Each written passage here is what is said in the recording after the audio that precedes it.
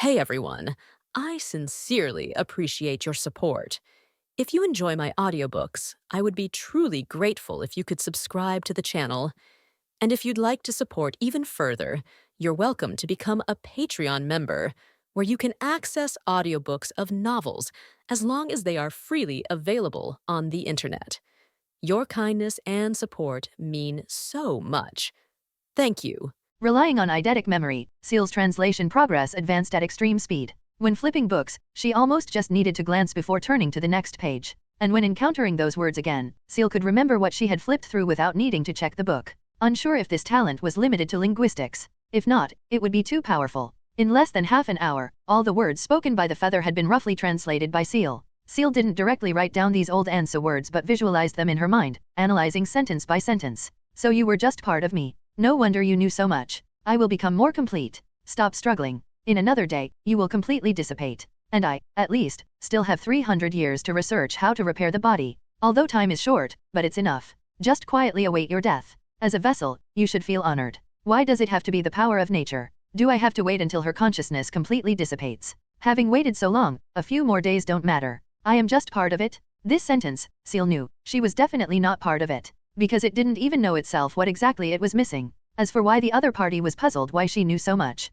that was natural, because Ciel had already experienced it once. Ciel sorted out several clues. 1. The opponent was an incomplete sealed artifact, searching for a vessel, and it had been waiting for a very long time. 2. After her body was occupied by it, her consciousness would dissipate in 1 day at the earliest. 3. Coroner's ability was classified by it as nature ability. Based on its definition of abilities, it could be traced back to the era it belonged to. Of course, besides these, there was some less important information. According to the feather-sealed artifacts deduction, Coroner Ciel could live for at least another 300 years by advancing. Ciel wasn't particularly keen on a 300-year lifespan, at least not currently. In a world with crazy transcendent abilities, longevity didn't necessarily mean a good thing, especially in this transcendent system where spirit was extremely important. Time would wear away your anchors. When you look back on the past and can no longer find anything to support your will's existence, you are not far from madness. Nature power became one of Ciel's investigation targets. A silver light flashed. The endless manual of instant forgetfulness appeared in Ciel's hand. She picked up the dip pen, dipped it in some ink, and began writing on it in Chinese.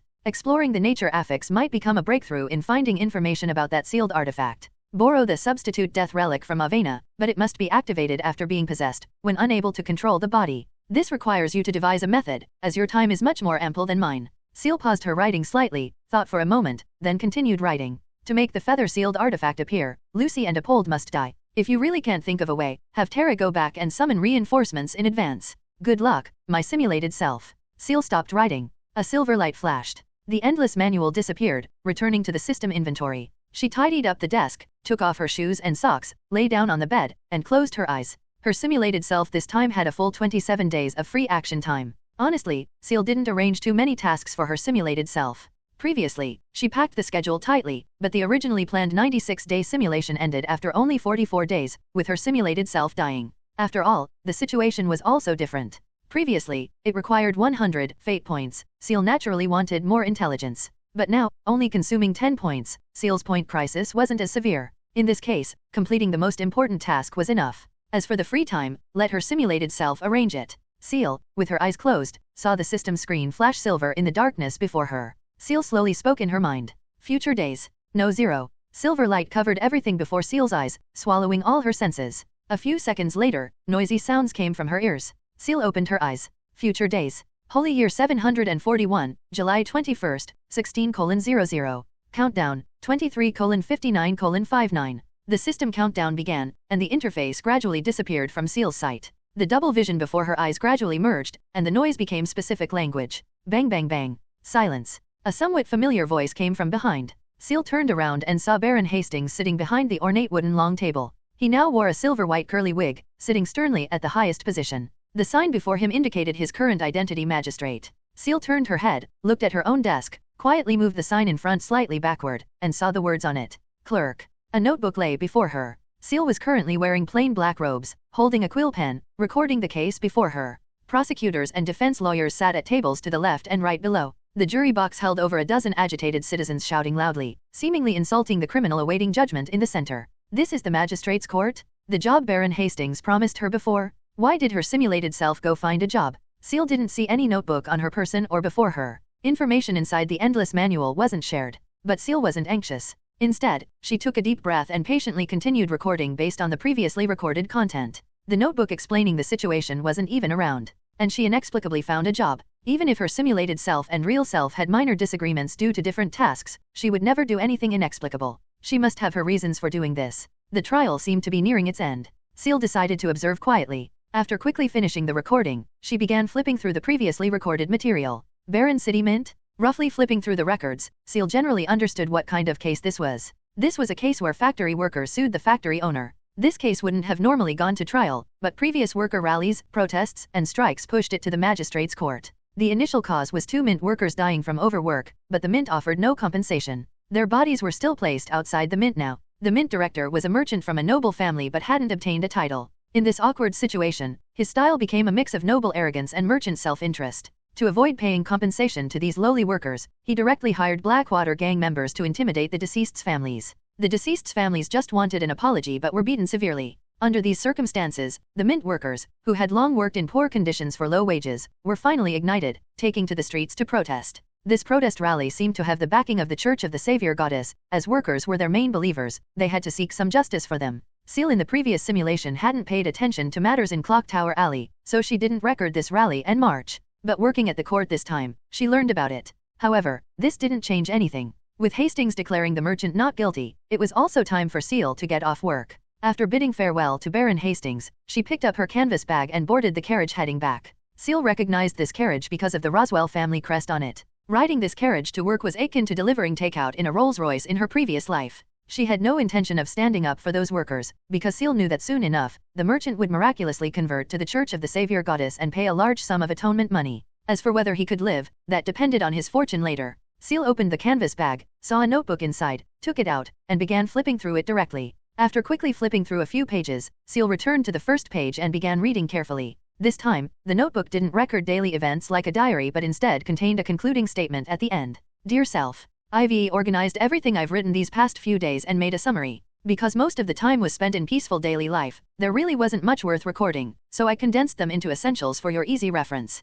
If you want to read the full version, it's in another notebook. You can check it yourself. I calculated the time. When you arrive in the simulation, it should be around the time I'm at work. You must be wondering why I didn't get down to business but found an ordinary job instead, right? This is the business. Ciel turned the page. Previously, we both had a question. Why did Lucy and Apold receive unexpected rewards when following the established rules, while we gained nothing? Because we never truly implemented peaceful life, or rather, ordinariness, to the end. In the first few days, I tentatively deduced the meaning of the rule cannot contact transcendence. This rule is actually a bit abstract. It seems to contradict my initial idea of wanting to become stronger to protect myself. This concept is somewhat abstract, not concrete enough. Contrastingly, Apold used the evil eye to experiment bit by bit, figuring out the specific rules, living a torturous life he never imagined before. Lucy, relying on her favored ability, also gradually figured out the specific rules and started working seriously. Previously, she definitely didn't plan to work properly here but intended to do other things. Turned the page. As for me, I tentatively started living a truly peaceful life, living under the same roof with my sister,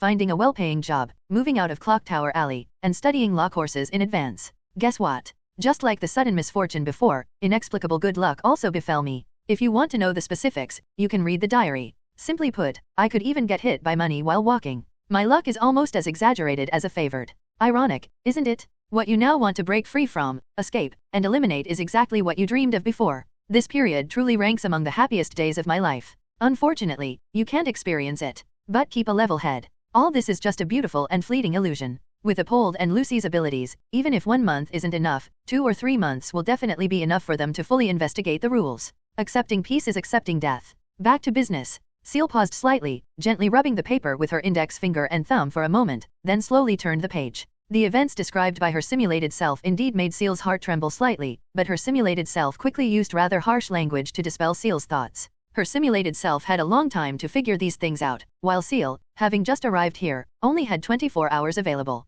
Her simulated self also knew well that she had to quickly shatter the beautiful illusions of her real self. Otherwise, the quality of this entire simulation would be affected. Ciel continued looking at the notebook before her. First, regarding the description of nature power, I spent my free time searching through all the ancient books Avena lent me but couldn't find any relevant description. But many religious groups use nature in their names. This might be a term passed down since the chaotic era. The origin of that quill pen might indeed be related to the old days, more or less. Currently, it can be inferred that nature power likely refers to gardener and coroner. There's another matter, a conclusion I reached after experimenting. The quill pen's rules have no effect on system abilities. Even using certain transcendent abilities through the system or directly using system skills won't be judged as transcendent, thus not incurring misfortune. Perhaps the system's existence far exceeds the upper limit of the rules designated by that feather-sealed artifact, hence it's unaffected. Do you know how I found out? The text broke off here. Ciel had to turn the page to continue reading. Cliffhanger bastard. Ciel silently complained in her heart, but realizing she was complaining about herself, she could only silently swallow her grievance.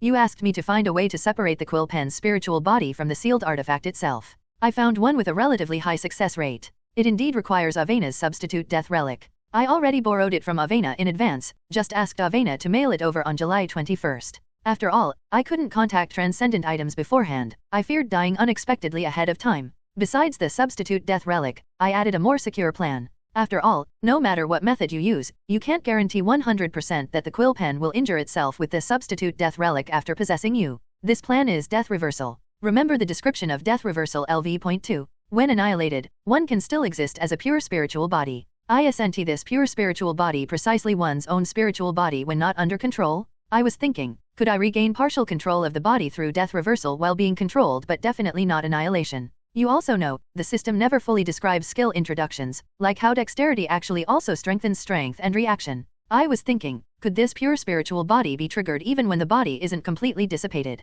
For this, I conducted several weeks of suicide experiments. Constantly committing suicide to find system loopholes? Ciel suddenly felt a phantom pain in her body. This seemed like something she would do. Suddenly, Ciel no longer envied her simulated self for having lived a few happy days. One death reversal requires almost 2 full days to recover my spirit. Avena couldn't help me heal during this process either. It can only be described as extremely torturous. Maybe because ordinary suicide couldn't achieve the state where the body is immobilized, leaving only the spiritual body. And this suicide couldn't completely destroy my body. Otherwise, if I didn't recover after death reversal ended, I would truly be dead. For this situation, I could only think of using poison. I have to say, besides her great achievements in medicine, Adele's research in toxicology is also very thorough. If judged by the basic discipline levels, Adele's talent is at least between Medicine LV.2 and Medicine LV.3. After Adele completed the second-tier plague doctor reconstitution ritual, I wrote to Adele expressing my request. I needed a neurotoxin that could quickly kill enemies, along with a matching antidote that could maintain bodily activity.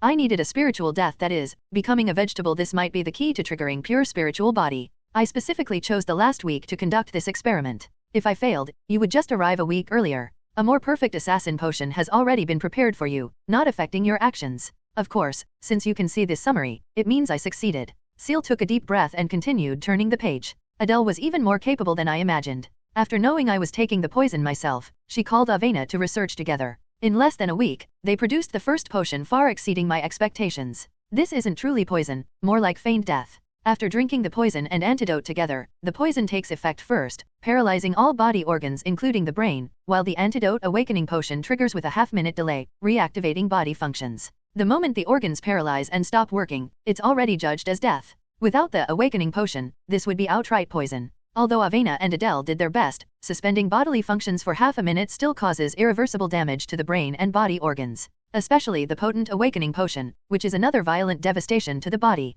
This can only be used in simulations. But the good news is, after drinking the poison, I successfully triggered the pure spiritual body of death reversal. Pure spiritual body can control the completely immobile corpse to continue moving, but the mental consumption is terrifying. I took almost 5 or 6 days to recover fully. The headache and dulled senses only lessened slightly. By the way, you can put the poison in the left molar cavity and the antidote in the right molar cavity. Bite them together. Adele recommended a physician who can help drill cavities in your teeth. The address is in the poison box. I went there before too. It didn't hurt much. If there isn't enough time to press the stopwatch before being possessed, immediately bite the poison and antidote, then use pure spiritual body to control the body and activate substitute death relic. I really couldn't handle Lucy and Apold without injury. Already asked Tara to summon reinforcements. They arrive today too. Please check for receipt. Wishing you martial prosperity. Good luck. Ruthless. Ciel couldn't find adjectives to describe her simulated self anymore. This behavior was complete disregard for her own life, recklessly messing around. Even reading these words from a bystander's perspective inevitably made Ciel's hair stand on end.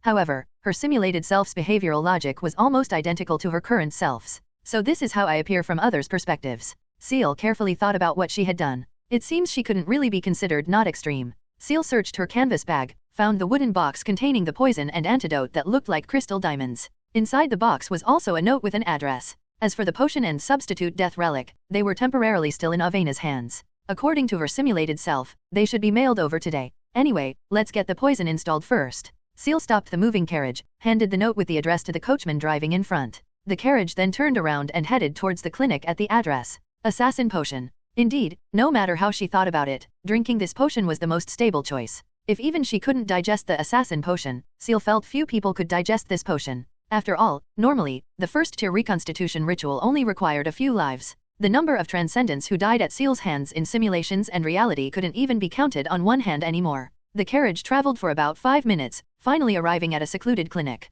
Ciel got off with her things, walked into the clinic, and saw a middle-aged woman wearing a white coat and a monocle sitting behind a wooden desk. The woman was slightly stunned upon seeing Ciel, then seemed to remember something and asked, "Miss Ciel. Adele referred me." Ciel nodded, then placed the box in her hand on the table and said, "I need these two things embedded into my molars, intact." Looking at the familiar wooden box and familiar young woman before her, this familiar scene made the doctor sitting there unable to resist wiping her glasses with a handkerchief, glancing at the calendar on the table. Today is the 21st, right? Same young woman, same box, same words. Why does this scene seem somewhat familiar? The doctor wiped the sweat from her temples with a handkerchief, then whispered, "Miss, I won't tell anyone your information. This is my principle. You don't need to test me again." She remembered very clearly, about a week ago, this young woman before her had already come once, with the same request. And at this moment, Ciel also realized something. Her simulated self handled the initial poison here for experiments and trial and error. Coming again herself indeed seemed strange. So Ciel thought for a moment, then said, "Used up the previous one, came to replenish."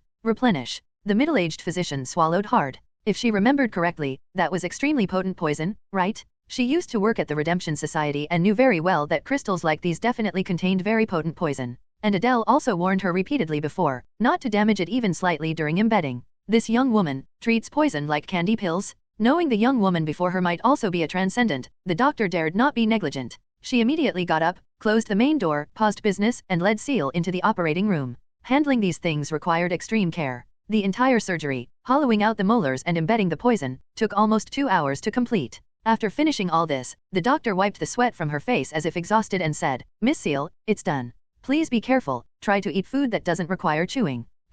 Thank you." Ciel asked, "Is the surgery fee the same this time?" "Yes, still free. I owe Miss Adele for this." The doctor nodded. "Okay." Knowing she didn't need to pay the surgery fee, Ciel didn't act coy, directly walked out of the hospital, and returned to the carriage. At this moment, Ciel felt a strange sensation. In her mouth, at the back molars, were 2 unusual protrusions, a strong foreign body sensation, like getting a bone stuck while eating. It felt like not much force was needed, just a slight bump, would shatter both the poison and the awakening potion. Ciel could only gently bite her tongue tip the entire time, keeping her upper and lower jaws from closing together, avoiding accidentally biting the poison. If accidentally bitten, she could only be more careful in the next life. It was already 6:30 p.m. By the time the carriage brought Ciel back home, it was almost 7. Opening the door, Ciel smelled a meaty aroma wafting from the house. Ciel looked towards the dining table. On it was a bowl of steaming meat soup and a portion of chopped vegetables mixed together, looking like salad. "You're back." Footsteps sounded from the stairs. Ciel looked up and saw her sister Lychee, wearing an apron, walking down from upstairs.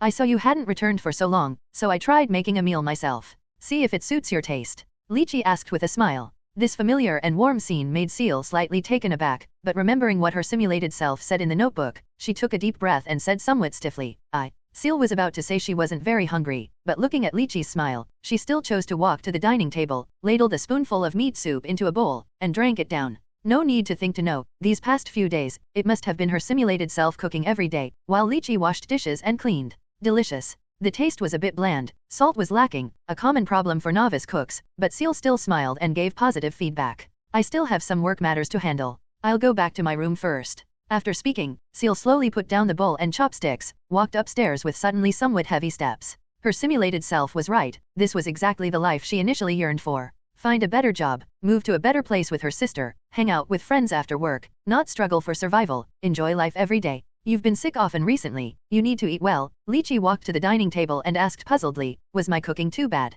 Picking up Ciel's bowl and taking a small sip, Lychee's eyes showed some embarrassment. She said with a smile, "I'll add some salt, heat it up again, and bring it to your room. By the way, your friend mailed some things over, I put them in your room for you."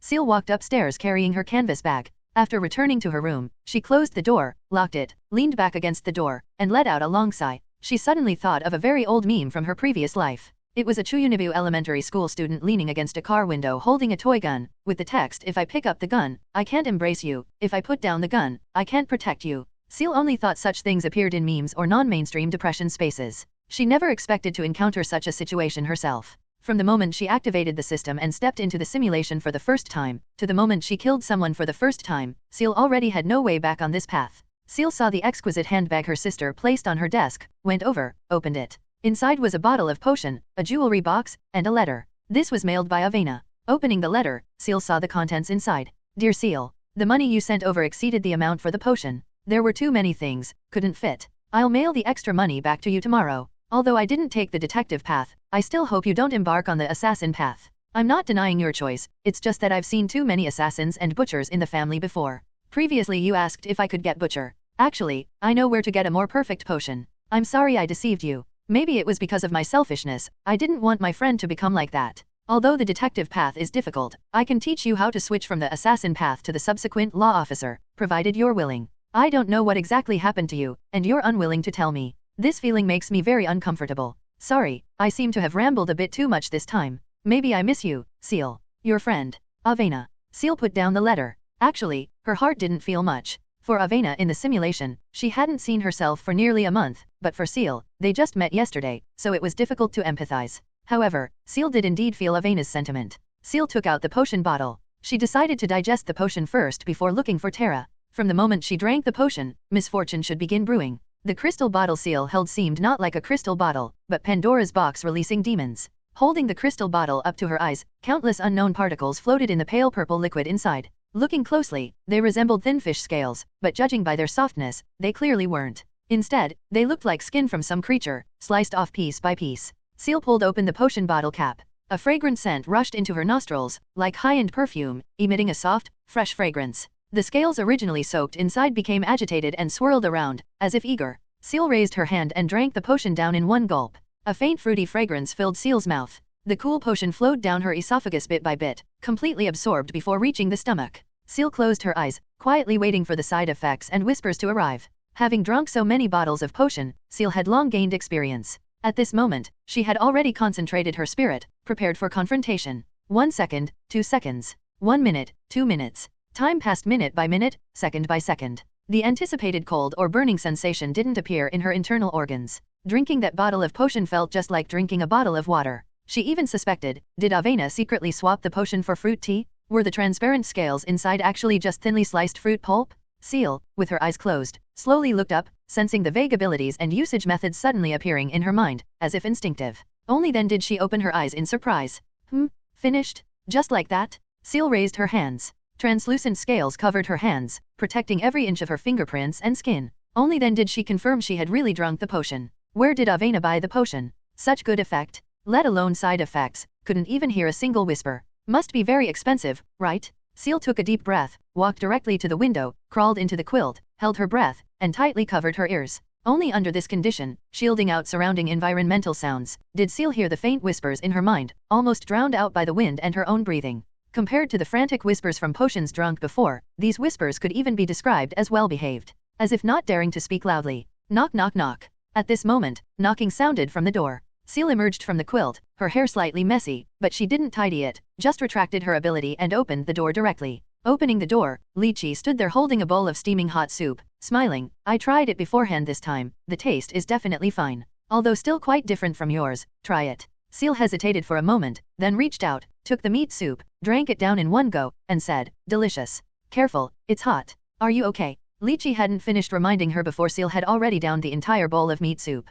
"Thanks." Ciel handed the empty bowl back to Lychee and said, "I'm going to sleep for a bit." Then, amidst Lychee's somewhat puzzled gaze, Ciel directly closed the door. "What's going on?" Ciel raised her hand and looked at her own hands. Just now, when she saw Lychee, even when drinking the meat soup, the initial emotions had vanished without a trace. Emotions like being moved, happiness seemed to have distanced themselves from Ciel. Even when looking at Lychee, she felt like looking at an unrelated stranger. This situation made Ciel feel uncomfortable, but only uncomfortable. Did the assassin potion cause her emotional deficiency? Can't stay long. Ciel took the substitute death relic from the table, directly opened the window, climbed onto the roof, and jumped down from the other side of the street. Scales already covered the poison in her mouth. The crystal wouldn't be easily broken anymore. And whenever she wanted, with just a thought, the scales would instantly crush the crystals containing the poison and awakening potion. She hung the substitute death relic around her neck and hurried towards Tara's residence. The assassin potion seemed to have enhanced her inherent dexterity considerably, allowing her running speed to exceed human limits. The place she lived wasn't far from Tara's, both in the gem district.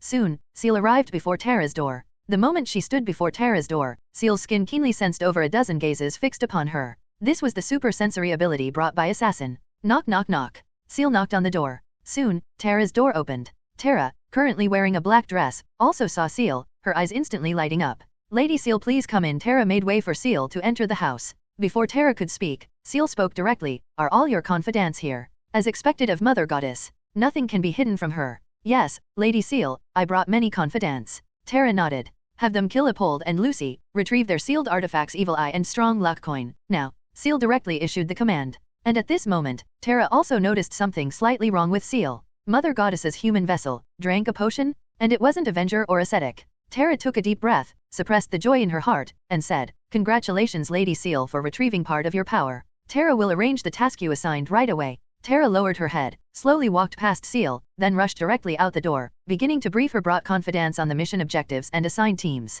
Ciel turned her head, looking at the gradually darkening sky outside. This time, she didn't wait until the last few hours but started the plan to attract the feather-sealed artifact just a few hours after the simulation began. The substitute death relic could seal a spiritual body for about 24 hours. Ciel had no time constraints at all. Sealing early or sealing late made no difference, the difference lay only in the success or failure of the idea. She didn't need to spend mental energy waiting. If she failed, she had to immediately devise a new idea and start the next simulation. Even if she really failed and got possessed, staying longer inside the feather, Ciel could also learn what it was saying. Regarding Old Ansa's script, the current Ciel could already understand simple conversations. Even if there were unfamiliar words, she could compare and translate after returning to reality. After all, she could perfectly memorize those words and wouldn't forget. Time passed minute by minute. Less than 1 hour after Ciel gave the order, Apold's head, along with a blue-purple stained evil eye, was delivered into Ciel's hands. And another. Ciel sat on the sofa in Tara's house, weighing the blood-stained evil eye in her hand. The evil eye felt slightly warm to the touch, overall like holding a smooth, warm gemstone. In Ciel's hand, the blood-stained evil eye stared fixedly at Ciel, but the purple blood threads inside its crystal were gradually fading. It might be absorbing Apold's blood. Soon, in Ciel's hand, the purple blood threads completely dissipated, the pupil also vanished, revealing the original shape of the gemstone sealed artifact underneath. No idea what its side effects are. Ciel held the evil eye between her index and middle fingers and said, Tara, come here. Tara, who had been standing behind Ciel waiting after receiving the order, quickly came forward upon hearing Ciel's command, knelt beside the sofa, and said, Lady Ciel, is there anything? Catch. Ciel raised her hand, tossed the eyeball towards Tara, and said emotionlessly, drip your blood on it. Yes. Tara clumsily caught the evil eye. Maintaining her kneeling posture, she directly pulled out a ritual carving knife from her boot and skillfully slashed her left wrist. Blood flowed from her wrist, flowing onto the evil eye, activating it. Ask something about yourself. Ciel nodded slightly and said, My matters. Tara thought carefully, then looked at the evil eye already stained red in her hand and asked, Am I the most devout believer of Mother Goddess Saldana?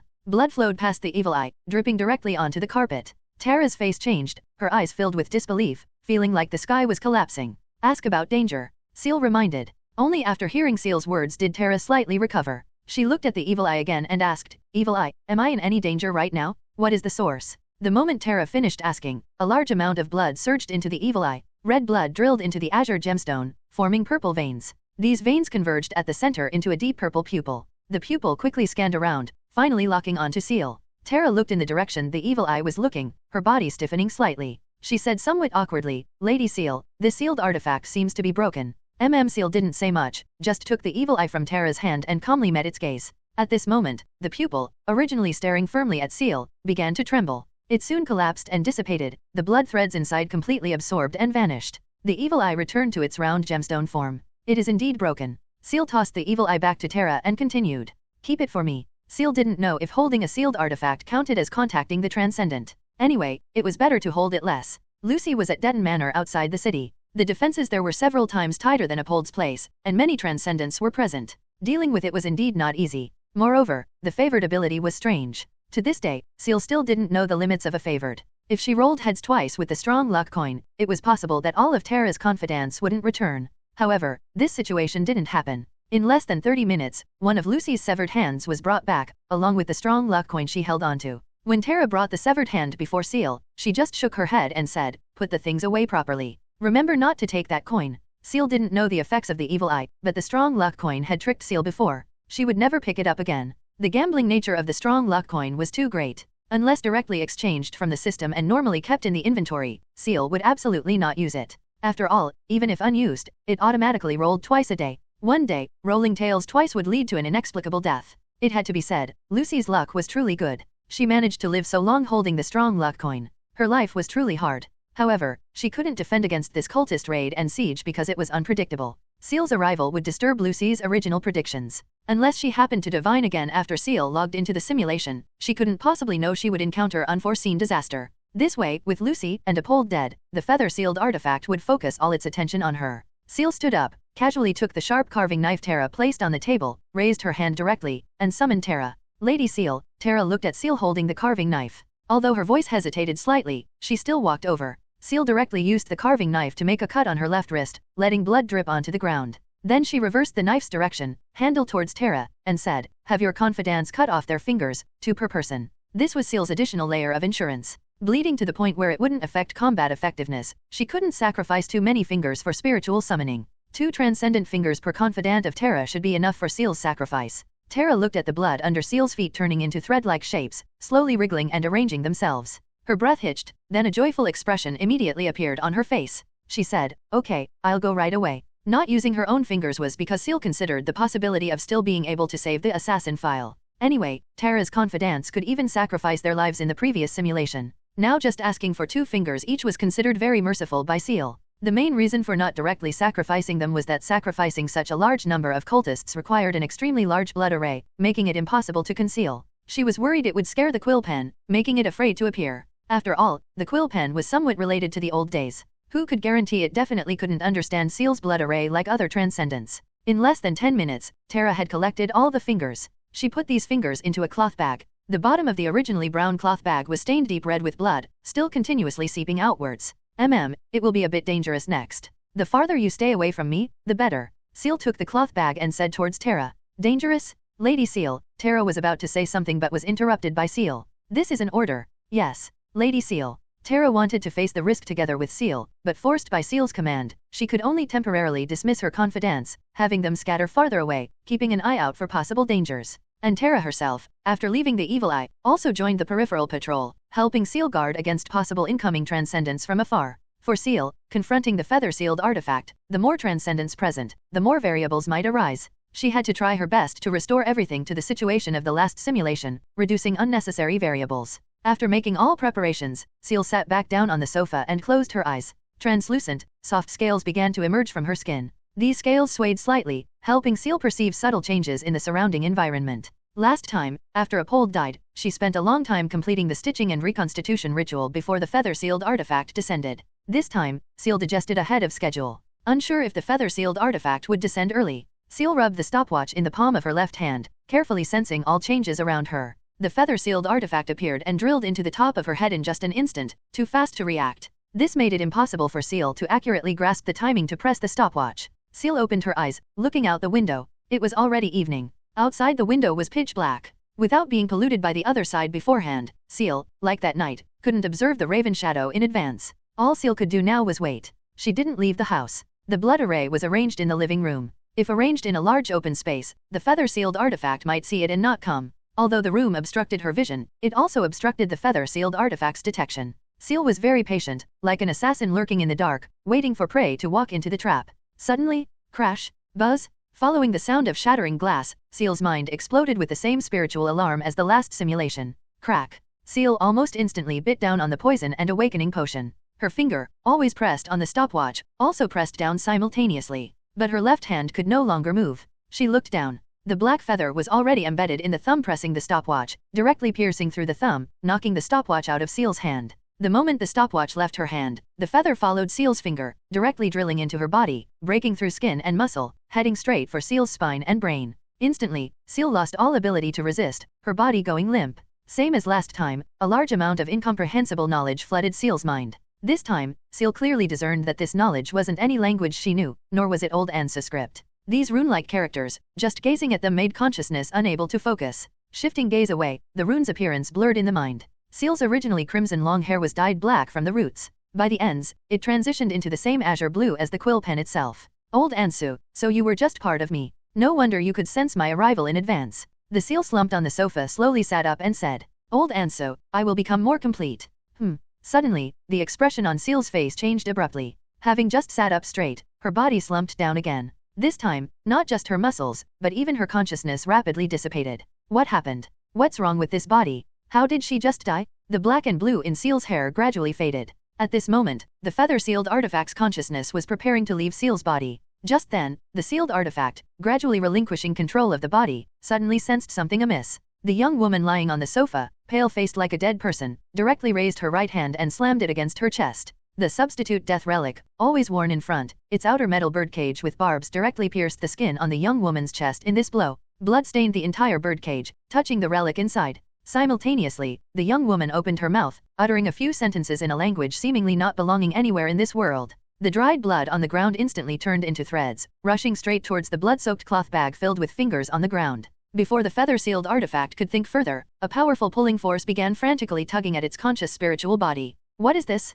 Only after the feather-sealed artifact's consciousness recovered did it observe the outside world. Its surroundings were golden metal stripes, as if trapped in some cage. No matter how it charged around inside, it couldn't break through this prison. Soon, its world spun around. It felt itself slowly rising, liberated from a dark space, seeing everything around. This was the room from before. Its perspective slowly rotated. It saw a pale face extremely close. Old Ansu, hello. That face smiled brightly, opening with a greeting in fluent Old Ansu script. Old Ansu, how is this possible? How is this possible? Who exactly are you? The burning raven phantom inside the cage trembled all over, completely unable to comprehend the current situation. But soon, it calmed down. Old Ansu, this seal is only temporary. I still remain within your body. You cannot take it out without destroying your own body. Old Ansu, I can wait. The red-haired young woman nodded slightly with some confusion and said, Old Ansu, don't quite understand. Old Ansu, wait a moment. The pale-faced red-haired young woman slowly rotated the birdcage in her hand. The raven phantom inside the cage looked towards the blood-red vortex before it.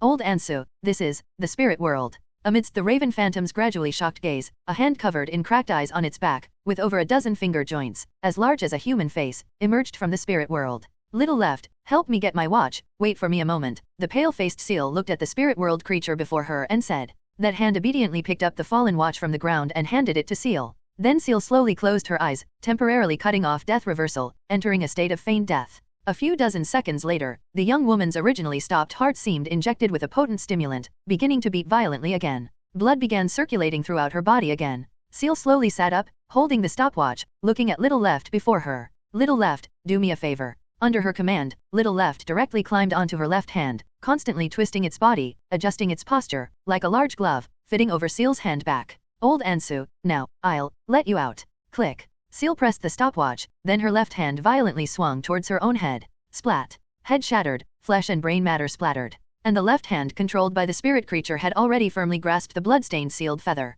Splat. The raven phantom inside the birdcage watched the splattering brain matter and gushing blood, directly ceasing all struggle. It just stood inside the cage, staring blankly at the standing headless female corpse. Some scalp fragments, clinging with long red hair and skull pieces, scattered on the ground and sofa, making the entire living room look like a dismemberment scene. She went mad? No. The moment she blasted her own head, she used the sealed artifact in her hand. That sealed artifact belonging to me. Thud. The young woman's body fell into the pool of blood, bringing the substitute death relic sealing the raven phantom down with it. After rolling a few times on the blood-soaked wooden floor, the raven phantom discovered that the feather appeared before it. Indeed, was I overthinking it? The raven phantom struggled fiercely, trying to hit the birdcage, make it roll towards the feather. But no matter how hard it tried, the birdcage, burning with purple flames, remained immovable like a cornerstone. Patter patter. A huge hand crawled next to the feather, dragged the feather through the pool of blood away from the birdcage's direction, then pressed down on the feather with its palm, pinning it to the ground. The eyes on the back of its hand scanned left and right, seemingly on guard.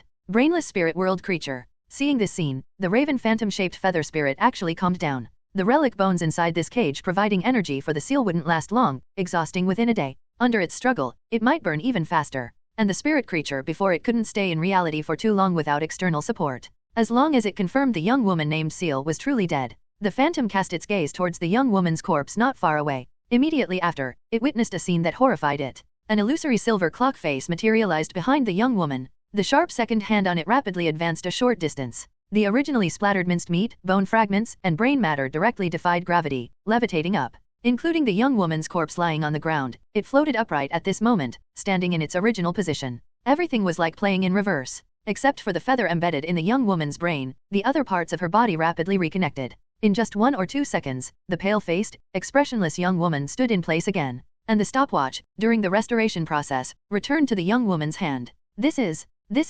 The Raven Phantom, originally calmed down, instantly became somewhat frenzied. It continuously rammed its head against the birdcage, accelerating the burning of the relic inside. Old Ansu, this is my power. This is my authority. Old Ansu, you are just a damned vessel. Old Ansu, how dare you? The shriek emitted by the feather spirit seemed perceived by the young woman. The young woman just glanced indifferently towards the birdcage's direction, then squatted down, kneeling beside the bizarre hand-shaped spirit creature. She reached out, gently rubbing the wrist area of the huge hand as if petting a small cat or dog. The hand's knuckles also stood up, seemingly enjoying this petting very much. Its palm left the ground, wrist area raised high, seemingly using its own backhand to meet the young woman's palm. The young woman extended her left hand, directly took the black and blue feather from under the hand's body, then patted the back of the bizarre hand, seemingly issuing some command. The moment it received the command, several slits appeared in the palm area of the terrifying hand. Several dark purple pointed tongues emerged from within, beginning to happily lick the residual young woman's blood on the ground. After doing all this, the young woman stood up slowly, holding the feather in her left hand and the substitute death relic that rolled onto the ground in her right hand.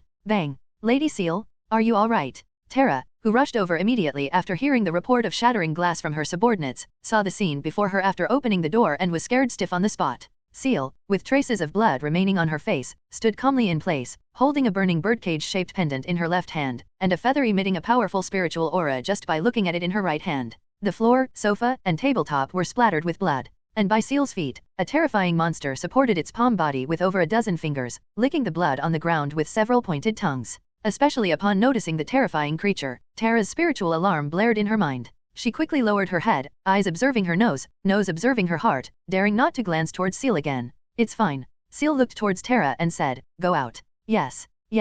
Lady Ciel. Terra bowed her head in relief and exited the living room, closing the wooden door behind her. The moment the door closed, Terra already regretted why she didn't listen to the command and ran over to check if something happened. If even Mother Goddess couldn't solve the problem, could she solve it by going? Terra only hoped her offense wouldn't ruin the good impression she had in Mother Goddess's heart. She considered herself to have behaved very well and loyally. After Terra left, Ciel took a breath, her legs went weak, and she leaned back against the blood-stained sofa behind her. Just now, the voice of the Raven Phantom indeed echoed in her mind. But she didn't fully understand everything the Raven Phantom said. This is my power, this is my... She understood the first part. The latter, more obscure word, Ciel couldn't find a corresponding translation in her mind. But judging from the tone, it seemed very anxious. Very anxious means what I'm doing now is all correct. Next, Ciel turned her gaze to the black and blue feather in her hand. This is the sealed artifact that caused her so much trouble. This was the first time Ciel observed this feather-sealed artifact up close carefully. Just looking at its appearance, she could feel its extraordinariness. Moreover, it didn't seem to be a real feather. The base color of the feather's central shaft was black, with countless silver inscriptions etched onto it, making the central shaft appear silver from a distance. Besides being connected to fine, soft feathers, the central shaft also had an ink groove embedded inside, like a crystal tube, connecting all the way to the quill tip, which resembled a translucent prismatic crystal. This is a quill pen? Ciel gently shook the feather and saw the residual blood-red ink inside the central crystal tube, like a bloodline on the feather's central shaft. About half remaining. What is its specific function? Able to summon even meteorites, it's definitely not simple. And for some reason, Ciel felt a strange sense of closeness from this quill pen. This feeling was very similar to the feeling the gambler save file had when facing cultists with the same sadhana mark, but slightly different. This feeling made Ciel feel somewhat strange, because she had never contacted this quill pen sealed artifact before. She didn't even know what this pen's function or side effects were. When she blew her head off just now, quite a bit of blood should have splattered onto it, but she didn't feel anything now. Dripping blood again probably wouldn't have any effect either. But what could be confirmed now was that there was definitely something on this quill pen related to herself, or the system. However, this sense of closeness seemed only perceivable by herself. Otherwise, in the previous simulation, the quill pen, having already locked onto her, wouldn't have waited until the other two were completely dead before locking onto her. The quill pen itself couldn't feel this closeness. Ciel temporarily couldn't understand or explain this situation, only hoping the quill pen's already intelligent spirit could reveal some information. Casually putting the quill pen into her pocket, Ciel raised the substitute death relic before her. The feeling of weakness and dizziness hadn't dissipated yet. The noisy voice of the spirit in her mind also gave her a headache. especially since these voices were in half-understood Old Ansa script, making it even more headache-inducing for Ciel to listen. There was still plenty of time. She could try to obtain some information in the remaining time. The birdcage-shaped golden small pendant swayed gently in Ciel's hand. The relic bones inside the cage burned with purple flames. The flames burned fiercely, almost enveloping the entire birdcage. In the heart of these flames was a familiar raven phantom, though much smaller than the shadow she saw in the sky before. Old Ansu, quiet. Ciel spoke. Standard Old Ansa script read according to phonetic notation, also one of the few words Ciel had already memorized. Maybe after memorizing the entire dictionary next time, Ciel could roughly understand what the other party said. Ciel's words didn't seem to make the other party stop in the slightest. However, Ciel was very patient, just waiting quietly, seeing how long the other party could shriek in her mind. Just as Ciel was thinking whether to simply sleep for a while to alleviate the dizziness, she saw her finger flicker. The side effect temporal disorder began to take effect. This distortion and flickering quickly spread throughout Ciel's body. After a flash of silver light, a figure wearing a half-face silver wolf mask sat on the sofa, pink tentacles and spiritual light flickering deep within her pupils. This baffling transformation made the spirits struggle in the cage and the shrieking in Ciel's mind quiet down for a moment. Ciel took off the mask from her face, placed it face down on the table, then leaned back against the sofa, crossed her right leg over her left, and began swinging the birdcage in one hand. Old Ansu, where'd you go? Why no sound? Ciel smiled, continuously swinging the necklace in her hand, faster and faster. The golden pendant and purple flames traced a circular purple-gold afterimage. Sure enough, after Ciel started swinging the necklace and taunting, the phantom in the cage, after a brief silence, directly spread its wings. The purple flames in the cage began burning frantically, already covering the entire birdcage. In Ciel's vision, the relic bones inside the cage were dissipating at a speed visible to the naked eye. At this terrifying speed, perhaps in just a few hours, the relic inside the cage would be completely burned out, losing its original effectiveness.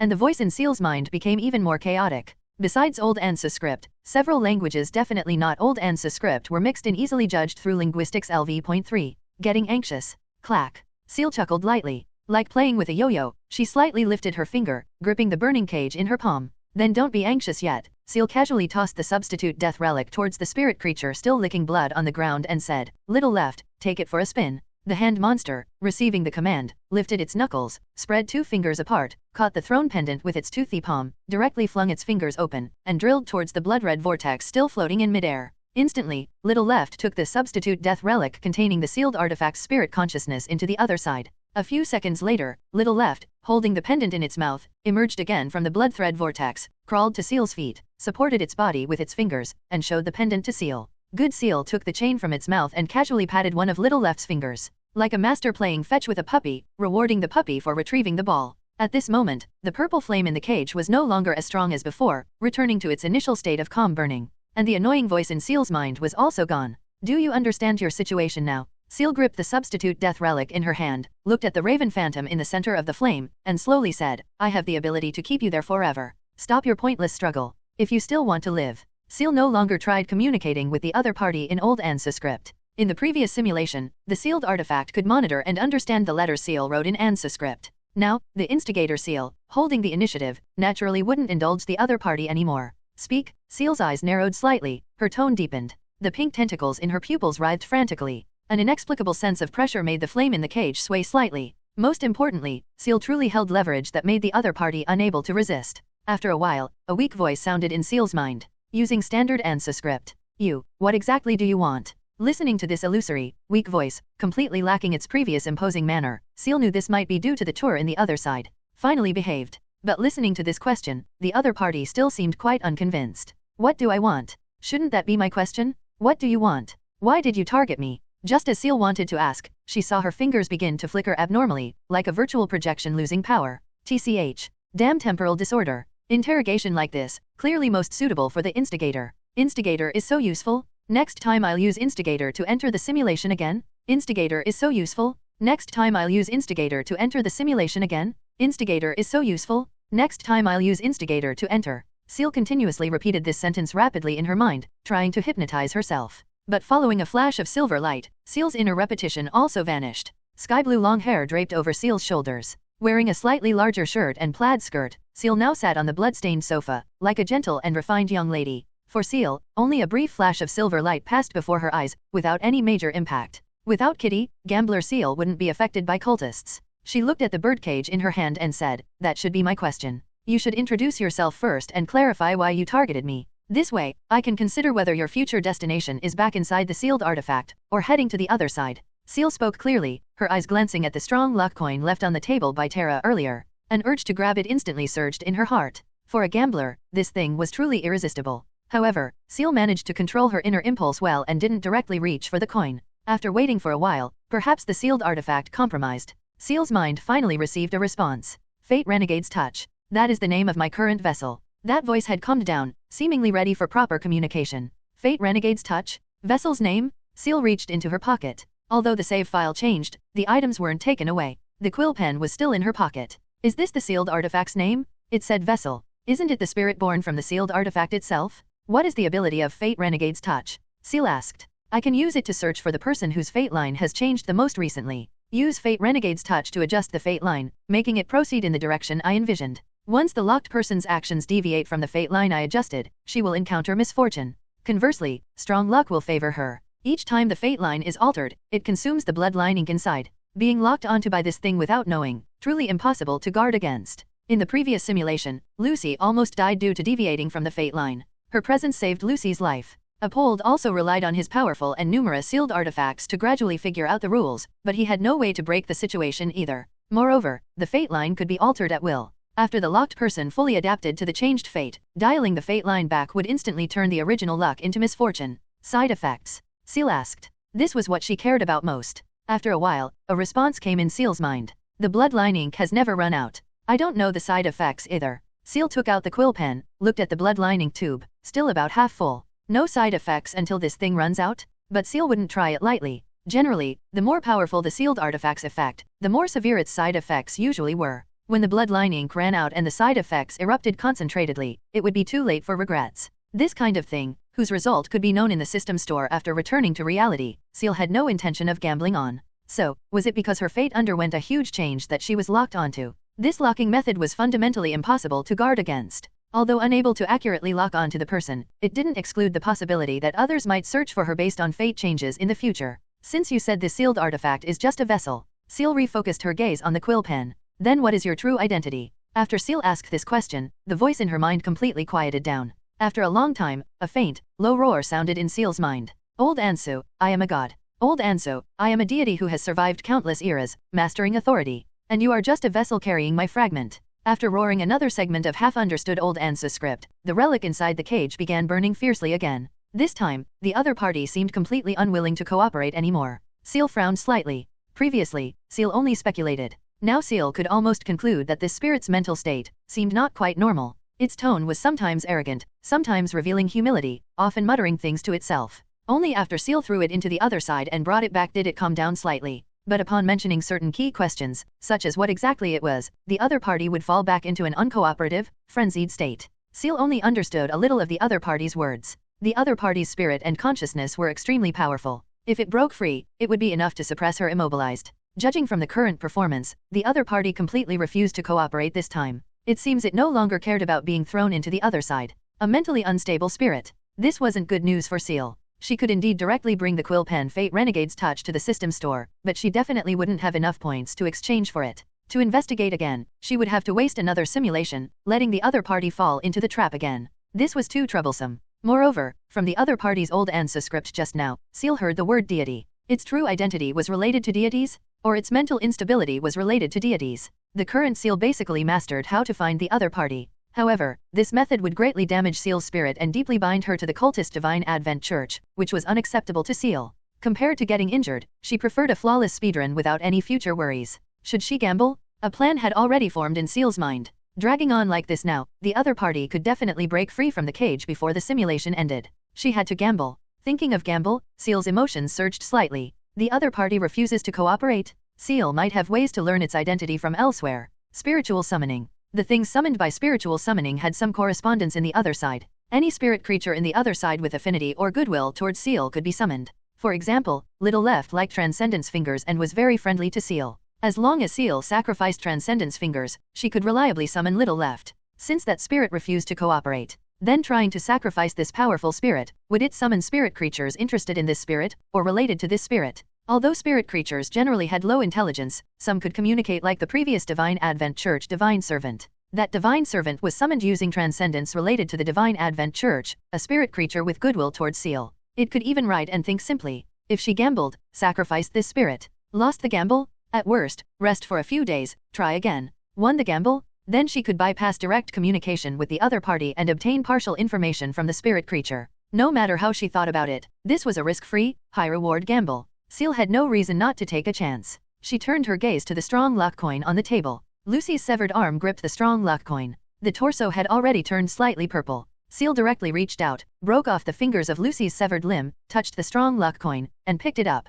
Gamble with the strong luck coin. If successful, it would increase the probability of summoning useful spirit creatures. As for failure, it's just life. Gambling with life is what I'm best at. Because I have many lives. Gambler Ciel directly bent her thumb slightly, flicked the coin in her hand upwards, then extended her right fist. The rusty coin traced a beautiful arc in midair, then landed steadily on the back of Ciel's hand. The eyeball angel faced upwards, looking directly into Ciel's eyes, seemingly affirming her gambling nature. Her luck was now increased. If an ordinary person encountered this situation, they would definitely stop in time, take the existing benefits, then carefully use or squander that little benefit, but that wouldn't be a gambler. Either have nothing, or have everything. This was the mindset a gambler should have. Almost without a moment's hesitation, Ciel, having tossed heads, flipped her hand again, gripped the strong luck coin tightly, then flicked it directly towards the table. The coin traced an arc, landed spinning on the table, whirling continuously. The whirling afterimage made it look like a small rusty ball. Then, the rotation speed gradually slowed. The moment the coin's rotation slowed, Ciel had already stood up,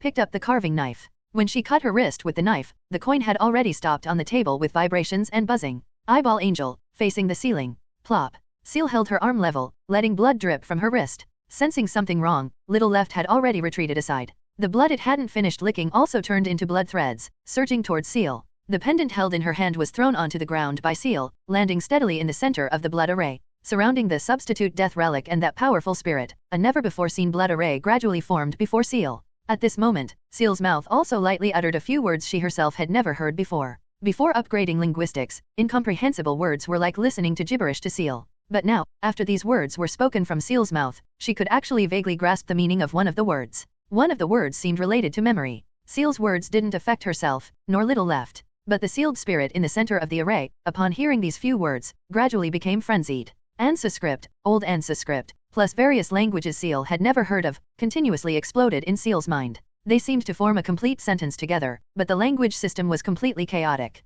Even scholars proficient in these languages, without a period of translation, couldn't understand what these frenzied languages represented. But amidst those gradually frenzied languages, Ciel could sense that it already knew its death was approaching. The blood array gradually took shape. Blood threads completely entangled the entire substitute death relic. Countless threads drilled through the cage towards the inside, actually directly binding the spirit. The relic flame burned frantically, forming a purple bonfire before Ciel. The outer cage made of special transcendent material began to gradually crack. A raven figure was released. But before its phantom could begin expanding, countless entangled blood threads dragged it towards the gradually forming blood-red vortex in midair. The raven phantom was dragged into the blood-red vortex with a mournful cry, vanishing without a trace. The blood-red vortex slowly swirled, seemingly digesting this offering. Finally, the vortex slowly expanded to half a person's height. A pool of dark purple sludge-like hands emerged from the vortex, pressing onto the tabletop. Following that, head, torso, limbs. A bizarre monster, covered entirely in dark purple sludge, emerged from within, emitting a strong, hallucinogenic fragrance.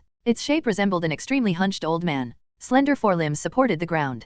Below the torso was a mass of writhing purple short tentacles. And its head had no eyes, only a faintly glowing green, tumor-like dark green brain. Almost the moment it appeared, Ciel's vision uncontrollably produced hallucinations. In her eyes, all surrounding furniture collapsed and twisted, combining into things completely unrecognizable. Only transcendent items like the strong luck coin, evil eye, and fate renegade's touch could maintain their original appearance in this distorted world. The summoned spirit creature just stood on the tabletop, letting the purple sludge on its body fall onto the table. Its face had no mouth or eyes, but the pheromones carried by the emitted scent seemed to make Ciel understand the meaning it expressed. Ready? Ciel could sense that was the meaning the other party wanted to convey. Ready for what? Ready for what? Win or lose, it all depended on this time. If even gambling could be fully prepared, then it wouldn't be called gambling. I'm ready. Ciel transmitted this message towards the spirit creature. After Ciel's command was transmitted to the spirit creature, the sludge fallen onto the tabletop began to burn. Large amounts of pale purple smoke drifted out from the sludge, swirling in the living room, forming a smoke-like giant raven. An extreme drowsiness also assaulted Ciel's brain at this moment.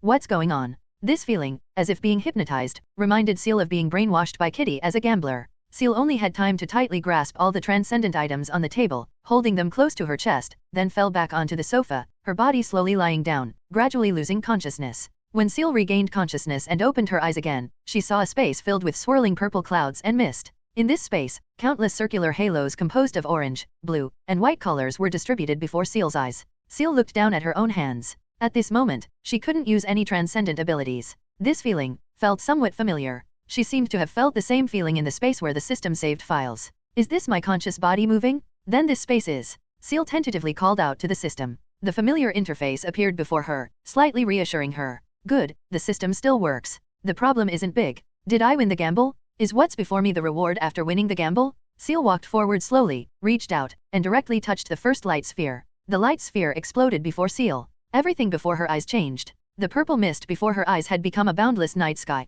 Without the shroud of factory smog, even the stars appeared so brilliant. She was flying in a night sky. Ciel tentatively tried to move her arms but found she couldn't control anything. And her perspective couldn't move freely either, just like watching some first-person animation. Soon, Ciel saw her perspective begin diving towards a black castle below, landing steadily on the window of the huge castle. Ciel's perspective lowered. She saw the black and blue feathers on her body. The blue on the feathers rapidly faded, soon turning pure black. This is Raven's perspective? Is this the memory of that spirit? As if to verify Ciel's thoughts, inside the magnificent castle, where some banquet was being held, a handsome man with slightly curly blonde hair walked towards the Raven. He looked at the Raven before him, frowned slightly, suddenly clenched both fists tightly. 3 black steel spikes emerged from his finger bones. He directly swung his fist, striking towards Ciel's direction. Appalled, what happened? Nothing, just an annoying crow. The queen is coming soon. Hurry over. This promotion determines your fate. Ciel's perspective quickly ascended after dodging the sudden punch, circled a few times in the air, then disappeared. Ciel's vision gradually faded, returning again to the scene shrouded in purple mist. This is that spirit's memory. Is this the situation when it first locked onto Uphold? Ciel pushed aside this light spot and walked towards the next light spot. This time, Ciel's vision was a slightly gloomy daytime. The sky was shrouded in choking thick smoke. Ciel, flying in the air, seemed to even feel the irritating smell of smoke. This place is even more polluted than the constantly expanding barren city. Just as this thought flashed through her mind, her perspective began diving, finally stopping on the windowsill of the second floor of a company high-rise building, stopping on the stone brick windowsill, looking through the glass at Lucy, who was packing up tarot cards. This is the memory of locking onto Lucy. Ciel's vision returned again to the space shrouded in purple smoke. Unsure if it was her illusion, after touching 2 light spheres, she felt the originally dense light spheres before her had disappeared quite a bit. No, not an illusion. Each time I watch a segment, the total number of light spheres decreases particularly quickly. I must find more useful memories. Are these reminiscences sorted by time? Ciel looked around. The end of the light spheres seemed traceless. She began trying to distinguish the appearance of the light spheres, analyzing the quality of the memory inside from the differences in their appearance. Soon, she made a new discovery. Those light spheres locking onto Uphold and Lucy had a relatively larger proportion of white light. As for the others, there were also light spheres with large proportions of blue or orange. Ciel temporarily didn't understand what these proportions represented. See if I can find the one with the largest proportion. Enter each one once, and I'll know the difference. Ciel walked along those light spheres, continuously heading towards the distance. She faintly felt in her heart that there must be one light sphere whose reminiscence or memory could answer the question of the inexplicable sense of closeness she felt towards that quill pen-sealed artifact in her mind. Ciel walked along the endless stretch of light spheres, carefully discerning the color changes within them. Currently, she had only entered 2 light spheres with a larger proportion of white light. The sample size was insufficient, and she couldn't yet distinguish what each light represented. After Ciel passed nearly 200 light spheres, a light sphere with a blue light proportion close to 70% appeared before her. But Ciel didn't choose to enter directly. The total number of light spheres was limited, and entering one caused others to disappear. Having walked for about 5 minutes now, Ciel hadn't seen any light spheres disappear. Under these circumstances, roughly recording the positions, filtering out all the light spheres, and then selectively entering was the best choice. Along the path of light spheres, Ciel started with a small jog, then transitioned into a fast run. Most of the spheres with a large proportion of a single color now had coordinates recorded in Ciel's mind. The eidetic memory ability brought by linguistics seemed applicable only to language itself. However, it wasn't useless in other aspects. At least Ciel's memory had substantially improved.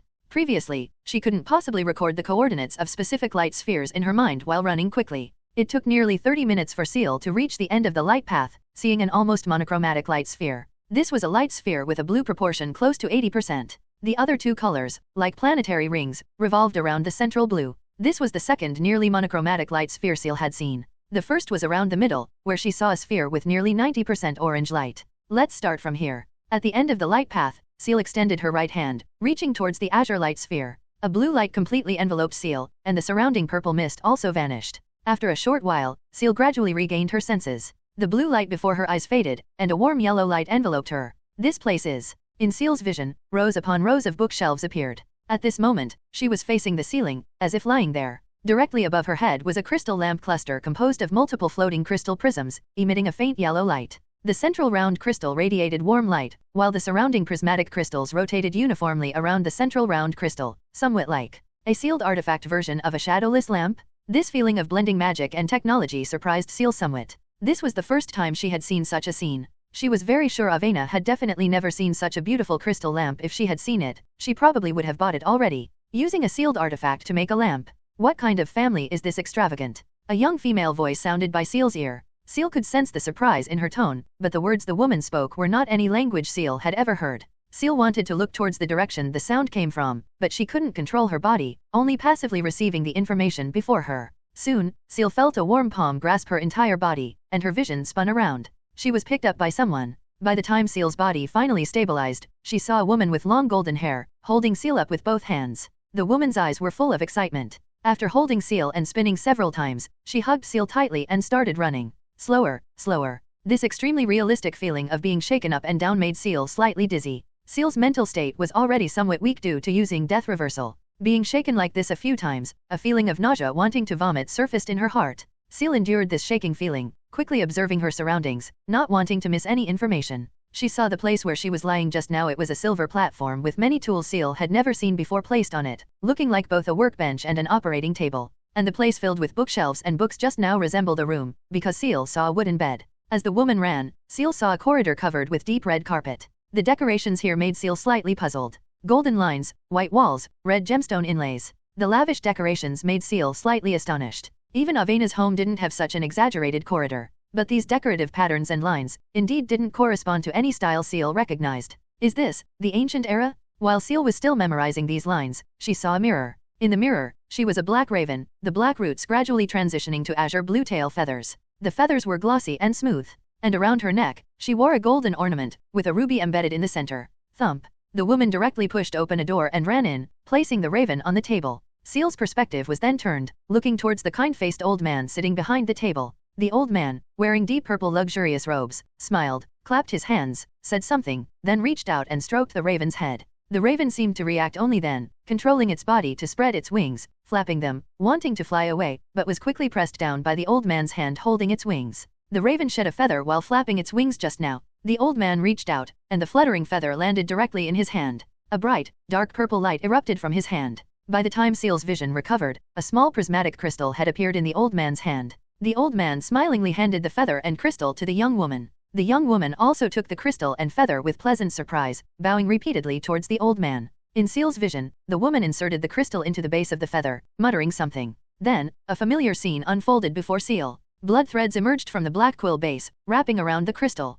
A long, extremely thin crystal hollow tube was also embedded into the quill base slightly above the prismatic crystal. Then the woman held the newly crafted quill pen and walked towards Ciel. The woman muttered ancient words. Ciel's body began to disintegrate and split. The quill pen, like a vortex, sucked Ciel directly into it. Buzz. Azure light enveloped Ciel again. When the blue faded, she returned to the space of purple mist. That scene just now was. For some reason, that scene just now made Ciel directly think of the coroner ability. Stitching. But the details were slightly different. The coroner's stitching used an ability resembling spider silk, secreted from one's own body. But the young woman in the memory clearly didn't secrete those spider silk-like things herself. The source of power for the blood threads she used for stitching wasn't herself. This touched upon Ciel's knowledge blind spot. All along, Ciel's understanding of transcendent abilities stemmed from the concept of potions. Completing the reconstitution ritual combined with the potion, then borrowing the power brought by combining with the potion, using abilities based on the spiritual body. This transcendent system consumed one's own flesh and blood, spirit, and spiritual body.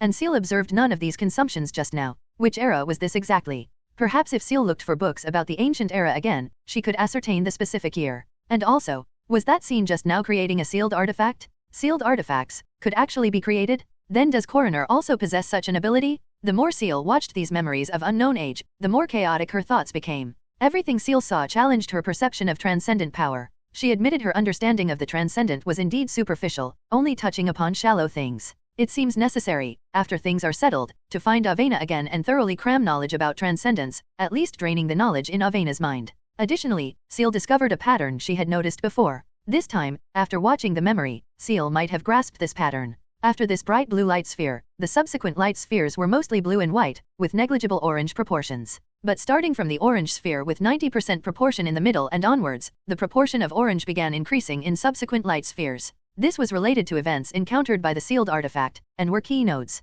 This time, the Raven's perspective was being stitched into the sealed artifact. Was this how the sealed artifact gained intelligence? So does blue represent emotions like fear? Or the fact of becoming transcendent? Or, evolution? Ciel quickly ran back along the light path.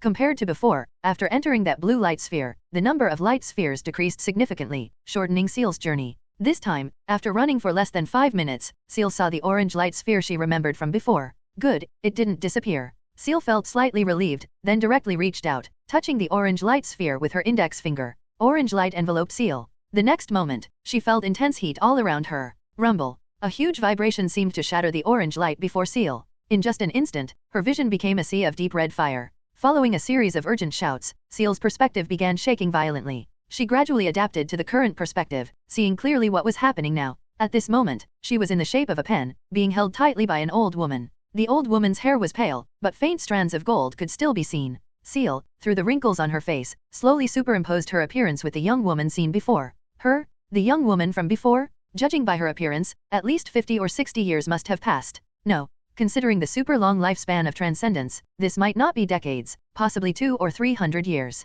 At this moment, the woman tightly gripped the quill pen, running amidst the ruins of a palace. Her target was the black and blue vortex door not far ahead, fixed by unknown stone material. This strongly resembled the bloodline vortex when Ciel used spiritual summoning, except this black and blue door was clearly much gentler than the bloodline vortex. Suddenly, she seemed to sense something, gripping the quill pen in her hand and abruptly turning around. Behind her was a thing Ciel found difficult to describe. That thing was about the height of a normal person, but its entire body was shrouded in thick fog and fragmented characters, like a person censored with different mosaics in memory. Even appearance is blocked in memory? What level of existence is this? A beam of distorted black light, seemingly about to devour everything, was flung out by that figure, directly wrapping around the old woman's waist.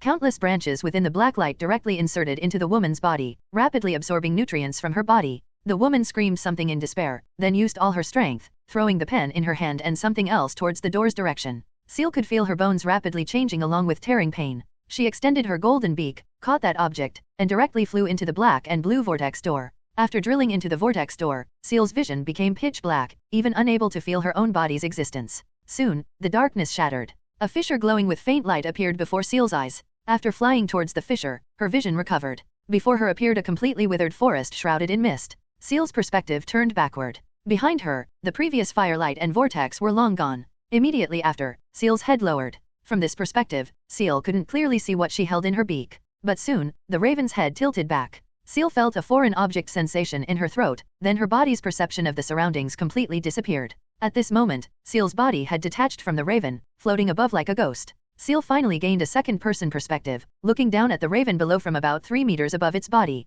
The raven on the ground, no longer adorned with gorgeous decorations, was tucking its wings, protecting its head, screeching desperately, as if its spirit was suffering a huge impact. Its feathers continuously extended, broke, shed, then regrew during the struggle. At this moment, it seemed unable to maintain its form, beginning to twist and deform. Following a flash of purple light, a blue-black quill pen floated in the air. The originally black quill base, as if infected by some virus, had countless silver runes adhering and spreading on it, densely packed, until the black quill base was covered in silver before stopping. Is it because the raven lost consciousness, so I don't have to see its perspective anymore? Ciel looked at the quill pen already fallen on the ground, speculating in her heart. Ciel remained at this angle, unable to move, only watching the quill pen emit a faint silver light. Unsure how long passed, Ciel finally felt an attractive force. Her perspective was once again absorbed into the raven's body. But this time, the raven's vision before her eyes had undergone earth-shattering changes. The originally withered forest instantly burst into life, then rapidly withered within less than half a second. The next moment, all branches turned into flaunting bones and flesh.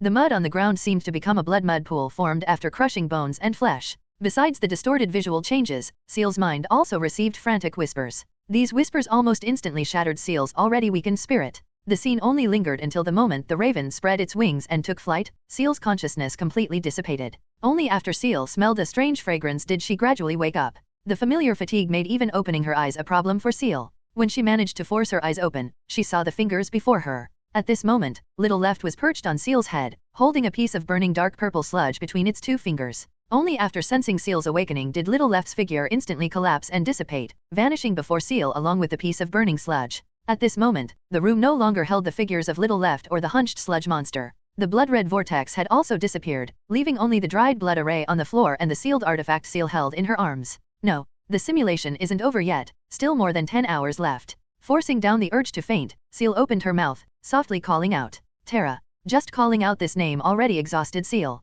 The effect of temporal disorder had long since disappeared. Assassin Path Ciel lost all strength, lying down on the blood-stained sofa. Simultaneously, a cultist, using a sealed artifact in hand to listen for information inside the house, looked up towards Terra and said, "Archbishop Terra, Lady Ciel inside is calling for you." Hearing this sentence, Terra instantly perked up. Her figure rapidly distorted and dissipated, leaving behind an illusory white shadow on the spot. Appearing again, Terra was already standing outside her own house door. She lowered her head, pushed open the door, and called out, "Lady Ciel, you called for me." Just after saying this, after waiting for a long time, Terra didn't receive Ciel's reply. She mustered her courage, slowly looked up towards Ciel, and saw Ciel already unconscious on the sofa. Terra became completely flustered. "Lady Ciel." Terra quickly closed the door tightly, ran to the sofa side, knelt down, and reached out to touch Ciel's neck. Blood was still flowing, heart was still beating. Almost without any hesitation, a white shadow emerged from Terra's body, directly drilling into the shadow between Ciel and the sofa. Strange, no pain at all?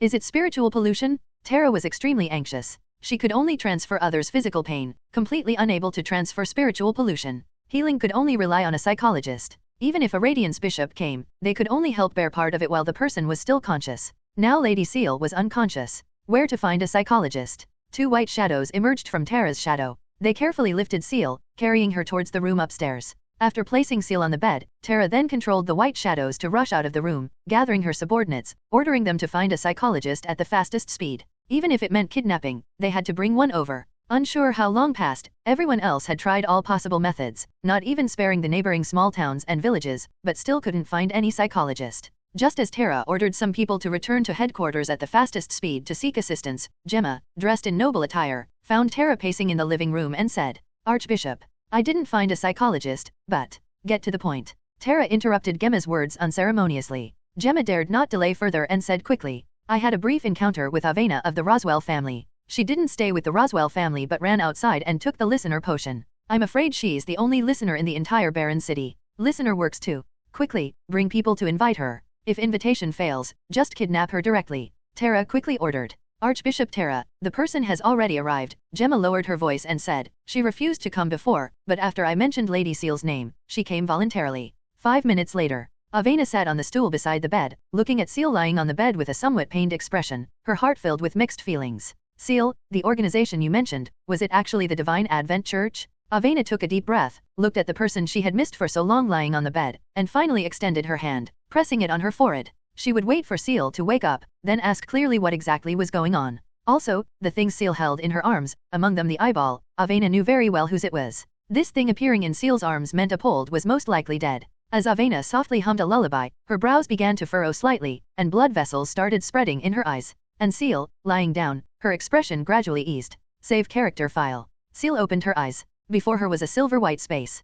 Passed out the whole time? Ciel subconsciously looked down. There was nothing in her arms, only a white expanse, her own spiritual body. And standing before Ciel was naturally herself from the assassin path. Save character file. The system prompt appeared again before Ciel, but Ciel still ignored it, lost in thought. That quill pen sealed artifact had gone mad, at least half mad. It was due to eating something that caused its mental mutation. This could also explain why its emotions were so inconsistent before and after. And that world, was it the ancient era? Or the so-called old days? Selection time exceeded. File automatically saved to number 5, named, Assassin Ciel. A silver light directly enveloped Ciel. This works too. Not giving any time at all. So stingy? Ciel only had time to utter this sentence in her mind before her consciousness returned to reality. Uniqueness? Ciel's vision was enveloped by silver light. Almost the instant the silver light dissipated, Ciel's vision went black, and she directly fainted. The massive mental energy consumed in this simulation made it nearly impossible for Ciel to resist the overwhelming dizziness after returning to reality. Even while unconscious, Ciel didn't experience any substantial feeling of rest.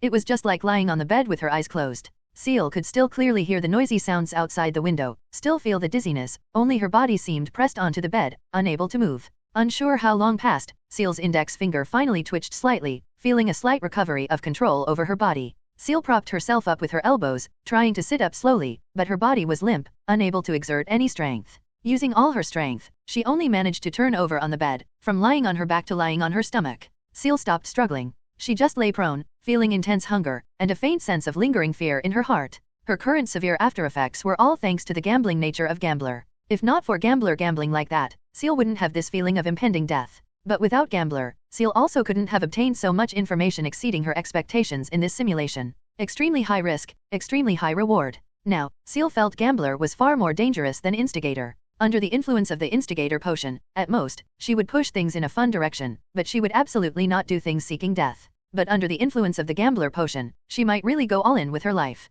Use Gambler less. Ciel sighed lightly and summoned the system. A silver-white light screen appeared before Ciel's eyes. Reality. Holy Year 741, June 24th, 19:00. Evaluation. You are? Someone unforgettable, someone important. You are? What is your name? Why can't I remember? Ha ha ha, I have to admire your courage. Daring to sacrifice anything, daring to summon anything. You might not have such good luck next time. However, this isn't entirely without gain, is it? Take it, this is deserved based on your performance. Reward, Fate points times 37, Charm LV.3, Combined LV.3, Fate points, 187. Charm LV.3, your charm has moderately increased. Intelligent transcendent beings and other side creatures will have significantly reduced aggression towards you upon encounter. You gain their favor ability faster. Combined LV.3, you can maintain calm mind in any situation except death. Mental recovery speed slightly increases. Charm LV.3, Ciel felt a slight headache.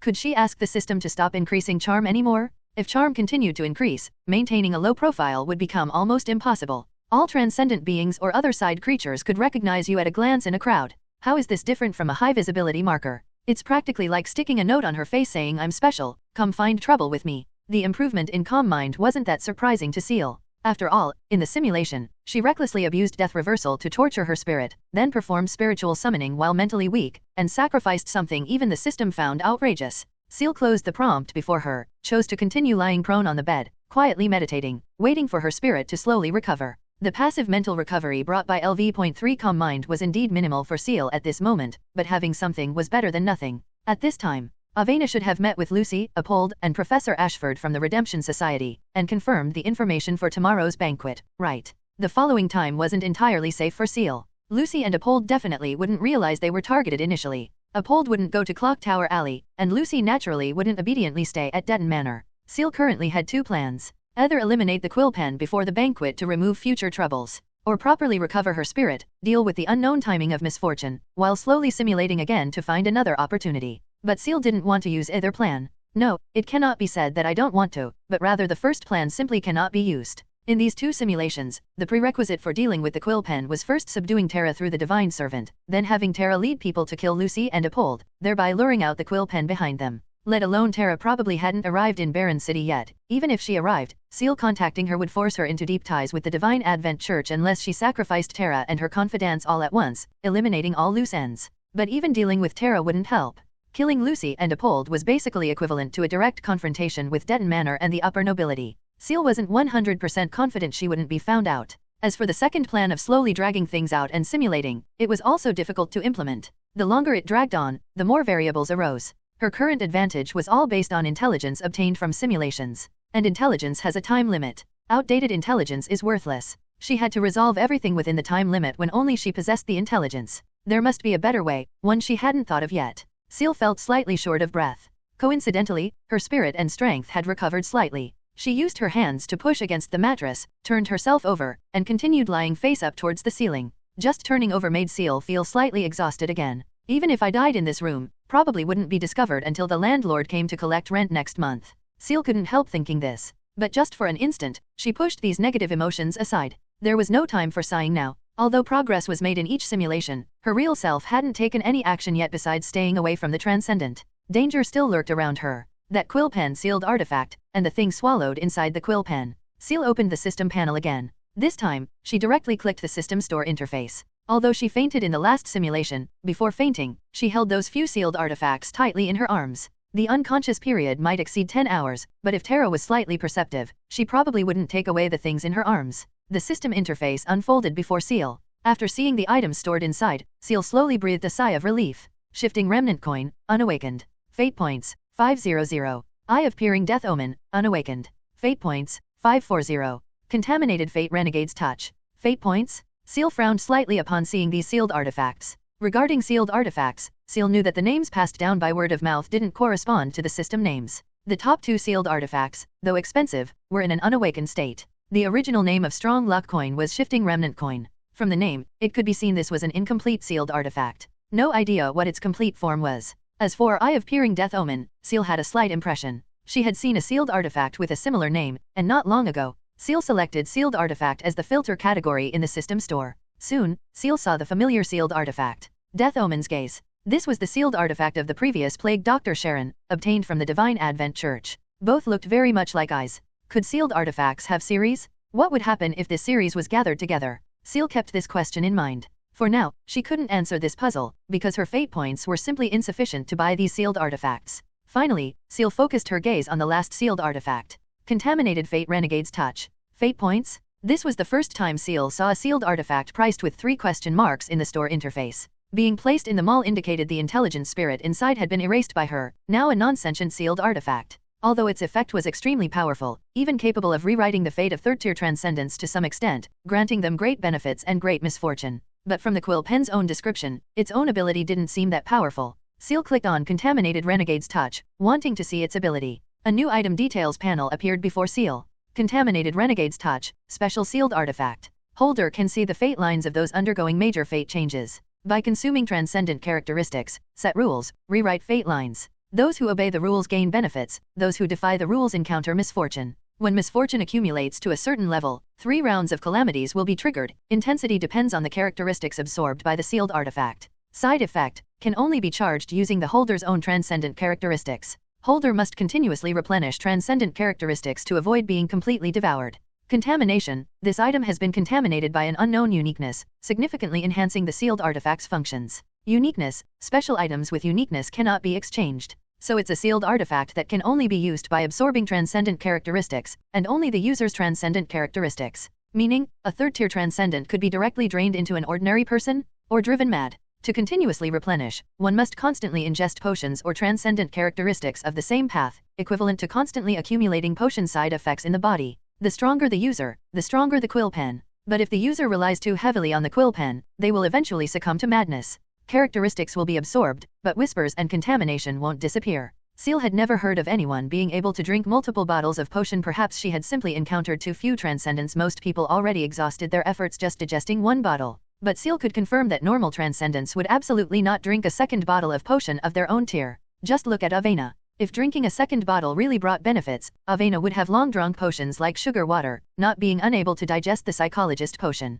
The system's description revealed abilities the Mad Quill Pen didn't mention, and also revealed things the Mad Quill Pen concealed, or rather, couldn't recall at all. Contamination, and uniqueness. This was the first time Ciel heard these 2 concepts. The system could even replicate various sealed artifacts identically for sale, but things with uniqueness, even the system couldn't replicate, showing the scarcity of such things. Very worthy of the name uniqueness. After reading this description, Ciel gradually understood. Her previous speculation was indeed correct. The spirit of that sealed artifact had gone mad. The thing contaminating it was precisely uniqueness. As for what that uniqueness was, Ciel could roughly guess. It was the scene seen in the orange light sphere when using spiritual summoning before. The woman in the ruins and sea of fire, to escape the pursuit of that mosaic person, had the quill pen carry the thing with uniqueness and escape into a place resembling a portal. But the raven form of the sealed artifact, after escaping, couldn't resist the temptation of uniqueness, directly swallowing it, completely losing its mind. So, when it possessed her, the large amount of knowledge and language poured in, most of it didn't come from the raven itself, but carried by that uniqueness characteristic.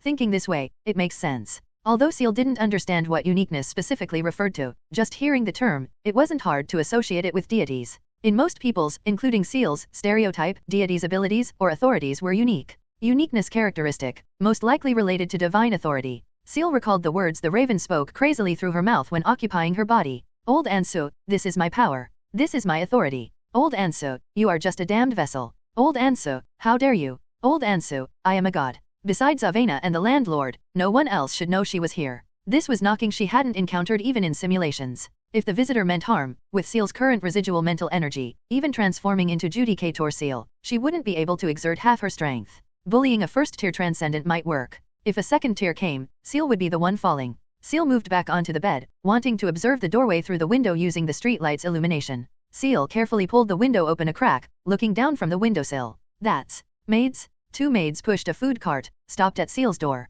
3 carriages parked around them, slightly blocking others' view. After finding no one opened the door, the maids left the food cart at the door. The adjacent carriages also slowly drove away, as if nothing had happened. And the 2 women wearing plain maid uniforms also returned to the house opposite Ciel's. Those were Avena's maids. Ciel closed the curtains, lay on the bed, and took a breath. It seems she hadn't gone out for too long, triggering a special event. Previously, after entering simulations, she would basically go out and move around. This time, due to the simulation plus fainting for too long without getting up, it led to the maids delivering food. This was likely Avena's instruction. The pale-faced Ciel supported herself against the wall, walked down to the living room, opened the door, pulled the food cart directly inside, then closed the wooden door. The plates on the food cart were all covered with ordinary wooden lids, keeping the appearance as low-key as possible. And at the bottom of one of the trays, a piece of paper was pressed underneath. Ciel took out the paper and glanced at it. This was left by the maids. Miss Ciel, these meals were ordered by the young mistress. She said you often stay cooped up in your room and rarely eat, asking us to deliver meals if we see you haven't come out for a day.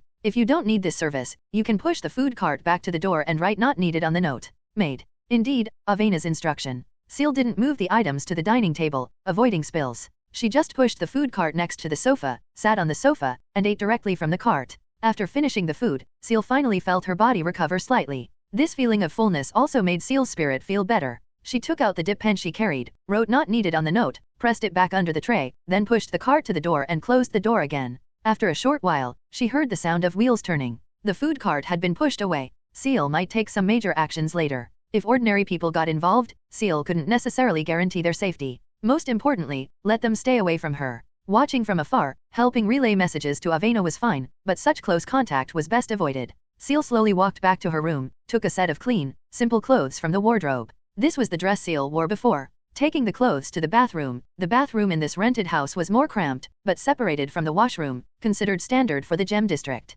Much better than Clock Tower Alley. Most houses in Clock Tower Alley didn't even have washrooms, only able to use outdoor public washrooms and public bathrooms. Due to not boiling water beforehand, Ciel could only use cold tap water to simply clean her hair and body, washing up. By the time she finished drying her hair and came out of the bathroom, the coldness in her body gradually faded, and Ciel felt warm again. Feeling the soothing sensation in her body, Ciel lightly tapped the desk before her with the pen in her hand, opened an old Ansa dictionary, memorized words while continuing her previous thoughts. How to lure out Fate Renegade's touch without killing Lucy and Apold, without offending the organizations behind them. At this moment, it must be hovering in midair, observing its targets. Without high spiritual perception, one couldn't see its raven shadow form. But it could see me. Must start from the point it can see me. During the second simulation, she mailed letters to Lucy and Apold. The contents of the letters were detected by Fate Renegade's touch. Last simulation, the third one, her simulated self left a large amount of information in Chinese. Fate Renegade's touch didn't notice anything. For incomprehensible Chinese, even if it couldn't understand, it wouldn't interfere, allowing Ciel to communicate with herself in code.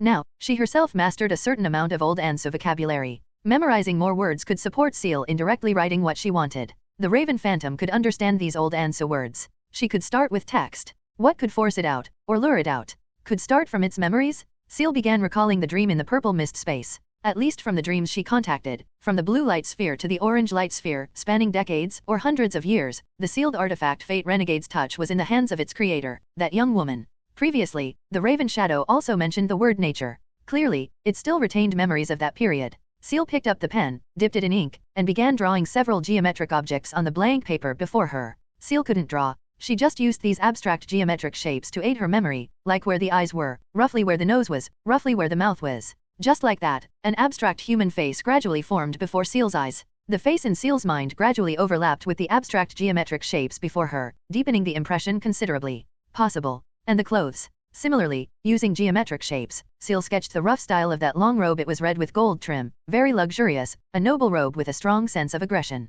Ciel couldn't remember every detail, but she knew the approximate color scheme of areas, and the specific styles of several larger, more iconic emblems. After expressing these things with triangles, squares, and circles, she stood up slightly, took a few steps back, and looked at her work. Possible, at least 90% similar. Ciel's plan was very simple. That is, have her simulated self directly find the best tailor, create this set of clothes, regardless of cost. Then, she herself logs in directly with the coroner save file, uses within 10 corpses, completely stitches together the woman from memory, and has her wear this set of clothes. Yes. In this era, she would stitch together the creator of Fate Renegade's touch from who knows how many eras ago. The stitched creation would carry her own aura and power, the power of nature mentioned by the Raven Shadow. It should resemble the appearance of the creator in the Raven's memory by at least 80%. Given the Raven's blurred memory and mental instability, this object, once created, might achieve 100% overlap in its eyes. Not just this. Ciel quickly began marking on the paper using pinyin, writing several paragraphs. Those were all words she heard in the dream.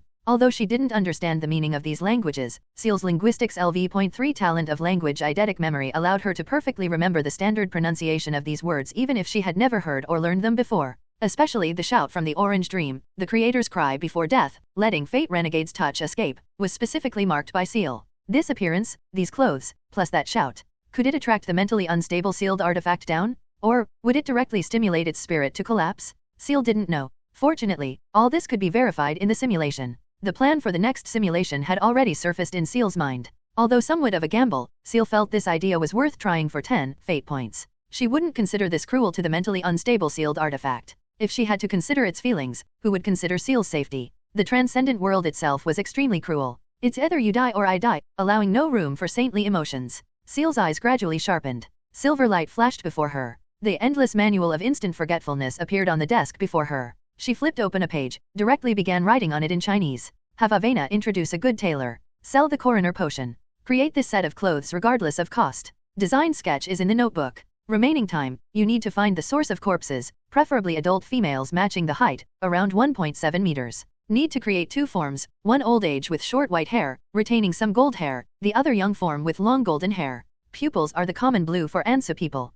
Corpse source preferably untraceable. Everything based on feasibility in reality. Remember, in the simulation, do not use the coroner ability for stitching for now. Let me handle the actual operation. Writing here, Ciel paused her pen. Silver light flashed. The manual returned to the system inventory. Her simulated self's task ended here. This wasn't difficult work, but achieving perfection indeed required considerable effort. And Ciel had more important things to consider and prepare. That is, if Fate Renegade's touch was lured out, how should she capture it? How to control it? After controlling it, how to extract the uniqueness? These 2 questions seemed simple, but these were the crucial steps. If these 2 steps weren't done well, all previous efforts would be wasted. Just the first thought, Ciel felt the capture task could be handed over to Little Left. Although Fate Renegade's touch's speed was extremely fast, so fast she couldn't react, if Little Left was summoned beforehand, Ciel didn't think Little Left couldn't outrun it. This was a contest of speed. Ciel placed her bet on Little Left. As for Transcendent Fingers, this was easily solved. Just need to use transformation, cut off her own fingers from the save file. Anyway, injuries wouldn't be saved. Just consuming 5 fate points. As for after controlling it, how to extract the uniqueness. This point made Ciel fall into deep thought. First, she didn't know if sealed artifacts could be destroyed, didn't know what would happen after a sealed artifact was destroyed, and didn't know how to handle the uniqueness after it was extracted. Handling the uniqueness issue was also quite crucial. Even her own fate changes could be detected by Fate Renegade's touch. Ciel didn't believe that something sounding so powerful like uniqueness appearing in the world wouldn't be detected by some individual or organization. Just as Ciel was thinking of a method, the system, which had been silent, almost never interrupting Ciel's thoughts, now lit up its screen before Ciel. Friendly reminder, best not to extract uniqueness anywhere except the other side. Otherwise, your location will be instantly detected by ascenders worldwide, or as you call them, transcendents. If really discovered, simulation can't save you either. Even without the system's reminder, Ciel knew she shouldn't publicly extract uniqueness. However, the system prompted her to handle this matter in the other side. Ciel frowned slightly. Even if she had spirit creatures help, had them destroy Fate Renegade's touch in the other side for her, eventually they still had to bring the uniqueness to reality for Ciel to obtain it. If thrown into the other side to destroy, if the blood thread vortex closed before the uniqueness characteristic was taken out, then wanting to see that uniqueness again next time would basically be like finding a needle in a haystack. This thing, even placed in the other side, would definitely be highly coveted. Unless she herself also entered the other side simultaneously. The moment this thought emerged in Ciel's mind, she reached out her left hand and pinched the bridge of her nose. She still remembered what happened when she was affected by the other side before. Staying inside too long, she would really go mad. But this was already the best plan, unless she could control the timing of entering the other side herself. Even entering the other side in the simulation, her real self would be affected. Too risky. To implement this plan, Ciel needed at least Avena, as a listener, to be present, so that when she came out of the other side, at least someone could save her. However, the influence of the other side was too strong. Avena, currently only first tier, probably couldn't help her much. Second tier psychologist. Helping Avena advance seemed imminent. To implement her luring plan, she needed the assistance of at least one psychologist. However, Ciel didn't know any trustworthy psychologist, or rather, she hardly knew any transcendents at all. The only one relatively close and trustworthy was Avena, a first-tier listener. But judging from previous simulations, Avena seemed stuck at the first tier for unknown reasons. Even Adele had completed her reconstitution ritual and successfully advanced to the second-tier plague doctor. Avena in the simulation felt quite frustrated because of this. What method could be used to help Avena complete her reconstitution ritual? For this, Ciel had to understand clearly what the perfect reconstitution ritual for the second-tier psychologist was. Only then could she better help Avena formulate an advancement plan. Currently, Ciel should be the one among these few people who had completed the most reconstitution rituals and consumed the most potions. She had some experience digesting various different potions. The best and fastest way was probably for Ciel herself to digest it once in the simulation, then bring the successful experience to Avena, letting her follow the reconstitution path Ciel walked in the simulation in reality. Ciel sat at the desk, took out a piece of letter paper, and began writing on it with a pen. Soon, a letter was written by Ciel. The content of the letter was roughly some greetings to Avena, as well as inquiries about the potions and reconstitution rituals for listener and psychologist, and Avena's own difficulties encountered with the reconstitution ritual and advancement. Ciel's spirit hadn't fully recovered yet. It was a good time to communicate with Avena via letter. After doing all this, Ciel also took a bottle of potion, the coroner potion. This was one of the 5 potion bottles Ciel previously purchased at Dedon Manor. Now that Ciel had completed saving the coroner file, this potion bottle naturally had no use. It was just right to entrust Avena to help sell it for some cash. After all, she couldn't always keep spending Avena's money. Although Ciel in the simulation would choose to borrow money from Avena whenever she encountered anything, as this was the fastest way to get money besides predicting the future to bet on horse races. Ciel put the written letter and the potion into her canvas bag, rolled the canvas bag into a bundle, and secured it with a few paper clips. It wasn't that she wanted to package it so crudely, but these were the only tools at hand. Ciel stood up holding the items. Her body and spirit had recovered slightly now, at least not to the point where even walking was a problem. She went downstairs, opened the door, handed the items to the maid across the street, asking them to deliver them back to Avena's manor as quickly as possible. Basically, by the time Ciel crossed the street back to the door of her rented house, the maids had already boarded the prepared carriage and were rushing towards Avena's manor at full speed. Just as Ciel fumbled in the dark to open the door with her key again, preparing to rest for a while and wait for Avena's reply, right after opening the door, 2 illusory hands lifted up before her eyes. This was Ciel's precognitive sight. Although this ability sometimes caused problems even with cooking in the early stages, she was now used to having a phantom acting one step ahead of her. Why did I raise my hands? Ciel was stunned for a moment, then raised her hands in advance. Immediately after, she felt a sharp, metal-like object pressed against her back. Hands up.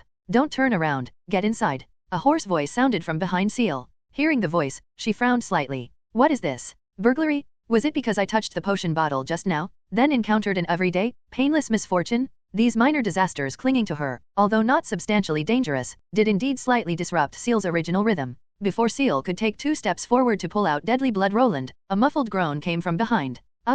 Ciel turned around to look. A middle-aged woman wearing a simple maid's uniform held a dinner knife, currently pressed against the neck of a masked person wearing a black cloak. The masked person held a dagger, unable to speak with the dinner knife against their neck. Drops of blood dripped down from the hem of the masked person's clothes at the waist. Apparently, the maid had already stabbed them once. This was the other maid Ciel recognized, also living across the street, sent by Avena. It seemed these maids were also professionally trained, considered outstanding among ordinary people. Sorry, Miss Ciel, I'll dispose of her immediately. The maid showed a hint of apology towards Ciel, seemingly blaming herself for incompetence. Wait a moment. Ciel raised her hand, stopping the maid's action. She reached out and tore off the masked person's mask, and the maid, understanding Ciel's intention, helped Ciel pull down her hood. Blue eyes, blonde hair. Although ordinary looking, the height fits, just the face needs changing, cheekbones too high, nose too flat. After carefully scanning the woman, Ciel waved her hand and said, lock her up in prison, heal her. Miss Ciel, you don't need to be so generous to these drags. Upon hearing Ciel's words, the maid took a slight breath and reminded her,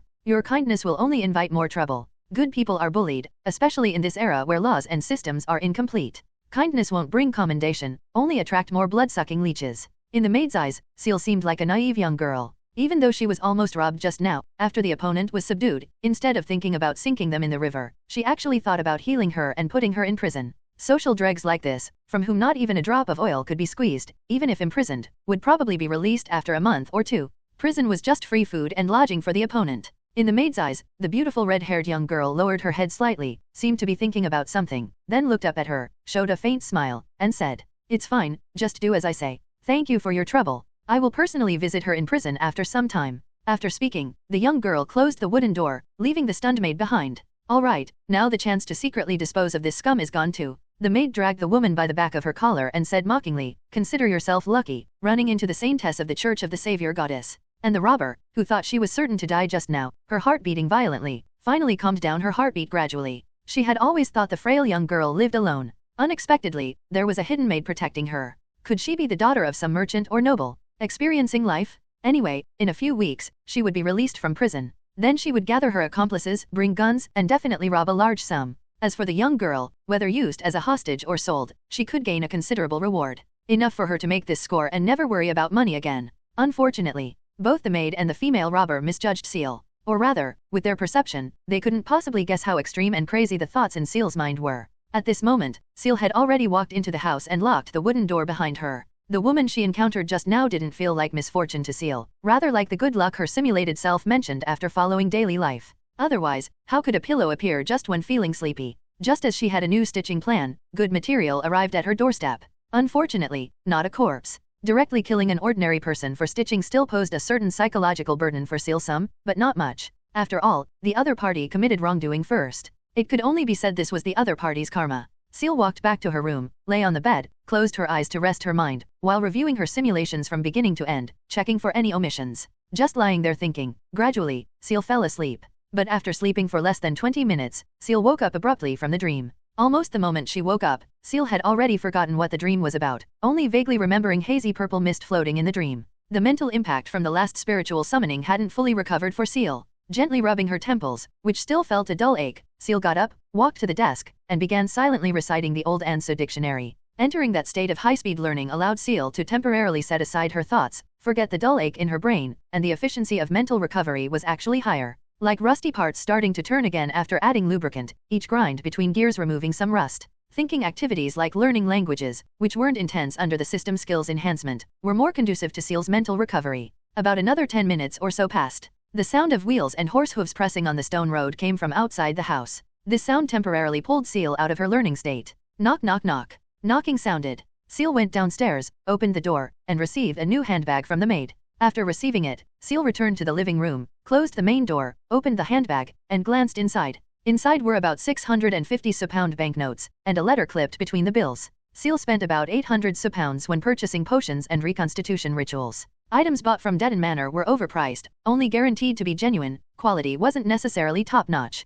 Avena only spent 650 £6 helping Ciel dispose of this potion. It was considered a relatively fair price, without adding extra money for Ciel. But no service fee was charged either. Ciel opened the letter. Inside was Avena's reply, answering all the questions Ciel previously raised in her letter. Avena seemed very curious why Ciel brought up her advancement, because Avena had just returned to the clinic today. She briefly recounted today's events in the letter, such as encountering the few third-tier transcendents who came to visit the clinic. Ciel already knew those things. She skipped the idle chat at the beginning and focused on the reconstitution ritual Avena mentioned later. The digestion of listener wasn't like other potions with a specific set of reconstitution rituals that could digest the potion by killing people or completing designated rituals. Its ritual was more like prying into secrets, seeking the hidden stories behind various people, and required drinking the potion beforehand. However, the listener potion's properties were relatively mild compared to other potions, without specific time limits. If there had to be a limit, it was that you must complete the potion digestion before the whispers completely eroded your spirit. Therefore, Avena acted together with the police department's investigation department, digesting the listener potion through detective methods, finally completing the final digestion with Ciel's assistance.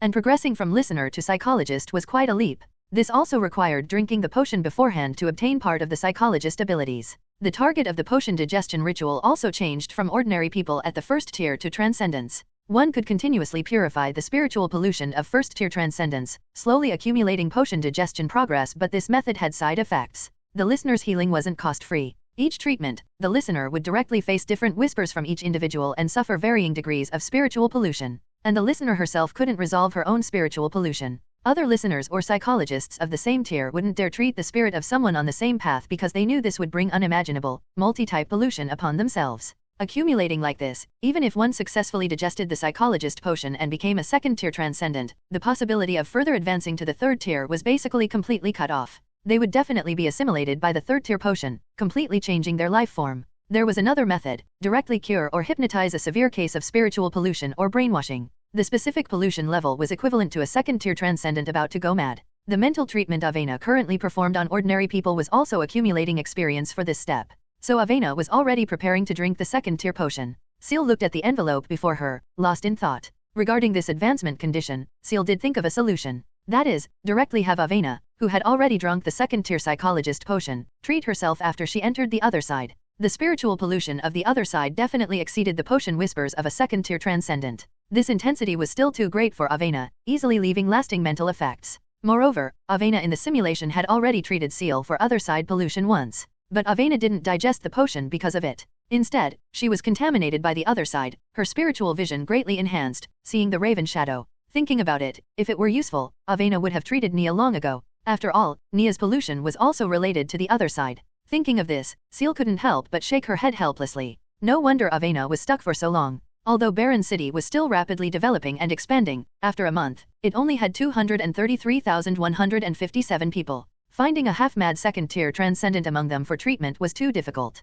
Even catching a brainwashed cultist to reverse brainwash back was difficult, because the cultists in Barren City had already been slaughtered by Ciel. However, creating such a person was quite simple. After all, Terra had plenty of confidants who fit this profile quite well. For example, that second-tier noblewoman named Gemma, brainwashed by cultists. Letting Avena independently remove the Divine Advent Church's brainwashing on her might quickly increase Avena's potion digestion progress. All these still needed her simulated self to verify for Ciel. Ciel opened the simulation, looked at the time inside. Future days, 7 days, Holy Year 741, July 1st, 2000 hours, cost, 10 fate points. Past days, 3 days, Holy Year 741, June 21st, 0001, cost, 10 fate points. Old days, days, cost, 10,000 fate points. 7 days later, then she would have already met Terra. Ciel took out the endless manual of instant forgetfulness, continued writing on it, adding her speculations and the matter of helping Avena complete the reconstitution ritual. Ciel originally wanted to let Avena try brainwashing Terra, freeing her from the Divine Advent Church's control, but after thinking about it, decided against it.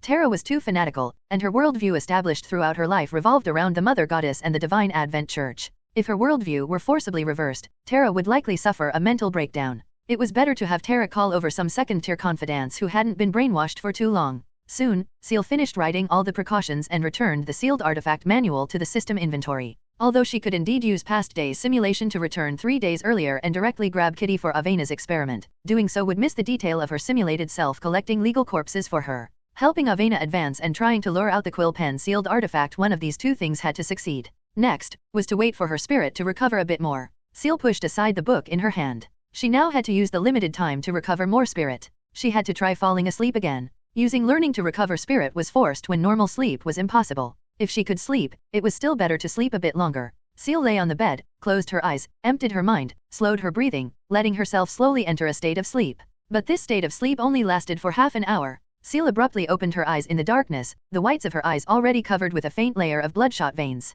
Only then did Ciel fully realize that her spirit had already suffered irreversible damage. Knock knock knock. Who? Adele stopped her experiment, set down the reagent, took off her black gloves, and only after leaving the room did she remove the silver crow mask from her face. She hung the mask on a nearby rack, jogged to the clinic door, and opened it. You are. Adele looked at the maid in plain clothes before her. To be honest, she was slightly face-blind and didn't really remember when she had met the other person. Miss Adele, I am Lady Avena's personal maid. This is a letter Miss Ciel asked me to deliver to you. The maid spoke, handing over a plain envelope with both hands, without a stamp or seal. Seal. Adele took the envelope, pulled out the letter paper, sniffed it, then nodded and began reading the letter inside. It should be written by Ciel, no doubt. The content of the letter was also very much in Ciel's style, without any unnecessary greetings, getting straight to the point. However, the content of the letter was somewhat beyond Adele's expectations. It simply described a certain symptom, followed by Ciel's request to purchase some potions or mixtures from Adele to aid sleep. Adele did have such drugs, but they all had significant dependency and side effects.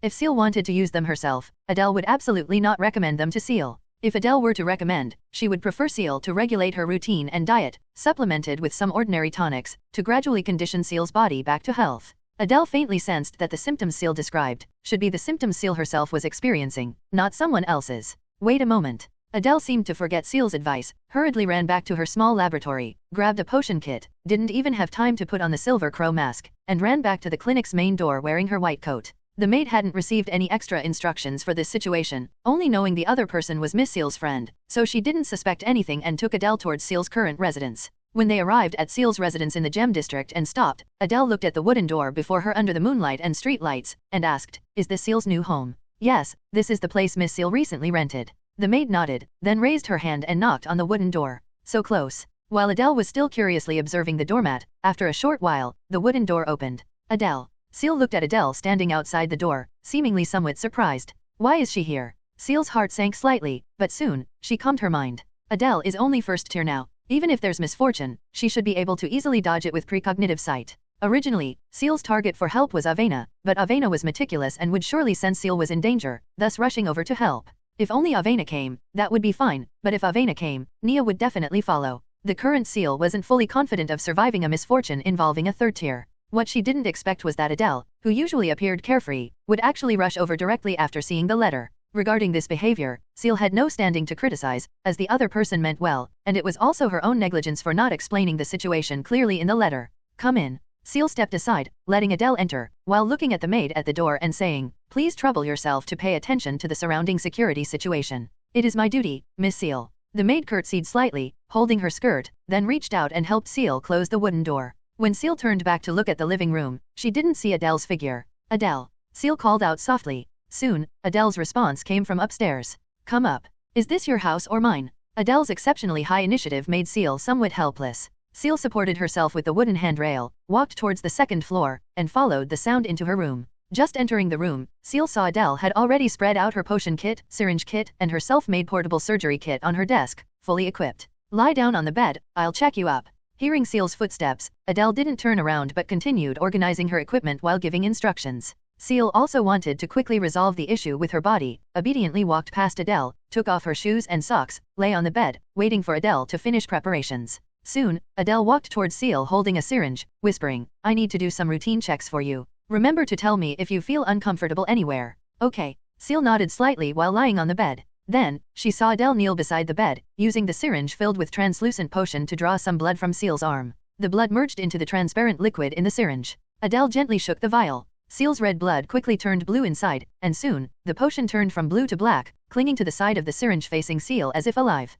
It looked like it wanted to return to Ciel's body. Seeing this blood reaction, Adele's brows furrowed tightly. Ciel is just an ordinary person. But how could this blood? Entering her professional field, Adele began a series of checks, injecting the black blood from the syringe into different potion vials, waiting for their reactions. And Ciel, lying on the bed, turned her head sideways, curiously observing Adele's every move. This might be helpful when she takes the physician potion. After waiting for about 5 minutes, Adele shifted her gaze from the reagent vials, looked towards Ciel with a solemn expression, and asked, "Ciel, I found a very rare condition in your body." Hearing this, Ciel asked, "What is its name?" If she knew the name, it meant there was likely a treatment or containment method. No matter how difficult, relying on simulation and the system store, Ciel would always have a chance to obtain it. Adele fell silent for a moment, then asked, "What name do you want to give it?" "Ciel." "So it's a new condition?" "Honestly, I haven't seen this condition in any literature. Maybe it's in the archives, but I'm no longer with the Redemption Society, unable to check." Adele hesitated for a moment, then continued, "If you said a transcendent showed these mental symptoms, I could quickly draw a conclusion. But an ordinary person without transcendent abilities showing this situation. This is truly the first time I've encountered it." Ciel seemed to grasp the key point. She looked at Adele and asked, "If it were a transcendent, what conclusion would you draw?" "It can't be calculated like that. Even if ordinary people and transcendents show the same symptoms, their underlying causes may not be the same. Even if the causes are the same, the treatment plans will differ greatly," Adele reminded weakly. "It's fine, just tell me," Ciel said. Actually, even Ciel wasn't sure if she counted as an ordinary person now. If she were an ordinary person, ordinary people clearly wouldn't have such strong skills and various system abilities. Her own mental and physical strength already surpassed that of ordinary non-combat-oriented first-tier transcendents. But if she were a transcendent, she indeed didn't have any potion power or aura, her spirit wasn't contaminated by whispers, lacking any characteristics of a transcendent. If it were a transcendent, Adele hesitated for a moment, then continued, "This is the classic characteristic of being assimilated by a potion. Except for the absence of whisper interference, all your symptoms are extremely similar to a transcendent about to be devoured by a potion and go mad. But generally speaking, by the stage where even sleep becomes impossible, ordinary transcendents would have already started showing signs of mutation, and illusions superimposed with spiritual vision would appear in their eyes." Speaking here, Adele paused slightly, then continued, "That's why I said, your situation should be caused by other reasons. Potion devouring." Ciel listened to Adele's words, lost in thought. Potion devouring should be unlikely. Except for Judicator and Gambler, the whispers from other potions had minimal impact on her. However, Ciel did have some speculations in her heart. Her mental problems were likely related to the other side. Her previous fainting and mental damage could basically be linked to the other side or spiritual summoning. Like this time's mental damage, she sacrificed uniqueness in the simulation, summoning a mysterious existence from the other side that could trace back to other eras. The side effect of spiritual summoning was so strong, yet the system didn't even indicate it. Given the system's displayed personality, it was probably for its own amusement. Unjustly accused T. Host, look at what things you're sacrificing? Daring to throw even traits with uniqueness in, how can the spirit still be fine? Moreover, sacrificing is one thing, but you also have to use death reversal. Who could have thought you could push your spirit so hard? As if genuinely wronged, the system's reply this time was very quick, no longer playing dead. Was it because I pushed myself too hard? Ciel took a deep breath and remained silent for a moment. But she had to push herself like this. None of the crises she encountered could be overcome by simple reasoning. Each opponent was more than one tier stronger than Ciel. Without pushing herself, she couldn't possibly overcome the difficulties. After dealing with the quill pen this time, let's give myself a break. Ciel looked at Adele before her and said, can you prescribe some medicine to stabilize the spirit? Something that can help me fall asleep and recover my spirit. Seeing Ciel's eyes, Adele knew her clumsy words couldn't persuade Ciel. Now, all she could do was, while ensuring reduced side effects, prepare some potent tranquilizers for Ciel to aid her sleep. After confirming Ciel had no allergies, Adele began preparing the medicine on the spot. Calling it preparing medicine was actually just reducing the dosage of potent tranquilizers used for transcendence, lessening their side effects and efficacy, diluting them to a level tolerable by ordinary people. Soon, 3 syringes of injection were prepared by Adele. Actually, she could have diluted and prepared more injections, but Adele didn't do so. She put the prepared potions into a small mixture bag, handed it to Ciel, and said, these mixtures can help you fall asleep quickly, and most likely won't encounter dreams. But if you use up all these mixtures and your spirit still hasn't improved, you must tell me. I will customize a recovery plan for you. Ciel supported herself with the mattress, leaned against the headboard, took the mixture bag Adele handed over, and said, thank you. Medical expenses can be paid together with the recovery plan next time, Adele said while packing up her bottles and jars. Suddenly, Adele remembered something and said, by the way, didn't you tell me not to come find you? You just remembered? Ciel smiled and shook her head, saying, it's no big deal. If things are settled, I will come find you. Okay, Adele walked to the door, glanced worriedly at the pale Ciel sitting on the bed, then said, take care, rest well, no need to see me off. After speaking, Adele left Ciel's room with her things. Only after walking out of Ciel's house did Adele let out a long sigh of relief. She looked back at the wooden door she closed. Just from the brief exchange with Ciel earlier, she already sensed that Ciel's current mental pressure was immense, almost her entire spirit was tense. This newly rented house had no decorations either, as if rented just for a place to stay, lacking any sense of life, smelling of dust upon entering. What kind of pressure is Ciel facing exactly? Can even the powerful third-tier Nia not help? Should I tell Avena or not? But if Ciel wanted to tell Avena, she probably would have already gone to Avena. The cool night wind made Adele tighten the white coat around her. She quickened her pace back towards the clinic, her thoughts chaotic. She didn't want to lose Ciel as a friend, but she couldn't help at all right now. The antidote she created has already been widely distributed by the Church of the Savior Goddess. It's time to try digesting the Plague Doctor potion. And at this moment, Ciel observed Adele from the window. Only when Adele's figure disappeared at the end of the street did she retract her gaze and look at the mixture bag before her. This tranquilizer definitely couldn't be taken directly now. Must wait until the crisis passed. This was the initial stage when the sealed artifact Renegade Fate's touch locked onto the 3 of them. The other 2 would surely keep making mistakes, causing her to suffer misfortune too. She had to be prepared to respond, couldn't just fall asleep unconscious, otherwise she would die from misfortune in her sleep. Moreover, the next simulation time was 7 days later. This timing was excellent. If everything went smoothly, Ciel could formulate a plan to resolve everything within 7 days, minimizing all variables. Ciel didn't want to enter the simulation without thorough preparation.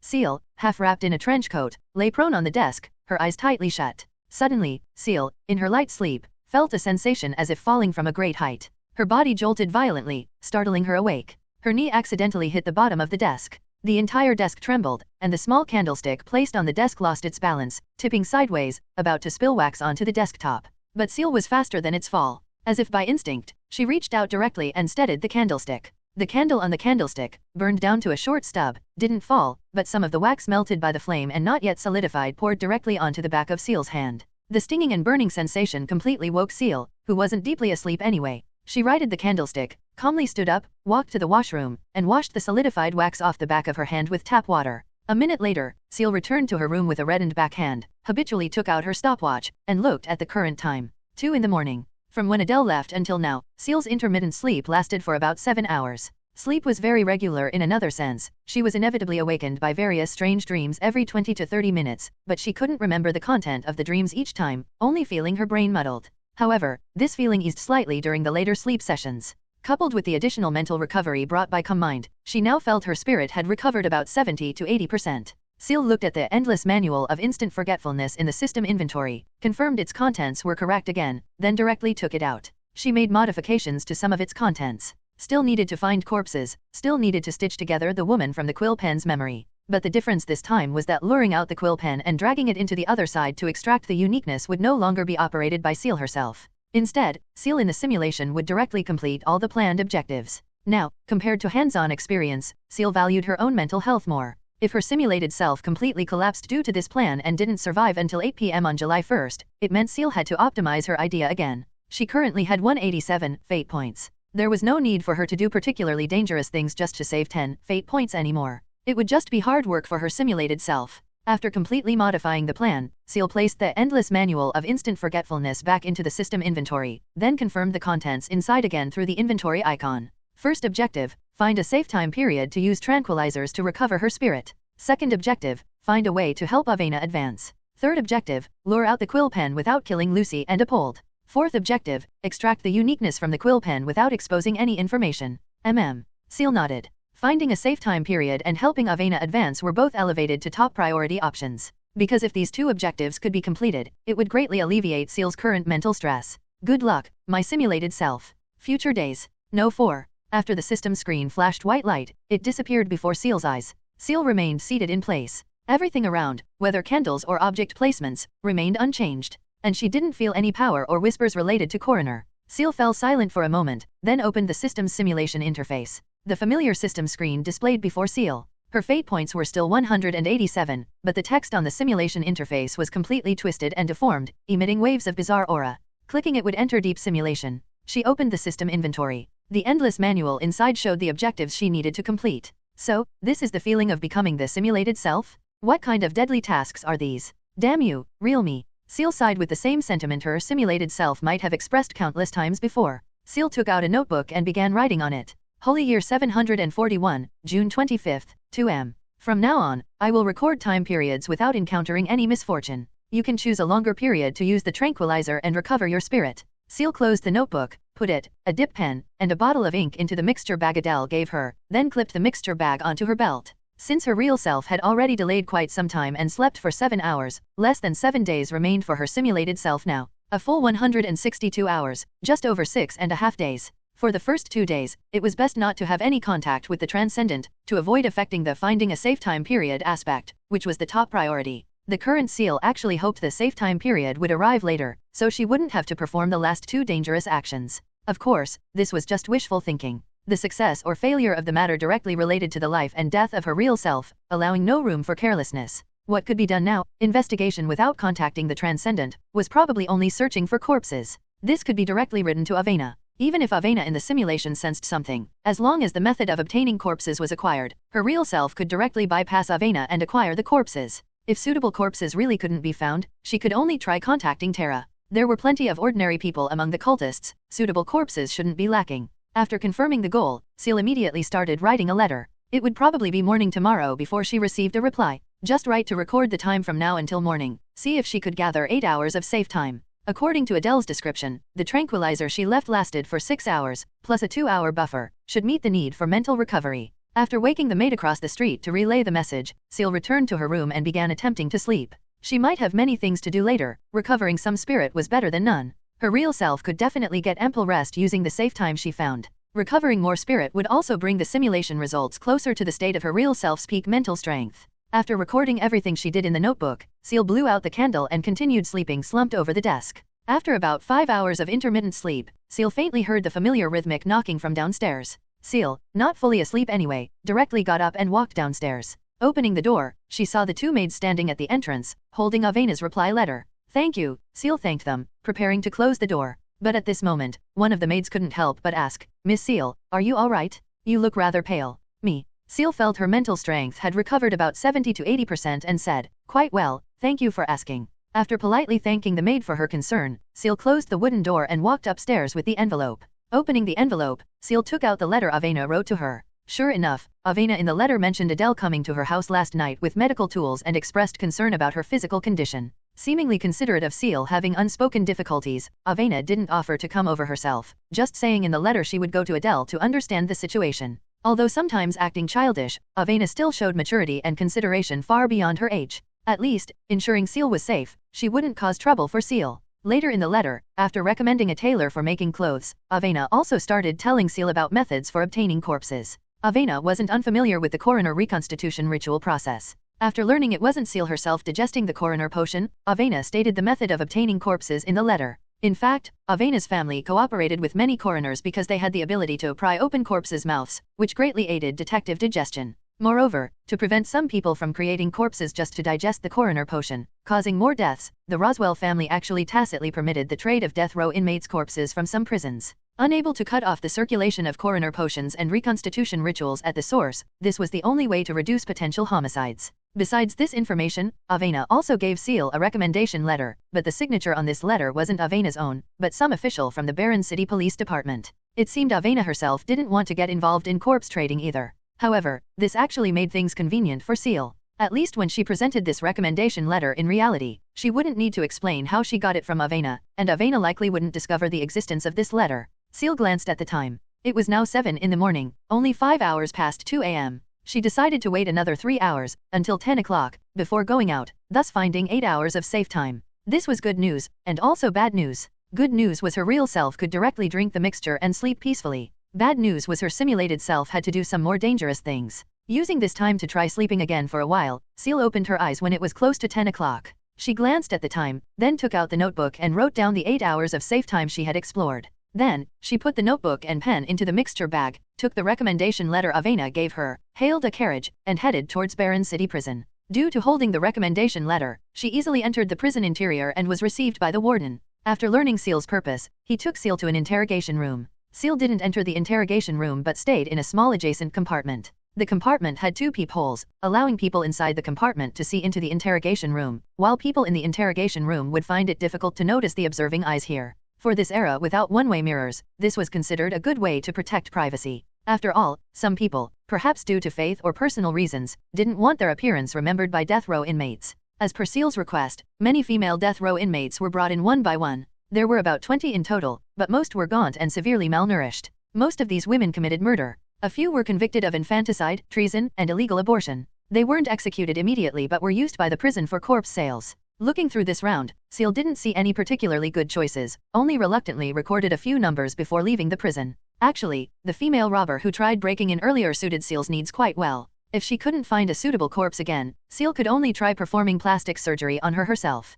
Anyway, skin and such could be taken from other tender parts of her body and stitched on. Only the bone shape needed reshaping. Next, Ciel found the tailor's address Avena left her. She brought her abstract design sketch. Avena recommended an old tailor who used to specialize in making formal wear for nobles, once owning a decent shop and family in Ansu. However, after aging, still haven't saved enough money to buy a house in a good location in Ansu, she returned to her hometown Barron City with her husband and son, bought a few houses, occasionally took tailoring orders, considered it indulging a hobby. The old lady lived near the gem processing factory in the gem district. The security there was relatively better than Clock Tower Alley, and housing prices weren't as expensive as near Gem Avenue. Most importantly, one could buy leftover materials from the gem processing factory at low prices from street vendors there. Collecting gems was one of the old lady's few remaining hobbies now. With Avena's introduction, Ciel smoothly met the somewhat stern-looking old lady. However, after seeing Ciel's design sketch and hearing Ciel's ideas about the clothes, the initially indifferent old lady became interested, discussing various details of the clothes with Ciel, and began hand-drawing the design sketch.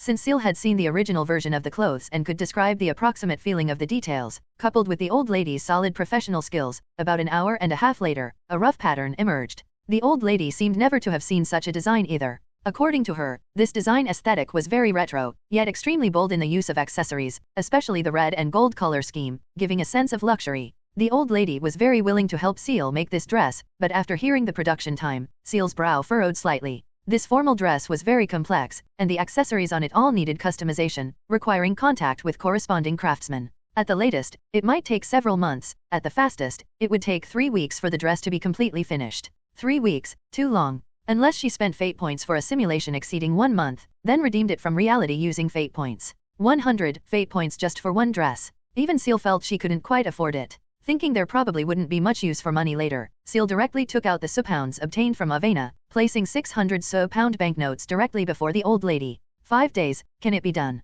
Ciel looked at the old lady before her and said, doesn't need to be particularly fine, overall similarity is enough. If any craftsman's help is needed, I can contact Miss Avena to help you find one. Facts proved that the power of money was immense. After Ciel took out the 600 pounds, the old lady's eyes went straight. Without even thinking carefully, she nodded repeatedly in agreement. She probably no longer saw a pile of banknotes, but a middle-class townhouse in Anso. Ciel directly left 200 pounds as a deposit, left her address, and then left the tailor's home. Ciel didn't feel it was a waste of money. Anyway, she could directly redeem the clothes. In reality, her real self definitely couldn't wait another 5 days for the old tailor to finish the clothes. The safe time had been found. Clothes and stitchable corpses were ready. What Ciel needed to do now was, while waiting for the clothes to be made, help Avena digest the psychologist potion. Glancing at the time, it was already 12 noon, lunchtime. Ciel hailed a carriage, directly gave Avena's home address, then began recording everything that happened today in Chinese in a notebook on the carriage, for her real self to check upon arrival. After she finished recording everything, the carriage also stopped at the gate of Avena's manor. Ciel paid the fare and got off. The gatekeeper, upon seeing Ciel, didn't even announce her, directly opening the manor gate. A maid came forward, leading Ciel inside. The servants inside the manor basically all recognized Ciel, and the butler had also instructed that Miss Ciel didn't need announcement upon arrival, just lead her directly to the young mistress. Avena was currently having lunch, seemingly not expecting Ciel to visit her at this time, looking slightly surprised upon seeing Ciel. And Adele, sitting on the other side of Avena, was still lowering her head, devouring steak, seemingly not noticing Ciel standing at the door. Want to eat some? Avena pointed to the chair beside her and said, just right, I'm not very hungry. I actually called Adele over this noon to discuss matters concerning you. Avena didn't ask the maids to add another set of tableware but pushed her unused set towards Ciel, because she knew Ciel wouldn't mind these small matters. Where's Nia? Ciel sat beside Avena and asked casually. At this moment, Adele finally noticed Ciel sitting opposite her, flushed red as she swallowed everything in her mouth, then wiped her mouth with a napkin and said, Ciel, why are you here? Are you better? Ciel, having skipped breakfast and lunch, picked up Avena's fork and began eating the food on Avena's plate without ceremony. She went to confirm the security situation at the venue for tonight's banquet. We'll be back later. Avena adjusted her glasses, asking somewhat curiously, do you need her help? No, just ask her not to meet me directly when she returns, Ciel said straightforwardly. I'm cursed. Encountering transcendence triggers misfortune. The higher the tier of the transcendent scene, the stronger the misfortune. Hearing this, Avena looked slightly puzzled. Curse? Impression seemed to be that no transcendent path possessed such an ability. Not a transcendent, it's a sealed artifact. Seemingly noticing the doubt in Avena's eyes, Ciel explained. Oh, Avena nodded. If it was a sealed artifact, it was indeed understandable. Was this why Ciel left the manor before? Hasn't the matter been resolved yet? Avena asked. Meanwhile, Adele, whose concern for Ciel's health was ignored, silently observed Ciel's complexion seemed slightly better, then continued lowering her head to gnaw on the steak, seemingly not minding being ignored at all. Not yet, almost there. Ciel put down her knife and fork, wiping her mouth with a napkin. At this moment, Ciel, preoccupied with completing her tasks, remembered she seemed to have forgotten to reply to Adele. She looked towards Adele and said, Adele, thank you for asking. Much better. Huh. Adele looked up blankly towards Ciel, seemingly forgetting what she asked just now. After confirming Ciel's condition wasn't worsening, Adele forgot the previous matter and continued indulging in the food. It's nothing, continue eating. Ciel silently looked at Adele, then turned her head towards Avena, only to find Avena wiping her mouth with a napkin. Unsure if she was hiding a chuckle. Is there anything I can help you with? Avena put down the napkin and asked. She knew Ciel wouldn't visit her for no reason. Judging by Ciel's appearance, it didn't seem like she came just to hang out. Indeed, there's something I need to trouble you with. Ciel didn't hide it. No need for roundabout ways in the simulation, just state everything clearly, efficiency first. I can help you find second-tier transcendents brainwashed by cultists, help you complete the psychologist reconstitution ritual. Ciel looked into Avena's eyes and said, if one isn't enough, 2 or 3 will do. Brainwashed cultists? Currently, in Barren City, all members of the Divine Advent Church were dead. Where to find brainwashed cultists? And second tier? Cultists hide extremely deeply, but Ciel spoke as if cultists were common weeds by the roadside, easily plucked up several at will. Do you need a trustworthy psychologist? Avena asked. She herself definitely didn't need others to help with the reconstitution ritual. Even if she temporarily couldn't find out-of-control cultists or transcendents, Avena had enough time to wait. After all, she currently faced no risk of being devoured by the potion. If Ciel urgently wanted her to advance, the only explanation was that Ciel needed a trustworthy psychologist, and that person was herself. Ciel needs me. Yes. Ciel didn't beat around the bush, nodding straightforwardly. I need a trustworthy psychologist to treat me. Treat you. Avena recalled what the maid said before, about Adele rushing to Ciel's house late at night with a medical kit, asking curiously, "Are you experiencing spiritual pollution problems now?" "Yes." Ciel nodded. "It might be too dangerous for a listener to treat me." "Listener would be too dangerous." Avena nodded. That at least proved the spiritual pollution Ciel needed treatment for likely wasn't low in severity. At least second tier, no, potion pollution above second tier. "Okay." Avena nodded and said, "I'll try." Avena herself needed to perform the psychologist reconstitution ritual, just couldn't find the subject for the ritual. If the organization behind Ciel could provide one, Avena was very willing to accept. Moreover, Ciel's trust was also very gratifying to Avena. After agreeing with Avena to bring the person over before June 29th, Ciel left Avena's manor before Nia returned, using the excuse that the curse was still active. After Ciel left, Avena kept Adele, who had freeloaded a meal, asking her to research new, gentler mental potions together, hoping to alleviate some of Ciel's mental stress. After all, tranquilizers had dependency issues. If possible, it was better not to use them. Before leaving, Avena handed Ciel a Roswell family crest. This was an emblem that direct family members would have. Besides being able to withdraw a certain amount of £pounds from the bank, this emblem could also be used to mobilize the power of the police department. Unsure if this was Avena's own emblem, perhaps due to trusting Ciel, or perhaps due to completely disregarding the family. After leaving the manor, Ciel hailed a carriage. On the carriage, she recorded today's conversation in her notebook for her real self to check upon arrival. All preliminary preparations were done. Next, it depended on herself. Tara was expected to find Amy only on the 26th. For this, Ciel went to Amy's house in advance, gave her a heads up, told her not to panic upon Tara's arrival, left her own address, and asked Amy to have Tara follow the address to find her after seeing Tara. By the time Ciel finished all this, it was already 1:30 p.m. She briefly recorded the events in her notebook, then took the emblem Avena gave her and headed towards the police department. Because she needed to perform plastic surgery on the corpse, she had to get the corpse in advance, reserving ample time for herself to modify the corpse. There were some minor incidents along the way. The horse pulling the carriage she rode suddenly got spooked and bolted, overturning on the road. The entire wooden carriage shattered into pieces. Ciel avoided the risk by jumping out the window in advance using precognitive sight, only suffering minor scrapes on her palm. She knew this was likely related to her misfortune. After giving the coachman £20, she ignored these trivial matters, boarded a new carriage, used Avena's family crest, and retrieved the female robber who attempted burglary from the police station's detention cell. She had 2 detectives escort the female robber back to her home, tied her up in the living room, then gave each detective £5 and dismissed them. Ciel had no intention of concealing anything. Conversely, she wanted to know if any unexpected situations would arise after these actions were seen. Discovering accidents early allowed for better troubleshooting. After all, she couldn't guarantee absolutely no one saw all this, only try to avoid it as much as possible. What is Miss Ciel doing? Don't know. Isn't that the robber from that night? Why did she bring her into the house? Should we go check? Seems quite dangerous. The 2 maids living across from Ciel naturally witnessed this scene and began discussing whether to intervene. Finally, for the sake of the young mistress's task and Miss Ciel's safety, the maid who subdued the female robber last night decided to go to Ciel's home, while the other maid prepared to return to Avena's manor to report. The maid walked to Ciel's front door and raised her hand to knock. After a moment, the door slowly opened. A young woman with dark purple pupils, long black hair transitioning to fluorescent blue from the middle downwards, with a pale face and weary dark circles under her eyes, leaned against the door frame, looked at the maid at the door, and said listlessly, "You need something." The maid looked at the dark red, still dripping blood on the young woman's gloves, her legs trembling uncontrollably. Miss Ciel?" the maid asked tentatively, feeling her teeth chattering. The smell of blood wafting from the living room made her scalp tingle. Ciel rested her hand on the door, slowly saying, "Just deliver the meal to my door later. I'm too lazy to cook myself." Screech. The wooden door closed with a shriek. Only after the wooden door was completely shut did the chilling aura seemingly emanating from the house slightly diminish. The maid took 2 steps back, almost tripped by the stairs behind her. If not for the bloodstains remaining on the doorframe, she wouldn't even believe what she felt and saw just now was real. The midday sun shone on her body, yet still couldn't dispel the fear of the unknown brought by the terrifying existence named Ciel just now. Creak. Creak. A teeth-grinding sound of bone scraping echoed from the living room. Blood dripped onto the wooden floor, making a dripping sound.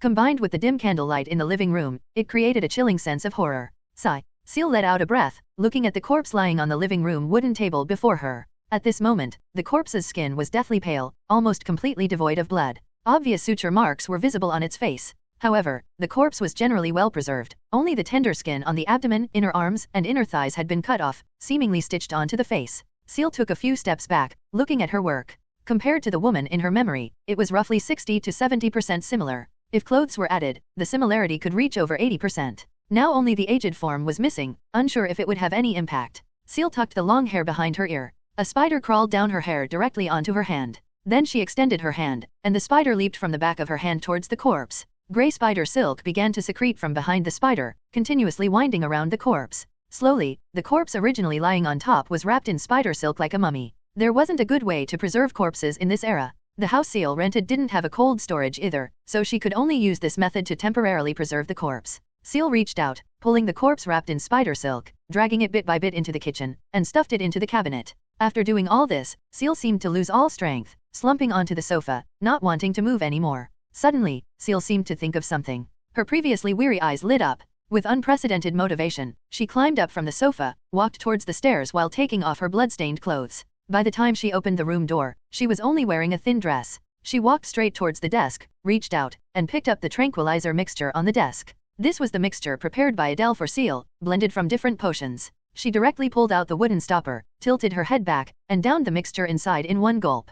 A comfortable feeling of drowsiness came from deep within her mind. The pleasant sensation made Ciel slightly narrow her eyes. Bliss. If only I could sleep like this forever and never wake up. Ciel stumbled towards the bed, lay face down directly onto the mattress, buried her entire head in the quilt, and fell asleep immediately. Unfortunately, in less than a few minutes, the effect of the save file transformation disappeared. The black and blue-haired coroner Ciel's figure began to distort and flicker. Following a flash of silver light, Ciel lying on the bed returned to her original state. She reached out, propped herself up on the mattress, and sat up. The drowsy feeling and the world weariness filling her mind had disappeared. The clothes on her body also returned to their original state, but the bottle of mixture drunk on the table couldn't come back. Ciel got up, walked down the stairs. The clothes originally thrown on the stairs also disappeared with the save file's disappearance. When Ciel went downstairs and opened the cabinet, seeing the corpse entangled in spider silk inside, Ciel breathed a sigh of relief. All right, the effect of the coroner's transcendent ability could still be preserved. Ciel returned to her room, took out the notebook, and recorded everything that happened today in it.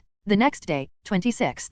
From yesterday afternoon until today, Ciel hadn't gone out at all, resting at home. She had now completed all the preliminary work. Next, she just needed to wait for Tara and the clothes to arrive before continuing the plan. Tara's arrival time was unknown, so Ciel decided to wait at home continuously. Last night, after the maid delivered dinner, she had already told the maid not to continue sending meals later and dismissed them, letting them return to Avena's manor. If anything happened, Ciel would go directly to Avena. If their protection was mistaken for surveillance by Tara, then their lives couldn't be saved. Ciel came to the living room and made herself a simple breakfast. Although the bloodstains in the living room were slightly cleaned, the residual smell of blood still couldn't be completely removed. A faint smell of rust still floated in the air. Around 12 noon, knocking sounded at Ciel's door. Ciel opened the door and saw Tara's small figure at the entrance. What surprised her slightly was that Amy had also followed. Under the divine servant's identification, Tara almost instantly believed Ciel was the mother goddess's incarnation and swore allegiance to Ciel on the spot. After confirming Ciel was fine, Amy went back under Ciel's persuasion. The events that happened here were naturally hidden in her heart, becoming a secret.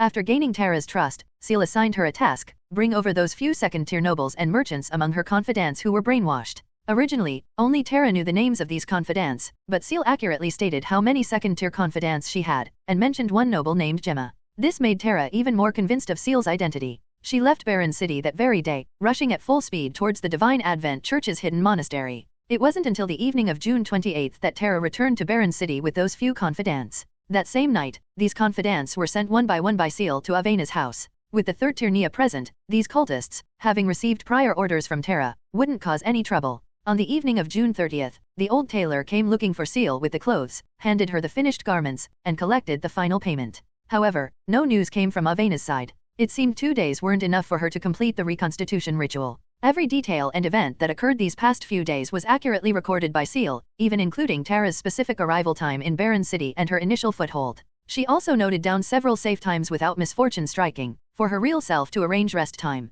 And she herself, through these few days of intermittent sleep, had recovered her mental strength to over 90% of its peak state. Finally, at 8 a.m. on July 1st, just as Ciel was about to launch her plan, news finally came from Avena's side. She had successfully advanced to psychologist. But the price was that among the cultists sent over, only Gemma remained sane, successfully deprogrammed. Thus, she used a letter to set a time with Avena, asking Avena to meet her at 5 in the evening. 8 in the evening was the arrival time of her real self, but she had to execute the plan in advance. This was to let her real self judge if the time had advanced, if Avena was affected. If the simulation time advanced, it meant she died prematurely during the plan execution, indicating the plan failed. After writing down her thoughts in the notebook, Ciel took the notebook, corpse, and clothes, and went all the way to the edge of Baron City. Baron City was still constantly expanding at this time. There were many half-built factories on the outskirts. The place Ciel was going was a factory under construction near Clock Tower Alley. It had been abandoned for quite some time due to funding issues, sparsely populated, very suitable for some experiments. The previous coroner advancement also took place here.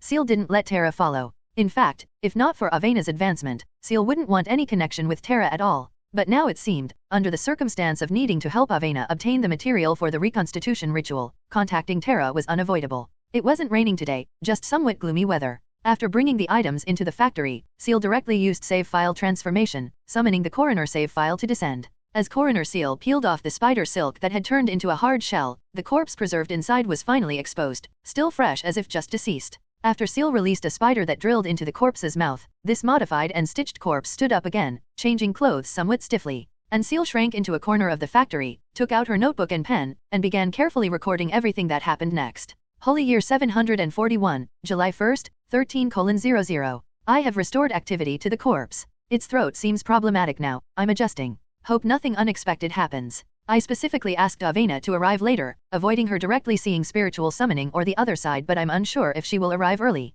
After all, she doesn't seem like someone who would be late. The possibility of arriving early is high. I will give you the exact time then. Holy Year 741, July 1st, 14:11.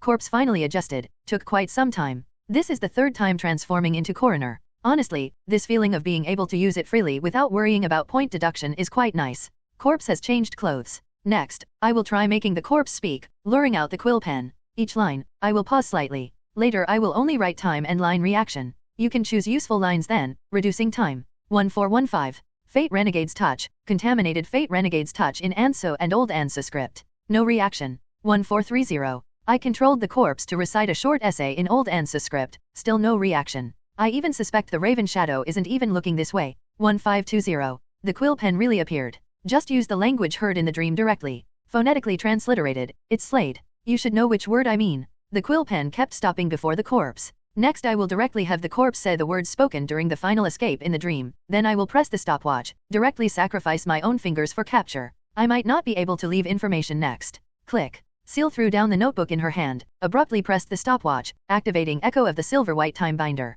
She directly drew the carving knife from her bosom, instantly severing the 4 fingers of her left hand. Blood spurted from Ciel's hand, turning into blood threads swirling on the ground. After her fingers fell to the ground, they began burning rapidly. Simultaneously, a blood-red vortex appeared before Ciel. Ciel looked up, focusing her gaze ahead. Before her, the woman wearing luxurious red and gold clothes ran towards Ciel with a terrified expression, as if something was chasing her from behind. And the quill pen circled around the woman, appearing very anxious. Suddenly, the woman reached out towards the quill pen. Almost instinctively, the quill pen sealed artifact floated directly into the woman's hand. The woman's body abruptly stopped. She forcefully threw the quill pen towards the blood-red vortex. Simultaneously, the woman's waist seemed to collapse, clothes tearing, flesh splattering. Her entire person, as if drained dry, rapidly became thin and gaunt. This was the scene Ciel designed, encountered previously in the dream. Clearly, there were no ruins and flames around. Clearly, the woman's face had obvious suture marks. But such a simple trick successfully deceived the mentally deranged Raven Shadow. The quill pen, thrown towards the blood-red vortex, stopped abruptly in midair. Its body rapidly expanded, transforming into an illusory raven figure with a half-meter wingspan. Its eyes were frantic. Spreading its wings, it emitted a tragic shriek, about to pounce towards the woman. But just then, from the blood-red vortex, a terrifying large hand stretched out directly. With lightning speed, it directly grasped the quill pen, violently dragging it towards the blood-red vortex. As the woman fell to the ground, the raven's figure had also been completely pulled into the other side. And Ciel, behind the blood-red vortex, reached out and directly picked up the notebook. 10 seconds had passed. Her hand had completely recovered. Plan very successful, it's dragged into the other side. I am going in too. Good luck to us. Ciel placed the notebook and pen on the ground. With a thought, a terrifying giant hand stretched out from the blood-red vortex, as if inviting. Ciel reached out, directly grasping one of its fingers. Immediately after, her entire person was dragged into the blood-red vortex. Several memory fragments of the other side flashed through Ciel's mind. Those were her few memories of the other side, also experienced by her simulated self venturing into the other side. The purpose then was to find the sealed artifact whose name she only learned later, Death Omen's Gaze. In those few memory fragments of the other side, Ciel roughly witnessed the changes in the other side, but her spirit collapsed back then just after confirming the sealed artifact's coordinates. Even later, when her real self entered the simulation, she was affected by those fragments. So Ciel's purpose at this moment was very clear. After entering the other side, use all means to dismantle the contaminated Fate Renegade's touch in the fastest time possible and extract the uniqueness. Even if she died, she couldn't die in the other side, couldn't let her real self remain in the other side upon arrival. Seemingly understanding Ciel's thoughts, after dragging Ciel into the other side, Little Left directly climbed onto her back. As soon as Ciel's spirit showed problems, it would drag Ciel back to reality, like being strapped with a safety harness during bungee jumping. The moment she was completely dragged into the other side, the surrounding buildings collapsed instantly, and the world before her eyes was enveloped in a gradually thickening mist. Ciel had no time to pay attention to the changing scenery around her. While she could still think, she quickly scanned her surroundings, searching for the possible location of the quill pen. Soon, a silver-white light mixed with fluorescent blue appeared in Ciel's vision. It's the quill pen sealed artifact? At this moment, it had transformed into the form of a raven, just slightly different from the form Ciel had seen before. The raven shadow in the other side seemed to have reverted everything to the most primitive raven form, but one of its pupils showed an abnormal silver-white color. It was a tiny, silver gear, almost only a quarter the size of a fingernail. That's it. Little Left. Ciel quickly issued a command in her mind. Instantly, Ciel felt the heavy weight on her back disappear. A swift figure parted the mist, rushing straight towards the raven still standing blankly not far ahead. Little Left, back in the other side, was like returning home. Outside, Ciel's eyes could still track Little Left's position somewhat. But in the other side, Little Left was as fast as teleportation. Almost in the blink of an eye, Little Left clamped the quill pen sealed artifact with 4 fingers and rushed directly before Ciel. Looking at the raven fixed before her, Ciel didn't hesitate at all, reaching directly towards the raven's eyeball. Just then, the originally concrete raven before Ciel twisted. Its pupil containing the silver gear seemed like a monster filled with tentacles. Countless tentacles spurted out from its pupil, almost bursting the raven's head. And the number of these gushing flesh tentacles instantly exceeded the raven's own body size, still continuously gushing outwards. Ciel's right hand paused for a moment, but quickly, she reacted, directly plunging her hand into the mass of tentacles. Even as those tentacles drilled into the muscles through the skin of her hand, Ciel didn't retreat in the slightest. This is fake. This is fake. Everything I see is not real. An unbearable sharp pain shot through Ciel's right arm, as if all the nerves in her arm snapped inch by inch. She could no longer feel the existence of her right hand. Those tentacles broke through Ciel's arm, drilling straight up her shoulder towards her neck. If they touched her spine, Ciel would probably be paralyzed instantly. Pain pierced deep into the marrow, striking the soul. Ciel's vision began to develop double images. Between the blurred sights, she seemed to see not a pile of indescribable tentacles and a raven whose form couldn't be seen, but her sister. That illusory figure just squatted before her, somewhat curiously watching her current actions. Ciel couldn't make a sound, but her heart was already screaming. She used all her body's strength, ignoring the continuously upward creeping tentacles, lunged forward directly, her right hand continuing forward with the momentum. Her right hand finally regained a trace of sensation. In a pile of sticky tentacles, she touched a hard yet warm object. Crack. Ignoring that her fingers were already completely twisted and broken, Ciel clenched her fist as best she could, clamping the hard object in her palm, and forcefully pulled back. Splat. A crisp sound echoed. The tentacles before Ciel, almost covering the entire ground, receded towards the center at an extremely fast speed, like a tide composed of tentacles. The tentacle tide continuously surged towards the center, finally converging into a tiny point, the raven's bloody eye socket. And Ciel's right hand, already showing bone, held a crushed eyeball. In the bloody palm, a silver precision gear lay quietly in her hand. Ciel's consciousness began to drift. She looked around somewhat blankly. Through the mist, she could still tell this was an unfinished factory area, but in the depths of the mist, countless shadows surged within. Their silhouettes were twisted, deformed, indescribable. Their whispers exploded in Ciel's mind like violent ravings. Ciel knelt on the spot like a soulless puppet, letting those shadows wrapped in mosaic-like thick fog approach her. Hiss. A sound like a snake flicking its tongue echoed beside Ciel's ear, allowing her to regain a slight bit of sanity. Her eyeballs moved. She saw the terrifying left hand perched beside her, anxiously hissing with its back towards her, seemingly dispelling the approaching shadows. Uniqueness, cannot be taken outside, will be discovered. Then how? Ciel's thinking began to lag, she had no more strength for further thought. She raised her hand, using a creature's instinctive action directly swallowed the precision gear into her stomach. Buzz. A terrifying buzzing exploded in Ciel's mind. The system panel before her seemed to glitch, stacking layer upon layer before her eyes, almost blocking out all mist and vision. For a moment, Ciel's vision was filled only with silver white. Little Left. As her consciousness was about to disperse, Ciel silently chanted a name in her heart. The left hand, having received permission, quickly grabbed the back collar of Ciel's clothes, directly dragging Ciel towards the continuously shrinking blood-red vortex, instantly throwing Ciel out of the other side. The moment Ciel was completely thrown out of the other side, the blood-red vortex dissipated at that moment. Young mistress, do we need to go over this early? Nia, who had been following behind Avena, couldn't help but ask. Your appointment with Miss Ciel is at 5, right? It's only 3:30 now. Punctuality is a noble virtue. Avena, walking ahead, didn't turn back, just replied faintly, I'm just coming early to look around. What's there to look around in factories? Which factory are you planning to buy again? Nia buried this sentence in her heart. She knew she couldn't persuade this young mistress. Ever since completing the reconstitution ritual, the young mistress had been unusually excited, seemingly eager to see Ciel quickly and show off. Like a girl wanting to show off her new doll to her friend. Although Avena appeared indifferent on her face, these psychological activities couldn't deceive Nia, who watched her grow up. For a moment, Nia felt somewhat emotional. Miss Avena had no close friends since childhood, developing her current rather solitary and quiet personality. Now having friends to share with was quite good. Just that Ciel, her background was somewhat mysterious, held many cards, and her attitude towards the young mistress was unknown.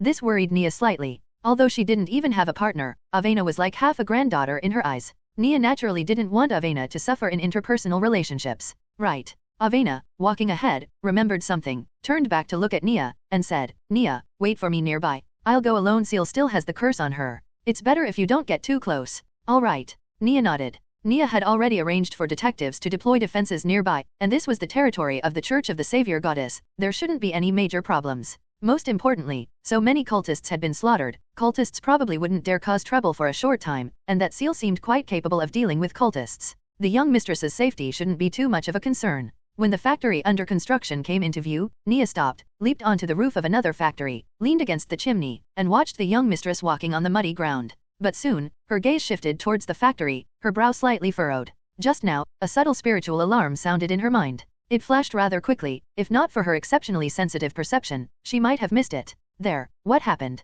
Clouds of doubt gathered in Nia's heart. That trace of spiritual alarm always made her uneasy, but thinking of Avena who had already advanced, Nia suppressed her worries slightly. Freeubnovel.cm. The young mistress had successfully advanced to psychologist, and the quality of the reconstitution ritual was high. Her self-protection ability had significantly improved. Mental attacks basically couldn't harm the young mistress at all. Physical attacks couldn't break the young mistress's protective transcendent items in a short time either, at least enough to hold on until she arrived. She couldn't protect the young mistress forever. Nia raised her hand, looking at the silver glowing gauntlet on her hand, falling into silence. Reflected in the armor, besides the gloomy weather, was also an overwhelming mist. Avena walked briskly to the factory entrance. She stopped at the entrance, looking into the pitch-black interior, somewhat curiously observing the surroundings. The sky was gloomy, and there were no lighting fixtures inside the factory. Coupled with the roof's cover, almost half of the factory interior was shrouded in shadow. To be safe, Avena took out a thin glass tube from the handbag she carried. Inside the tube was a black solution. She held the glass tube, slightly warming the solution inside with her palm's heat, then gently shook it.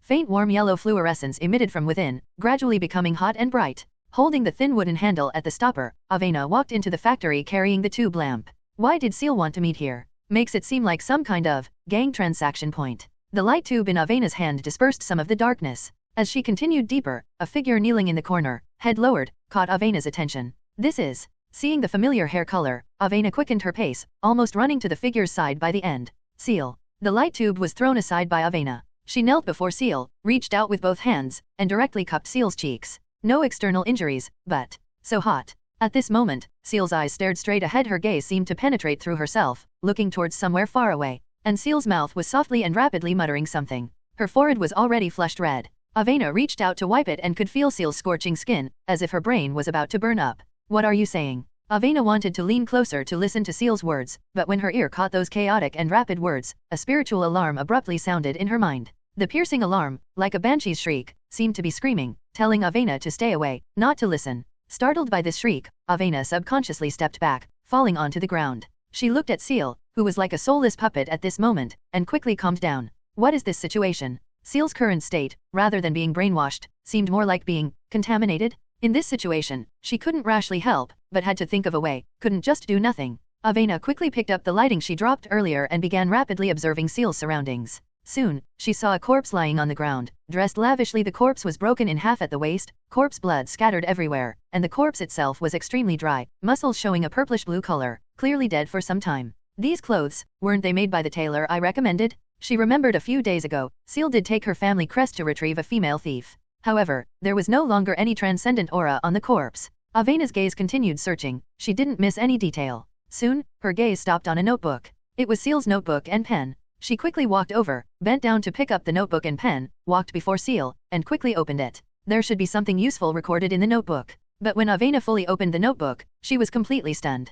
Written on it were some square characters she couldn't understand at all, different from any foreign language she had learned. This seemed like a rather ancient language. But from the elegant handwriting, Avena could accurately recognize this was Ciel's notes after all. She had been corresponding with Ciel these past few days. Avena placed the notebook and pen aside. Ignoring the dust on the ground, she knelt directly before Ciel, reached out, and took her hands. Wait. Ciel. A faint light flickered in Avena's dark purple pupils. Avena held her breath, focusing all her attention on Ciel's soulless eyes. This is, what? Ciel looked at the patches of silver-white light before her, lost in thought. Did I come out of the other side? But where is this place? System space? Before Ciel's eyes, silver-white frames continued to pop up.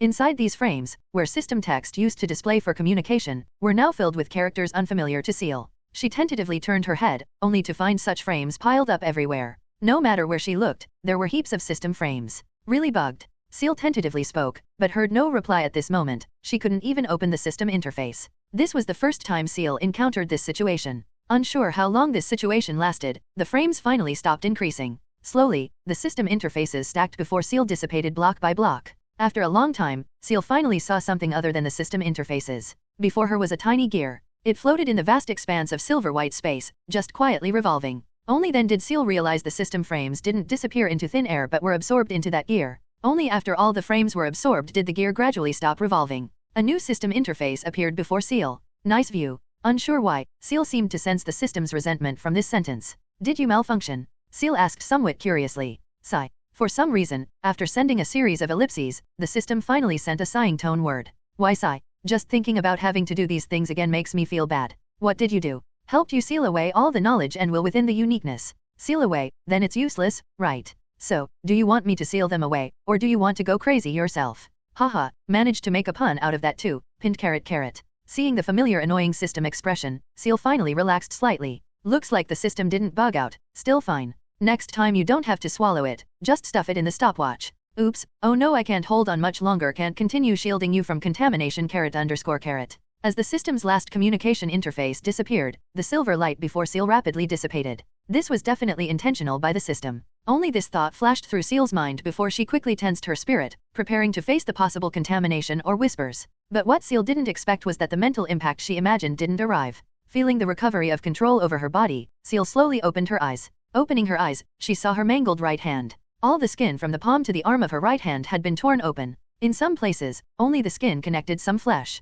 Even the muscles themselves had started turning somewhat purple. In the crevices between skin and muscle, some tentacles still writhed, as if they were inherently part of her hand, already fused with her flesh. Looking along her palm, she saw another pair of fair hands, currently tightly gripping her own hands. Continuing to look up, Avena, wearing glasses and kneeling before her, appeared in Ciel's vision. Avena was currently holding Ciel's hands, eyes tightly shut. Her face showed slight pain, her forehead covered in fine sweat. Is Avena bearing this for me? This would greatly impact Avena's spirit. And Ciel had to know the extent of her own spiritual contamination without Avena's help. Avena, Ciel spoke, calling Avena's name. Avena, hearing Ciel's words at this moment, abruptly opened her eyes. Her dark purple pupils trembled slightly, seemingly still shaken from seeing something. Ciel slowly withdrew her hands from Avena's grasp, but Avena's hands seemed to exert some force, not wanting Ciel's hands to leave. However, Avena's strength was still too weak compared to Ciel's. Ciel's current physical strength, enhanced by dexterity, wasn't something a non-combat path Avena could contend with.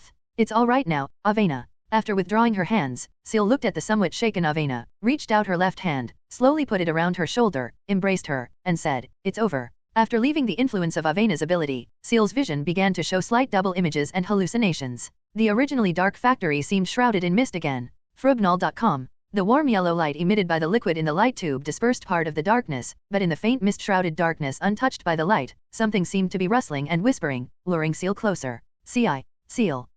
I saw. Avena's chin rested on Ciel's shoulder, stammering, "Why you too?" Avena's somewhat chaotic spirit clearly hadn't completely stabilized yet. Ciel didn't speak, just gently patted Avena's back with her left palm. Under Ciel's gentle touch, Avena's rapidly beating heart finally slowed down gradually, her body no longer trembling. At this moment, Avena seemed to realize their current posture was slightly ambiguous, but after hesitating for a moment, Avena still slowly reached out her hands and hugged Ciel's back. The liquid in the light tube gradually cooled down, the light also gradually dissipating. The two just hugged each other in the dim factory, quietly feeling each other's body temperature. Neither seemed to want to break the current tranquility. But after a while, when darkness completely encroached, the rustling whispers in the dark started making Ciel's brain throb. She slowly said, "Avena, can you turn on the light?" At this moment, Avena in the darkness slowly pushed Ciel away, walked to the light tube that was almost completely dark, picked up the finger-long glass rod, and pressed it against Ciel's forehead.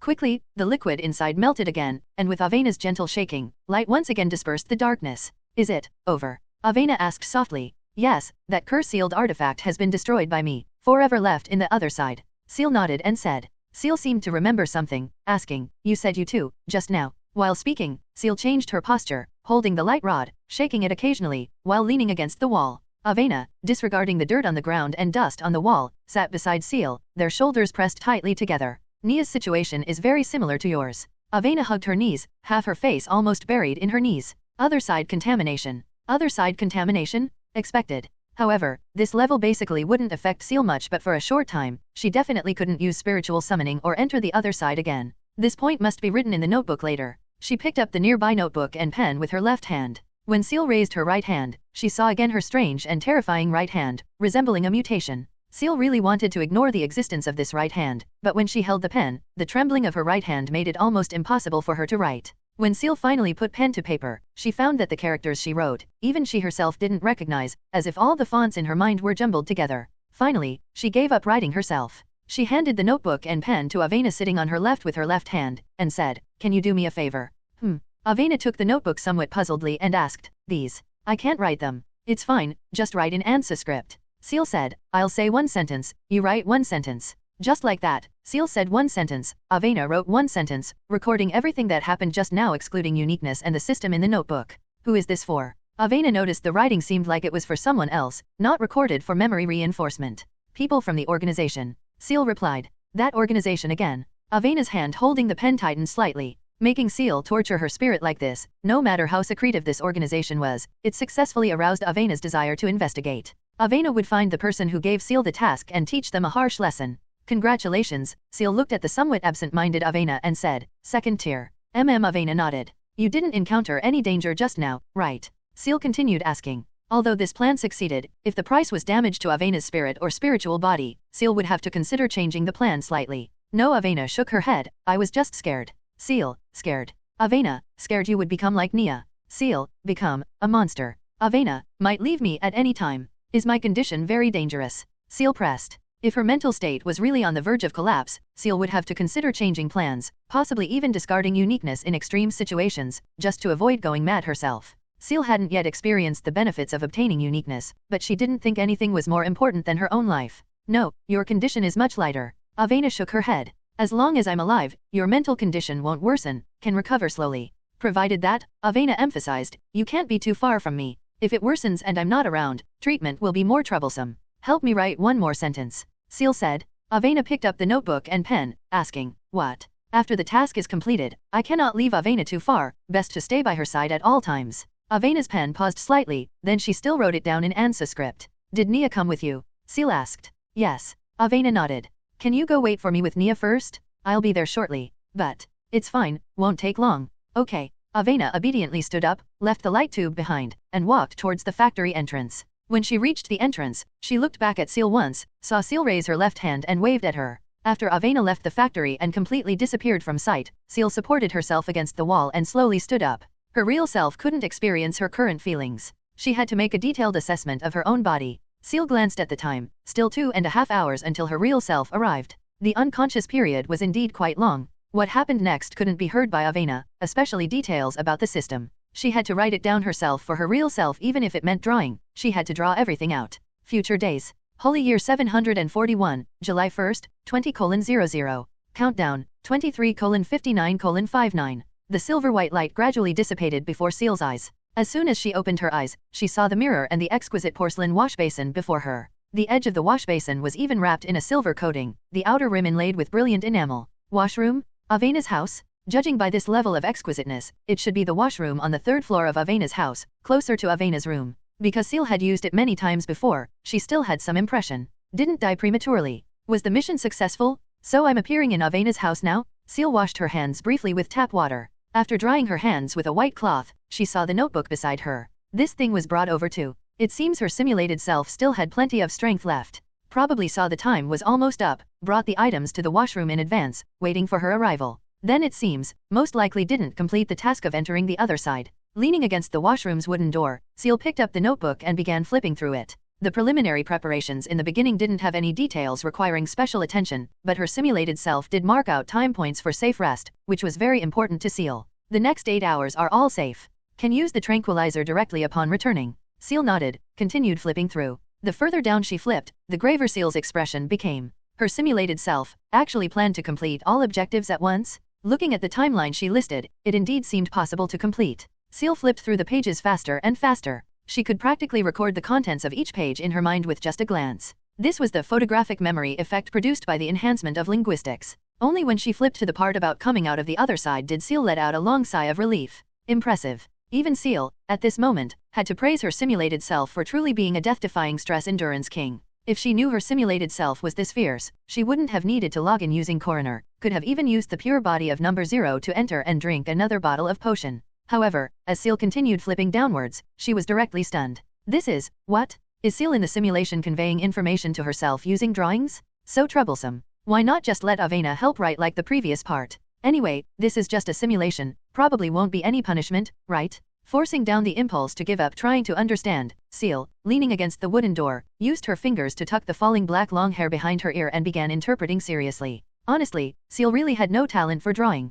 Even though dexterity gave her strong body and muscle control, she couldn't produce any beautiful paintings. The lines were stiff, and the strokes lacked distinction between light and heavy. This resulted in the images on the page being not much different from doodles. The first picture was a huge vortex smudged with pencil. Beside the vortex were abstract objects constructed from rectangles and triangles. Judging by the hand-like appearance, it should be little left. If someone else looked at it, they really might not know what Ciel was drawing. Can only say it's fortunate she drew it herself. Following the thought process slightly still allowed understanding of what was drawn. Following these abstract drawings, Ciel gradually understood everything that happened in the other side. Uniqueness, obtained. Then countless system interfaces piled up before the eyes. Finally, little left threw her out. The uniqueness item is a gear? Where's the gear? Where did it go? Unlike the subsystem her simulated self possessed, which was fully functional except for the simulation feature, the system Ciel currently held was essentially a time-telling pendant, basically unable to answer Ciel's questions. However, looking at the description in the drawing, the gear should have been collected by the system. But whether in the system inventory or on her person, Ciel couldn't find the gear anywhere.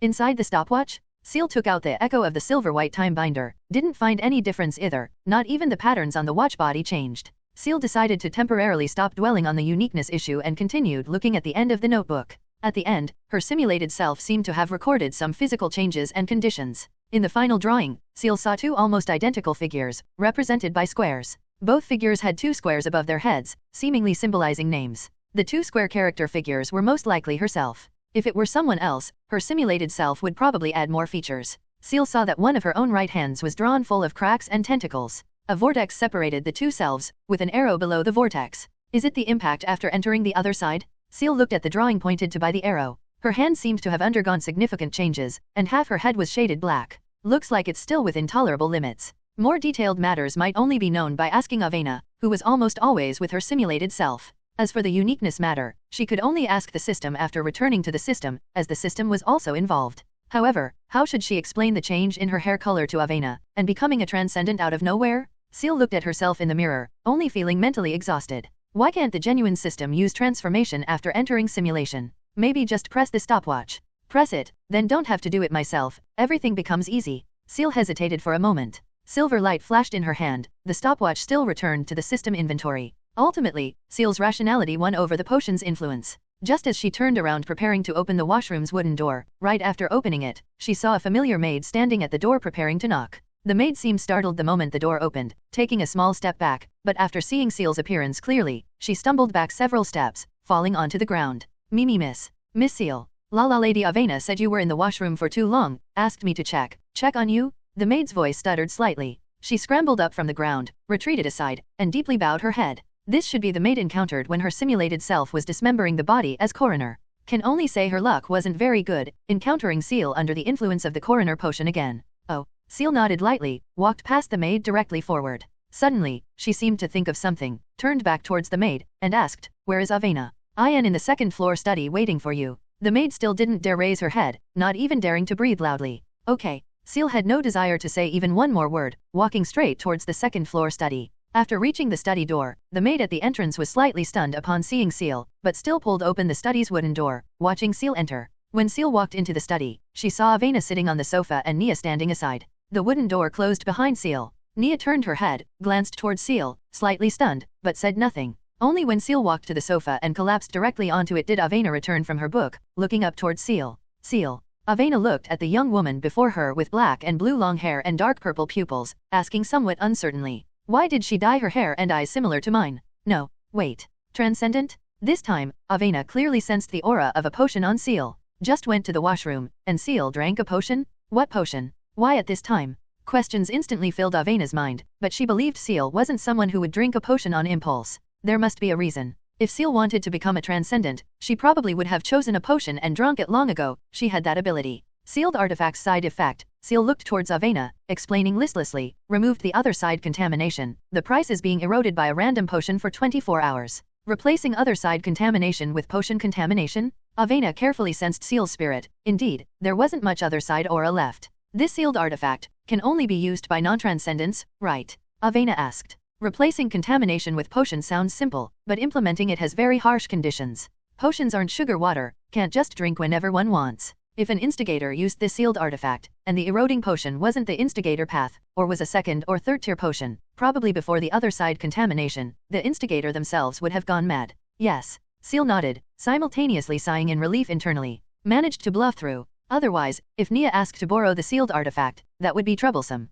She didn't have such a sealed artifact. What potion effect is this? Avena looked at Ciel now, asking somewhat curiously. Coroner. Ciel replied. Oh, Avena nodded, didn't continue asking. She was very familiar with the coroner potion, having contacted many coroners. As long as Ciel didn't use the ability within these 24 hours, there wasn't really anything wrong. Not because the coroner's ability side effects were huge, mainly because the coroner's abilities were too anti-human. No, can't say anti-human, should say anti-living being. Any living being wouldn't fail to feel disgust and fear towards the coroner ability. However, the current Ciel looked quite different. If she wore glasses too, saying Ciel was her sister might even be believable. Just don't know why, the current Ciel looked somewhat decadent and world-weary. Should be the potion's influence. What did you want to talk to me about? Avena came back to her senses, stopped looking at Ciel's face, and started talking business. Already set the stage for me? Great, don't need to explain myself. But talking is really tiring. Ciel thanked her simulated self internally, while thinking about making a stitched doll to speak for her. This way she could just lie on the sofa and do nothing. I wanted to ask, what exactly was my mental state before? Ciel asked in a low voice. If treatment is needed, roughly how long would the cycle be? Hearing Ciel's words, Avena's brow furrowed slightly. She seemed to realize something, didn't answer Ciel's question directly, but asked back, are you going to the other side again? Ciel clearly already cured her contamination using the sealed artifact, yet asked again about contamination matters. What else could it be but wanting to enter again? No, just want to plan the time. Ciel shook her head and said, after the 24-hour potion influence ends, the other side contamination will still return. So I want to make a plan for myself while still clear-headed. Ciel said a long sentence in one breath, then directly closed her mouth. She had already finished her speaking quota for the next 2 minutes. For the next 2 minutes, she would become a corpse that only nodded. I'm not too sure either. Probably not many people have experience treating other side contamination. Optimistically, 1 or 2 months. Pessimistically, possibly several years or even decades. Avena shook her head and said, unless a better treatment method can be found. So long. If there were no more crises later, let alone decades, even a treatment cycle of several decades, Ciel could accept. Ciel lowered her head, seemingly thinking. After 2 minutes passed, she looked up at Avena and asked, how were my physical and mental states before? Looked fine, could speak normally, no external injuries, Avena recalled carefully, then said, except couldn't write and was a bit weak, everything else was quite normal. Need to add the whispers in the mind. Ciel thought. Should she use this plan to seize uniqueness? This already seemed like the plan with the highest success rate. Mainly depends on whether the uniqueness gear is worth doing this for. She had to ask the system properly after returning to reality about what exactly happened to the missing gear. These matters might also appear in the system's evaluation after this simulation settled. But now, there was one more very important thing. Avena, do you have any potion that can make people fall asleep quickly? Ciel looked at Avena with hopeful eyes and said, I'm tired. Tranquilizer? Sleep. Avena also knew that before being contaminated by the other side, Ciel's spirit already had some minor issues, mainly manifested in difficulty recovering mental energy. But asking her to find a tranquilizer on the spot now was indeed putting her in a difficult position. Previously, due to the reconstitution ritual, she did indeed stock up on quite a few potions.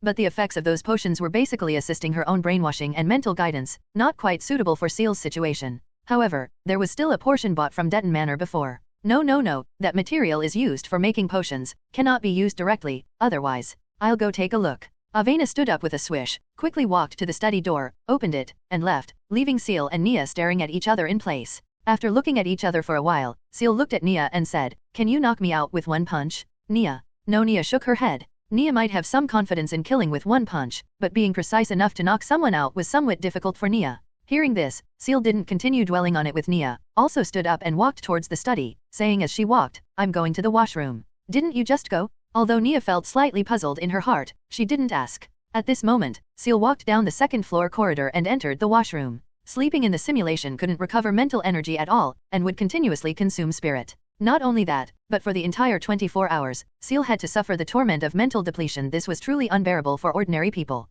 Her simulated self spent almost half a day recovering spirit before starting actions, while her current self had to endure this torment for 24 hours. Honestly, suicide had a higher cost-performance ratio. Anyway, all the information she wanted was obtained now, and she didn't log in with number 0, couldn't continue digesting potions. Asking Ciel to endure such a headache to kill some transcendence for points? Sorry, let others work hard. Coroner Ciel was somewhat allergic to such positive words like effort and desperation. Leaning against the washroom's wooden door, a spider crawled out from Ciel's long hair, perching on her neck. A large amount of spider silk emerged from the spider's back. The spider pulled the silk, continuously climbing along Ciel's head. Soon, a large amount of spider silk covered Ciel's mouth and nose. Finally, the spider carried a small segment of silk and crawled back beside Ciel's neck. Ciel, already holding her breath, took the silk and gently pulled. Without any pain, Ciel, unable to breathe, only felt her throat tighten slightly, then quickly fainted within 4 seconds. Unsure how long passed, a silver light shone before Ciel's eyes. Reality. Holy Year 741, June 25th, 02:00.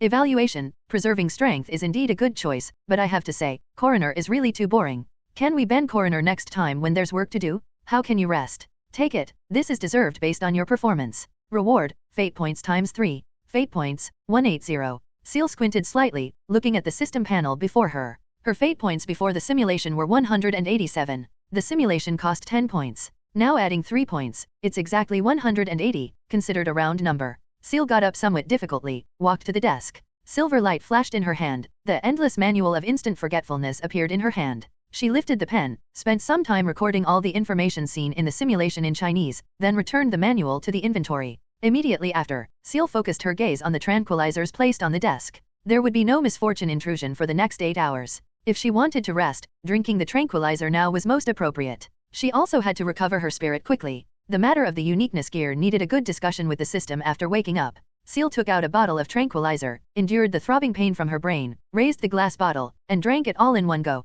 A faint minty coolness traveled down Ciel's throat straight to her stomach, followed by a faint warmth. The drug effect had begun. Ciel stood up, swayed her body, about to walk towards the bed, but the potent drug and weakened spirit didn't allow her to complete this short distance. She fell headfirst onto the wooden floor and passed out. A ray of sunlight shone onto Ciel's face through the gap in the curtains. Her long eyelashes trembled slightly, then her eyes opened. Immediately, a system screen displaying the time appeared before Ciel's eyes. 7 o'clock. 5 consecutive hours without waking up, the effect is quite good. Now Ciel's brain still had some lingering grogginess, but it didn't affect thinking, at most affecting some body coordination. She didn't need to rely on her own body for combat, this effect could be considered negligible. Ciel climbed up from the floor, patted the dust off her dress, walked out of the room, went to the bathroom, wiped the dust off her face, and noticed the mark on her forehead. The spot where she fell had swollen purple. It wouldn't hurt unless touched. After drying the water droplets on her hands, Ciel walked back to her room and checked the endless manual in her inventory. With her current mental state, she could definitely complete everything her simulated self did.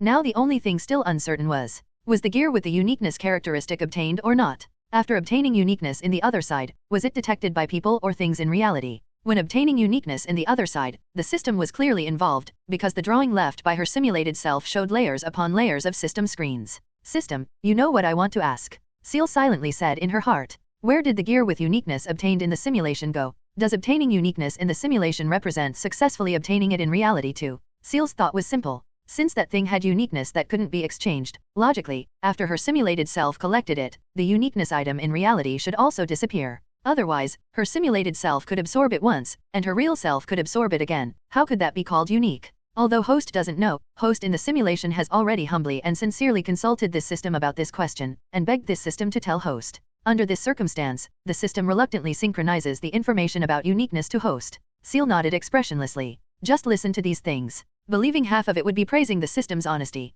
Ciel didn't quite believe her simulated self would beg the system so humbly. threatening was more likely. Uniqueness characteristics of other paths still exist in different simulations. However, these existing uniqueness characteristics cannot be touched or obtained in simulations. Host can still see the appearance, or see and feel its authority, but it's untouchable like a mirage. But the uniqueness characteristics related to Echo of the Silver-White Time Binder, or host, or system, related to the time path, are different from them. Time characteristic uniqueness exists simultaneously at all different time points, and each one is illusory, untouchable. Only after host touches and absorbs it in another timeline will it collapse from all other timelines to the timeline host is in, and become observable, touchable. Of course, if host directly contacts and absorbs it in reality, it's absorbed directly, without the previous tedious steps. Time characteristics uniqueness, and the way this time uniqueness characteristic exists, simultaneously existing in the past, future, present, even any arbitrary time point. Sounds just like Ciel's simulation. However, according to the system, after the time uniqueness is touched and collapsed by me, Ciel pondered for a moment, asking in her mind, when I simulate other times again,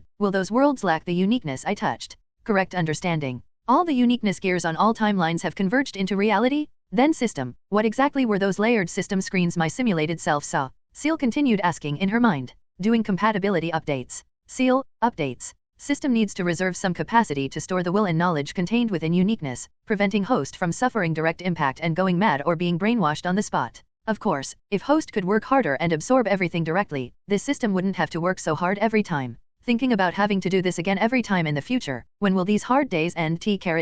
Directly absorbing uniqueness is equivalent to the brain suffering a DDoS attack. Survive it, and you become the master of this uniqueness characteristic. Fail to survive, and you become like that raven, unable to distinguish self, completely mentally deranged. And what the system did was equivalent to establishing a firewall in Ciel's brain, also freeing up a large amount of capacity to store this information that would otherwise directly attack Ciel's brain, allowing Ciel to contact uniqueness without contamination. That knowledge, can I freely access it? Ciel asked.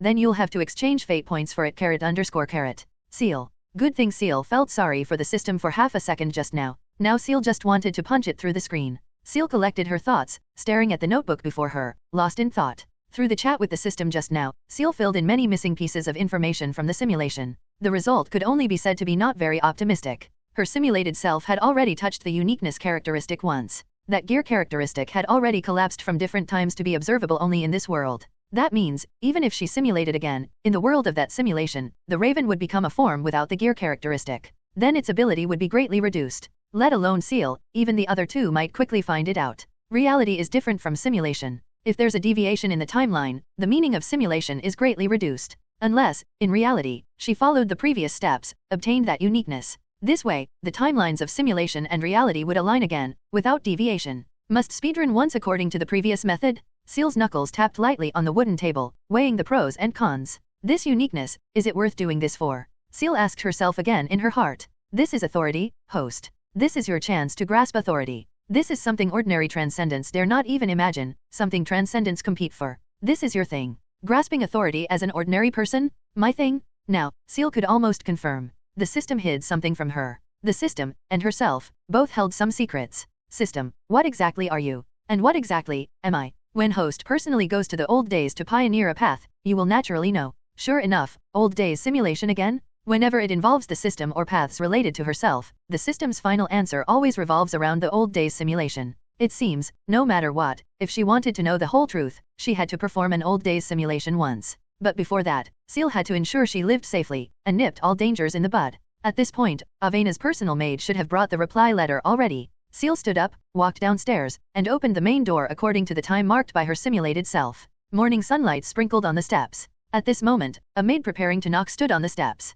Upon seeing Ciel opening the door, her face showed slight surprise and astonishment. Avena's reply letter. Ciel smiled, nodded politely to the maid, reached out to take the envelope from her hand, and said, "Thank you, you're welcome." After the door closed, the maid still stood there stunned. After a long while, she turned back and met the gaze of the other maid. Slight confusion flickered in both their eyes. This Miss Ciel, how is she so proficient? It's like she already knew we would deliver the letter at this time. Ciel walked towards her room while opening the envelope in her hand, looking at the contents of the letter. The content in Avena's letter was almost identical to the condensed version from her simulated self. The only difference was that her real self didn't wake the maid at 2 in the morning to send a letter inquiring about corpses, tailors, and Avena's encountered setbacks in the reconstitution ritual. So Avena's letter this time was basically concerned about Ciel's recent situation and asking why Adele came looking for her with a medical kit. The difference between simulation and reality was that the channels for obtaining information in the simulation didn't need to be repeated in reality, giving Ciel considerable extra room for operation. She opened the system store interface,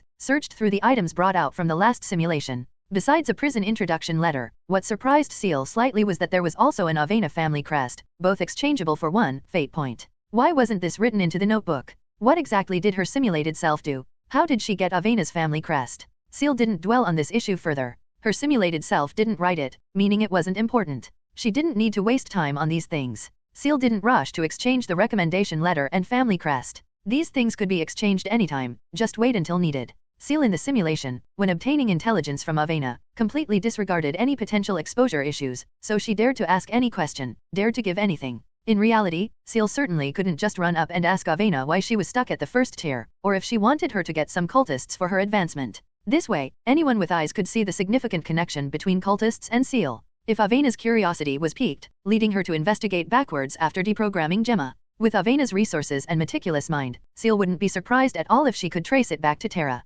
Involving Terra, Ciel herself would likely be exposed to. After all, her next plan required contact with Terra. Now, the simplest way was, without notifying Avena, to let Avena discover the cultist Gemma herself and use her to complete the reconstitution ritual. At that time, just have Terra send a secret letter directly letting Gemma visit Avena's house with Ciel's other side page, under the guise of looking for a hold. Although the other side page Ciel possessed was tattered, Nia could definitely detect the anomaly. She was extremely sensitive to the other side's aura. Moreover, because Gemma was only a second-tier cultist high priestess, Terra didn't need to reveal her identity, just issue the command as a bishop. Gemma wouldn't know which bishop gave the command. Even if deprogrammed, there would be no risk of exposing Terra. This way, unlike the situation in the simulation, in reality, Ciel, the Divine Advent Church, and Avena would be completely separated. Besides Ciel, no one could deduce Ciel's existence from the other party. She could still remain independent of any faction. Of course, the core point of this plan was that Terra, as the intermediary, must be absolutely loyal to Ciel. This loyalty had been verified by Ciel in several simulations.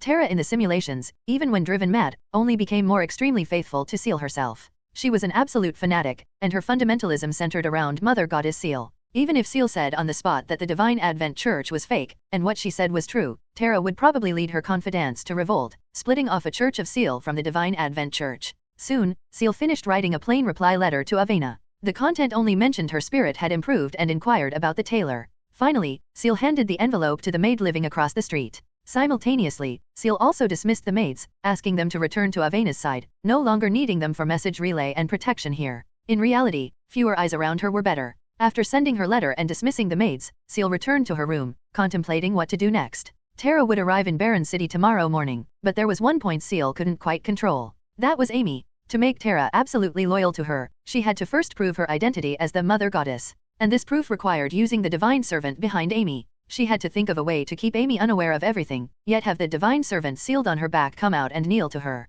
However, Amy and Terra were still unaware of these events that had occurred multiple times in the simulations. Ciel had significant room for manipulation. Ciel really didn't want to use Instigator on her friend. So, if possible, she preferred to keep Amy in the dark. But this matter wasn't urgent yet. In the simulation, Amy brought Terra to find her tomorrow noon, the 26th. She still had plenty of time to think about how to handle this. More crucial now was the matter of the clothing. The female robber in the police station prison couldn't escape. She could use the recommendation letter or family crest anytime to retrieve her from the police station prison and stitch her up. But the clothing matter couldn't be delayed. Materials and accessories for the clothes were hard to find. A slight delay might miss the timing. But the good news was, her meticulous simulated self had attached the tailor's hand-drawn design sketch to the notebook. She already memorized all the clothing dimensions and didn't need to spend energy and time discussing details with the tailor like her simulated self did. Ciel opened the system store and directly opened basic disciplines. As she expected. In the previous simulation, Ciel in the simulation attempted to complete the physician reconstitution ritual but hadn't succeeded by the time the real Ciel entered the simulation. Yet medicine still entered the basic disciplines. Last simulation, Ciel in the simulation did quite a bit of drawing, finally even attempting to draw other side scenes for the real Ciel to see. Therefore, after leaving the simulation, Ciel's basic disciplines gained 2 new disciplines, drawing and tailoring. Ciel didn't hesitate, directly spending 6 fate points to raise both drawing and tailoring to LV.2.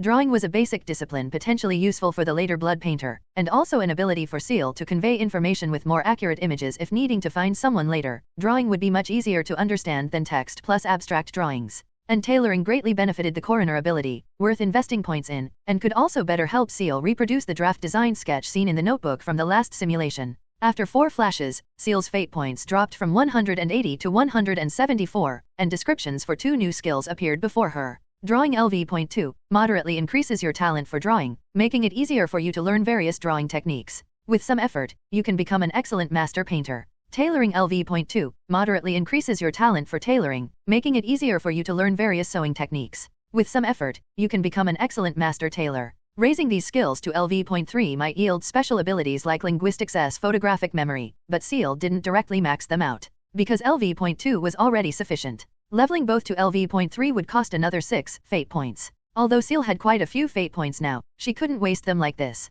The last simulation didn't generate income, so in reality, she had to economize. Ciel took out a flat piece of letter paper, scribbled and drew a bit on the nearby notebook, felt the handling was about right, then directly started drawing on the letter paper with the dip pen. At this moment, Ciel still had zero foundation in drawing and tailoring, but unlike before, she gained extremely high talent. Coupled with her already strong control over body muscles, soon, the prototype of a dress gradually took shape under her pen. Ciel didn't control the brush strokes, the pen tip force almost penetrated the paper. She still used a large number of simple geometric shapes, but the aesthetic appeal was much better than the previous abstract drawings. In less than 15 minutes, a technically proficient front and back design drawing of the garment appeared on the letter paper before Ciel. Seeing no errors in the details, Ciel directly took out another piece of letter paper. After waiting for the ink on the original paper to dry slightly, she overlaid the new letter paper on top. Through the thin new letter paper, a faint projection of the image underneath emerged, like covering it with a mask layer. She clearly hadn't learned drawing, yet these small techniques seemed self-taught. Just a flash of inspiration, and they appeared in Ciel's mind.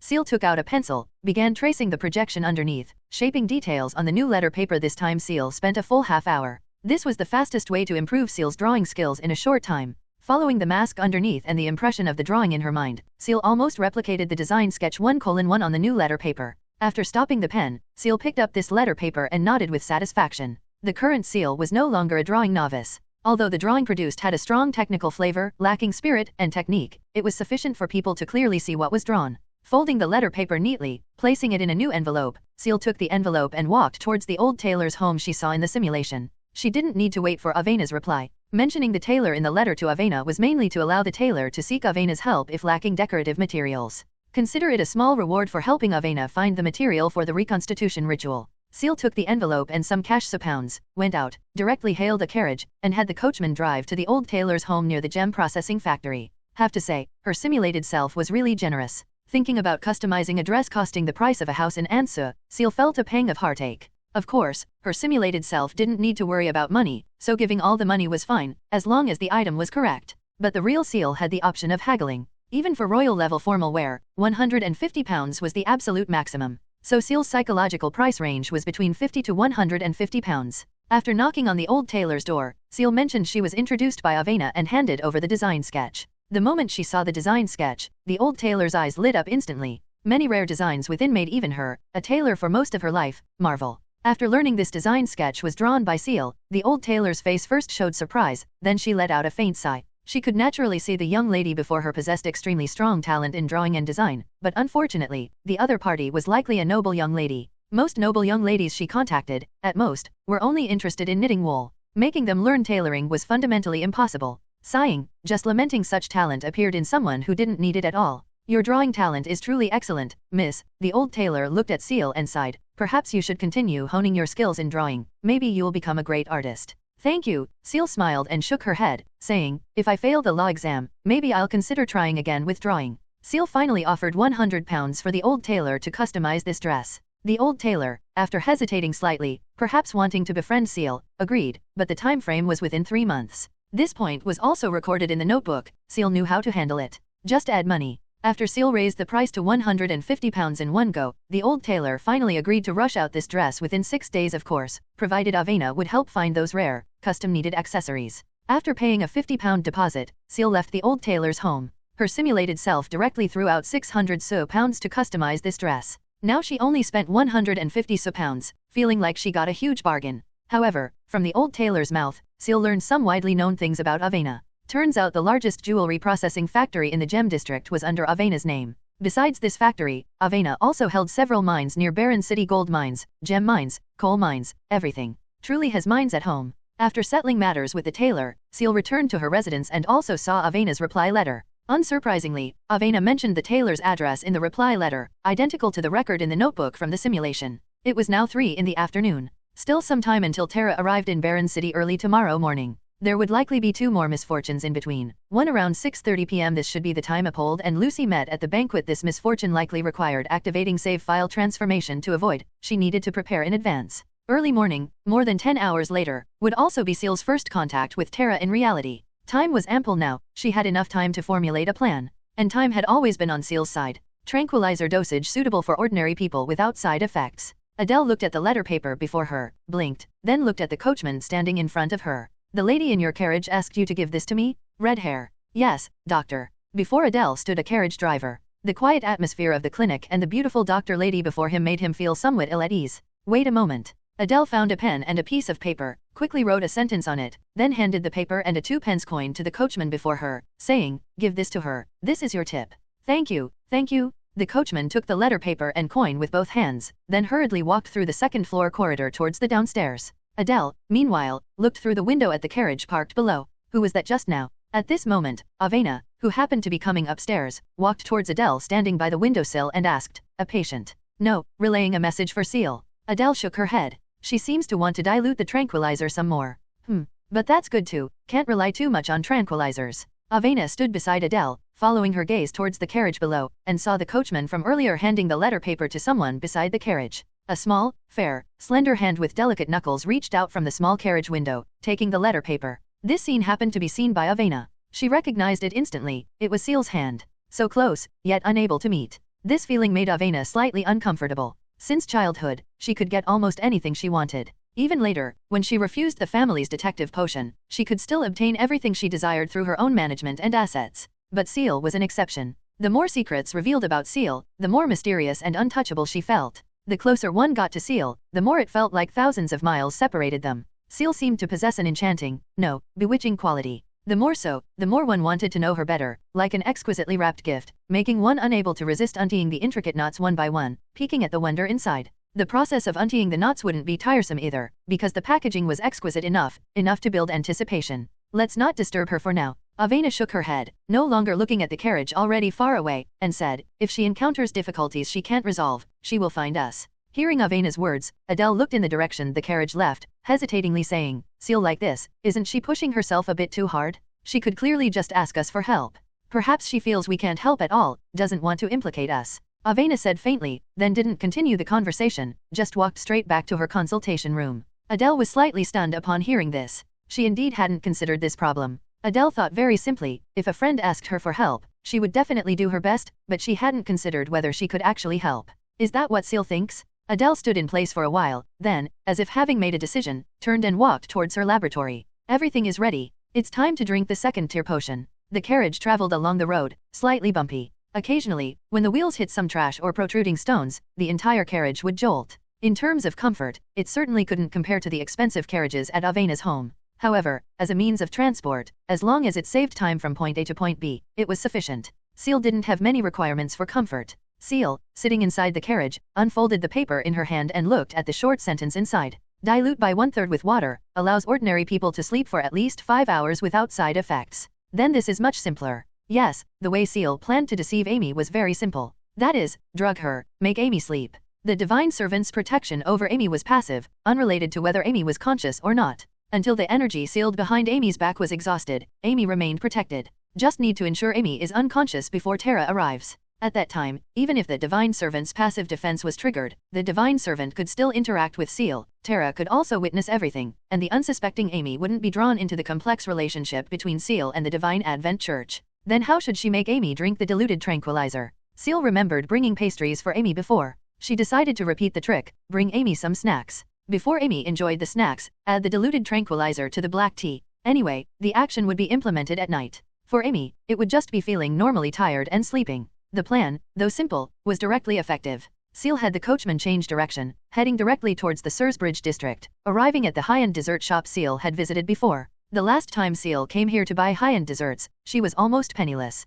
To repay Amy's help in the simulation, she spent almost all her advanced salary, buying 2 portions of dessert, one to thank Amy, and the other, Ciel brought to her sister Lychee. Ciel entered the shop, bought 2 portions of the vanilla pudding Amy mentioned liking before. Soon, Ciel's eyes were drawn to two glass milk bottle-like containers in the glass counter. Inside the bottles were some green beverages, seemingly a mixture of tea and milk, somewhat like milk tea. Of course, the price was definitely not cheap, one bottle costing 2 shillings. But the current Ciel naturally wouldn't meticulously consider the price, completing the mission was the priority. She bought 2 bottles of milk tea drink, then left the shop. After paying the coachman, she carried the gifts, walking alone in the Sursbridge district. There was still some time until evening, and misfortune would strike in between. Ciel didn't rush directly to Amy's house, planning to act after the misfortune passed. Misfortune has no eyes, she didn't want Amy to suffer disaster because of the misfortune clinging to her. But then again, whether it was Amy or Avena and Adele, they all had great luck. During her first simulation, her simulated self didn't figure out the pattern of misfortune. Avena and the others suffered along with Ciel in the simulation.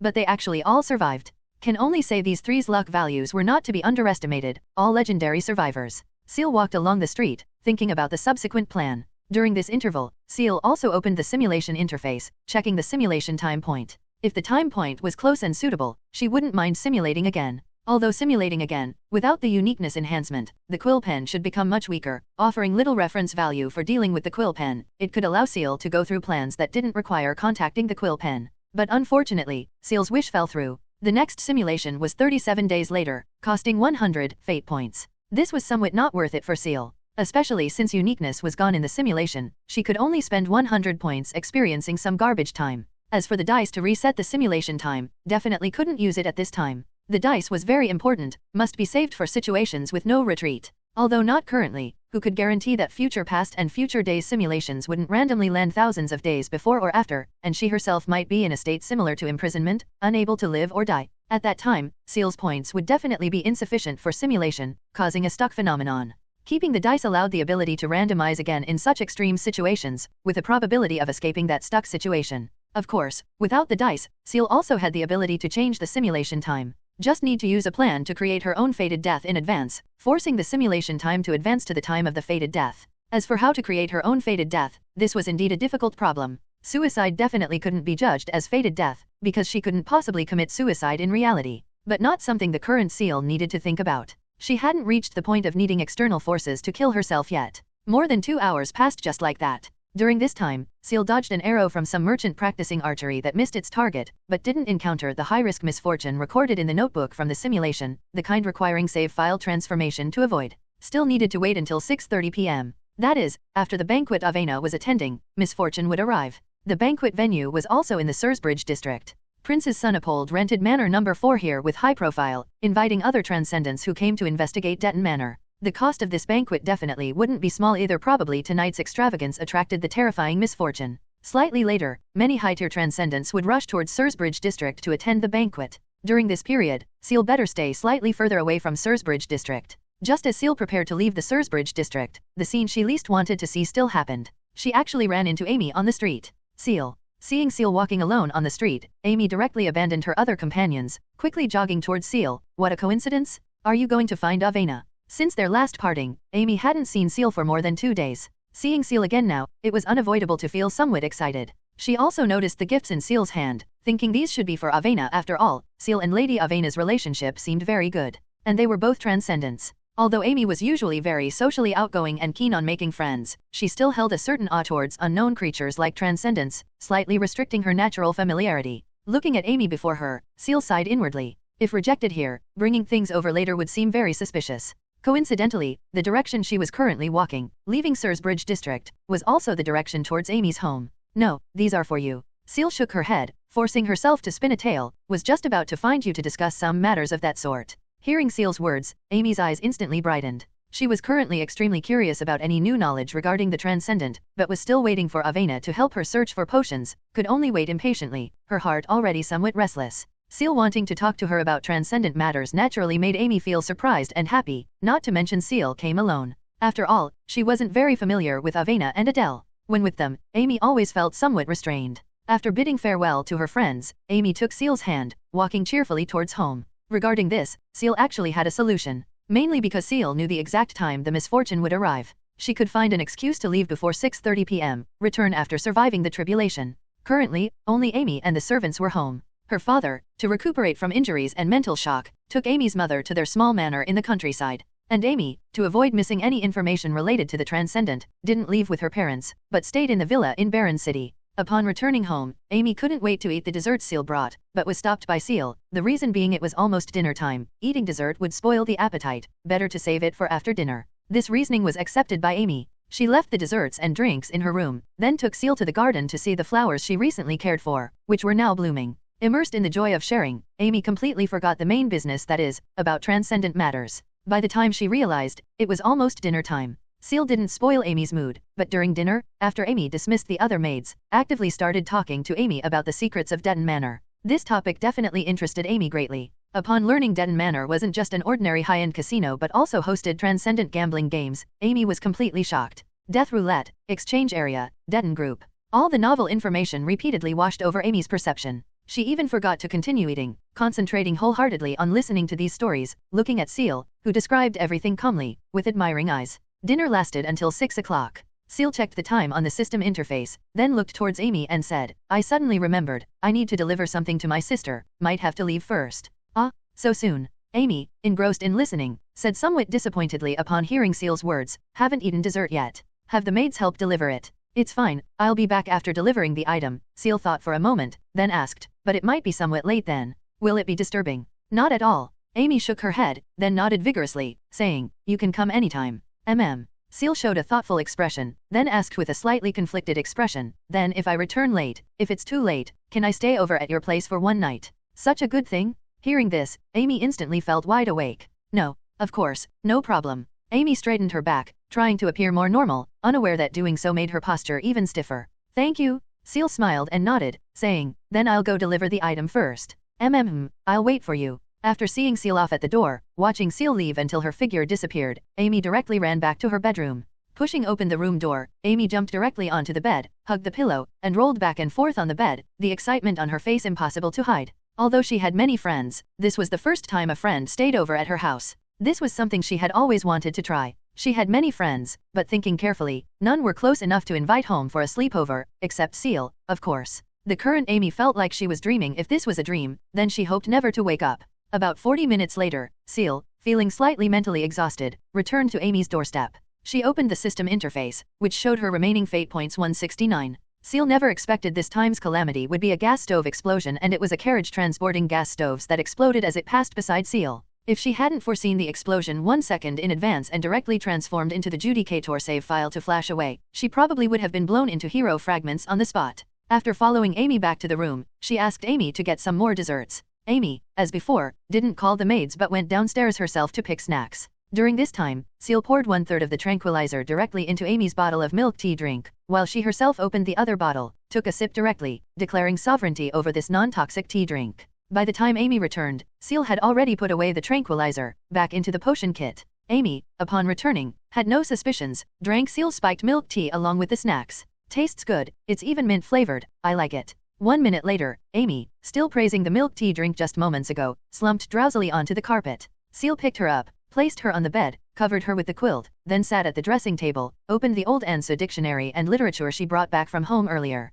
Next, just need to wait for Tara's arrival. "Mother Goddess, where are you?" In the dark alley, a small figure faced the wall blocking the path ahead, slowly closed her eyes, and silently prayed in her heart. This was a prayer she had performed countless times. How she wished for a response, just once. Not long ago, just as she was about to set sail, heading to other continents to develop new parishes, she finally heard a response during her prayer. In that hazy response, it mentioned a place called Barren City, and 2 illusory figures of young women. She could only remember the hair of one illusory figure was approximately red. "This is top secret, must not be revealed, otherwise you will lose your life." This was the final advice the voice gave her. The small figure slowly opened her eyes, a trace of confusion in her dark green pupils. "But Barren City's permanent population is at least 180,000 to 190,000, and that's data from a year ago. Now Barren City is undergoing major industrial expansion, the population is only increasing. Finding 2 young women whose appearances aren't even clear among so many people, and in a region where local cultists were just completely annihilated? This difficulty is comparable to finding a uniquely colored shell in a lake and without being discovered by other fish in the lake."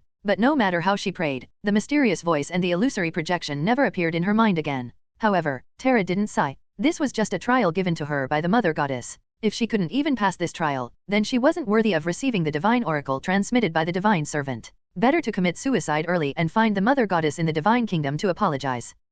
Tara suddenly looked up, towards a certain direction in the distance. The sound coming from there, initially Tara thought it was just whispers or some environmental noise. Because it was too faint, it was difficult to perceive. But after calming down to pray just now, she noticed that sound instead. It was him, calling her over. Tara's figure gradually distorted and dissipated, leaving behind a white afterimage. Soon, the afterimage also merged into the ground, flying close to the ground towards Tara's location. 10 minutes later, Tara stood before a villa. This place is dangerous. High-end districts like this are very likely to have transcendents, or nobles holding sealed artifacts who know transcendent secrets. But as she approached this exquisite villa, Tara became more certain in her heart. This wasn't some trap. Although the whispers were low and mixed, she could increasingly feel a sense of closeness as she approached. This was a sensation only those holding the mother goddess's mark could perceive. There are still believers alive? And a noble? Being able to sense from such a distance, at least a believer holding a bishop's emblem. To survive this major cleansing, they must be an exceptionally skilled transcendent infiltrator. Now even Tara didn't know the situation at the Detton Manor stronghold.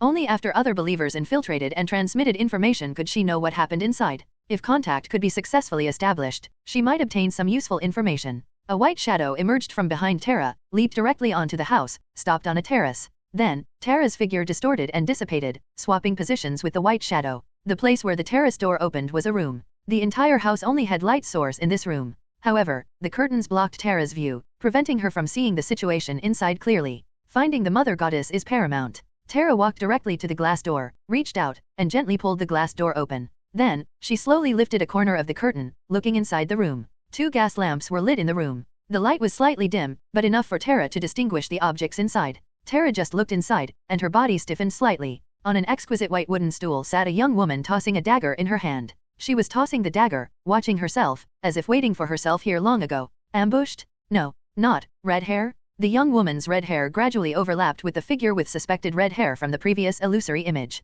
Tara's eyes widened slightly. After seeing Tara, the beautiful red-haired young woman stopped tossing the dagger, raised her hand, and directly threw the dagger towards the bed. Buzz? At this instant, a terrifying buzzing sounded in Tara's mind. On the large bed, a terrifying white figure condensed into shape almost instantly, directly raising its hand to catch the dagger. Upon seeing the white figure, Tara first froze for a second, then instantly became extremely excited, almost screaming out loud. Familiar whispers, intimate aura. Lord Divine Servant? Even though the terrifying whispers already caused double images and hallucinations before her eyes, she couldn't move her gaze away. In the corner of Tara's eye, the red-haired young woman just hooked her finger. The insect wings with white fluorescence unfolded behind the divine servant retracted. Holding the dagger, it obediently walked beside the red-haired young woman, then, knelt down halfway. Mother Goddess. The divine servant respectfully extended its hand, handed the dagger to the young woman, then its figure distorted and dissipated, as if never appeared. And Tara, who had been following the divine servant's movements, her final gaze also rested on the red-haired young woman.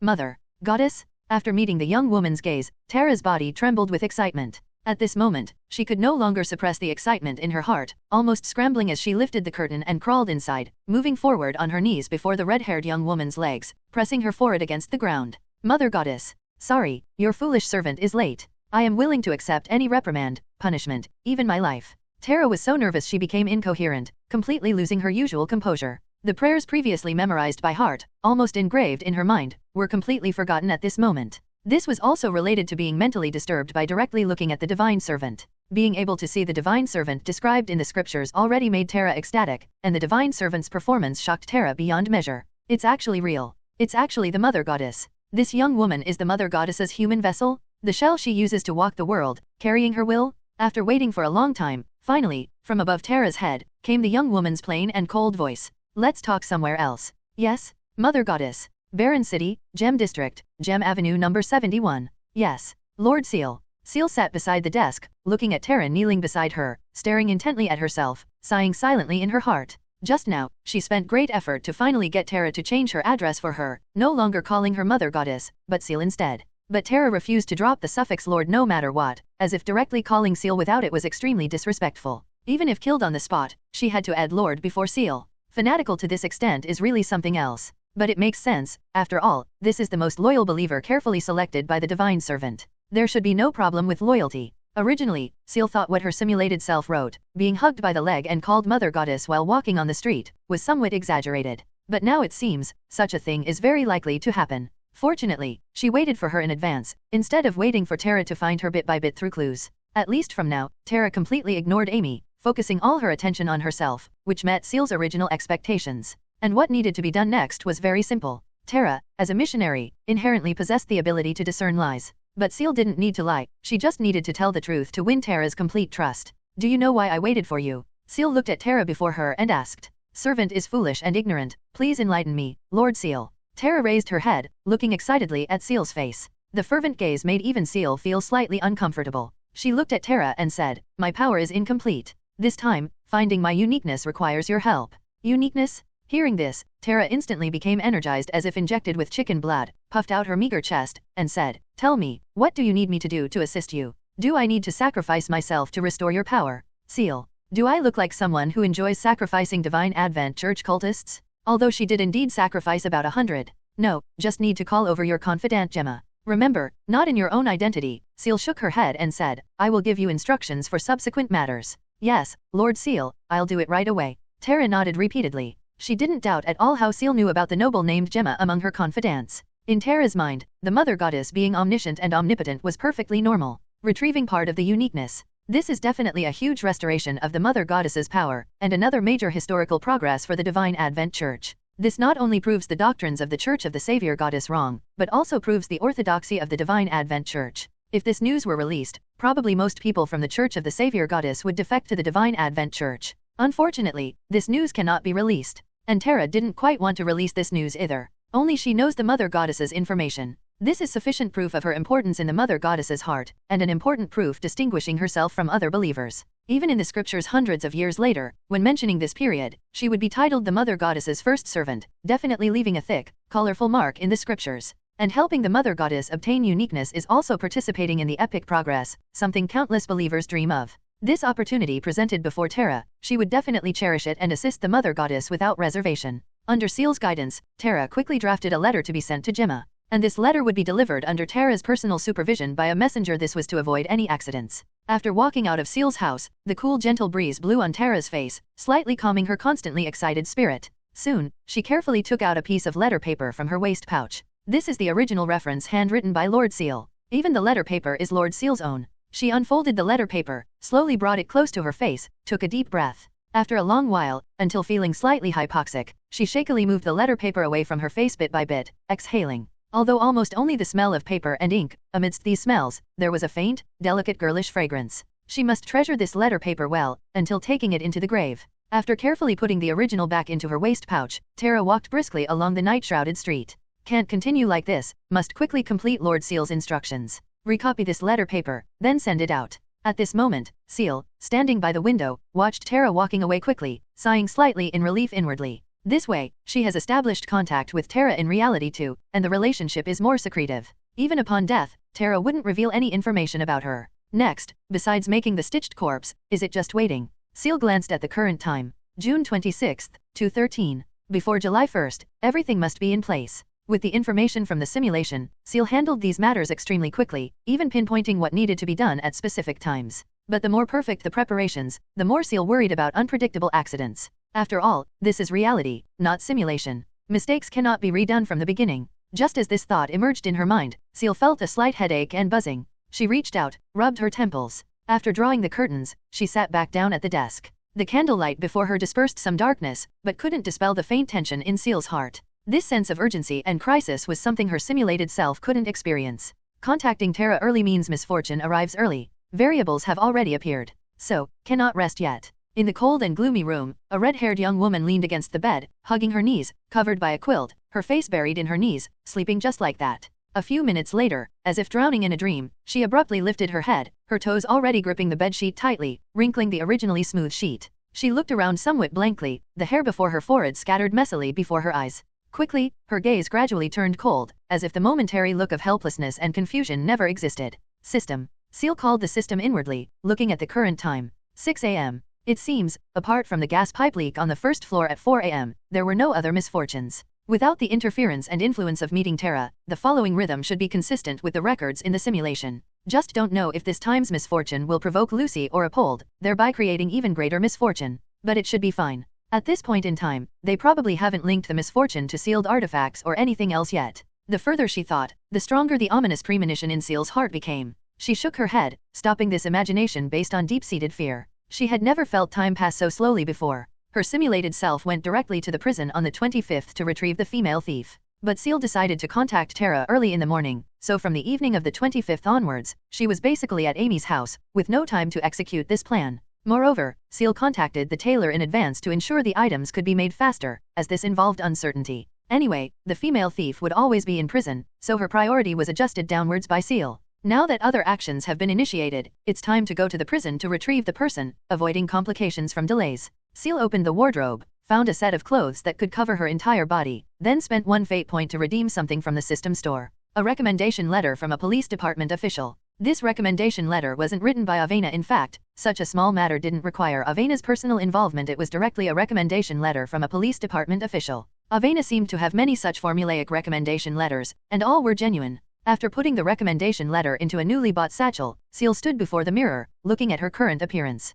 Hair color basically completely covered. Wearing a necklace and bracelet from the Church of the Savior Goddess around her neck and wrist. These were obtained from Tara. She was very adept at disguising herself as a member of the Church of the Savior Goddess. The current Ciel, judging by appearance, looked completely like a believer of the Church of the Savior Goddess. As long as she didn't show her face, walking on the street wouldn't attract anyone's attention. After all, in this city, the Church of the Savior Goddess was the dominant church. There were too many people dressed like this. Ciel actually didn't want to get involved with the Church of the Savior Goddess either, but if she wanted to disguise her identity without causing trouble or getting into fights, disguising as an ordinary believer was indeed the best way. When everything is over, she would naturally go to the Clock Tower Church to donate some money to the goddess, consider it an apology to the goddess. Ciel walked downstairs and opened the door. It was now 6 in the morning, the sky not yet bright. There were basically no people on the street. Occasionally, a carriage loaded with building materials or goods passed by. Those coachmen busy with their livelihoods wouldn't notice Ciel dressed in black by the roadside. She just kept walking towards the Barron City Police Department. About 15 minutes later, she reached the entrance of the police department. At this hour, even the detectives hadn't started work. Except for the people at the entrance and in the underground prison, the entire police department seemed empty. At the entrance, a night watch detective leaning against the wall dozing off was slowly sliding down the wall. A voice directly startled him awake from his sleep. "Yes, sir." The suddenly awakened officer quickly stood at attention, eyes still hazy, already saluting. When he saw clearly it was just a short person dressed in black before him, the initial panic immediately turned into anger. Then, seeing the recommendation letter handed out by the fair hand, the anger on his face quickly transformed into respect. Changing 3 times in 1 second, the Ansu intangible cultural heritage era of face changing. "Don't you need to open it and look?" Ciel asked. "Oh, no need, madam." The guard shook his head, smiling. "If you need to bail someone out, just tell me." The guard had seen such recommendation letters many times. Just by glancing at the envelope, he knew the contents inside must be exactly the same as before. If you really took the letter to the superior who wrote it to verify its authenticity, he would instead blame you for being tactless. He had sent out so many favor letters in exchange for money. How could he remember who this one was for?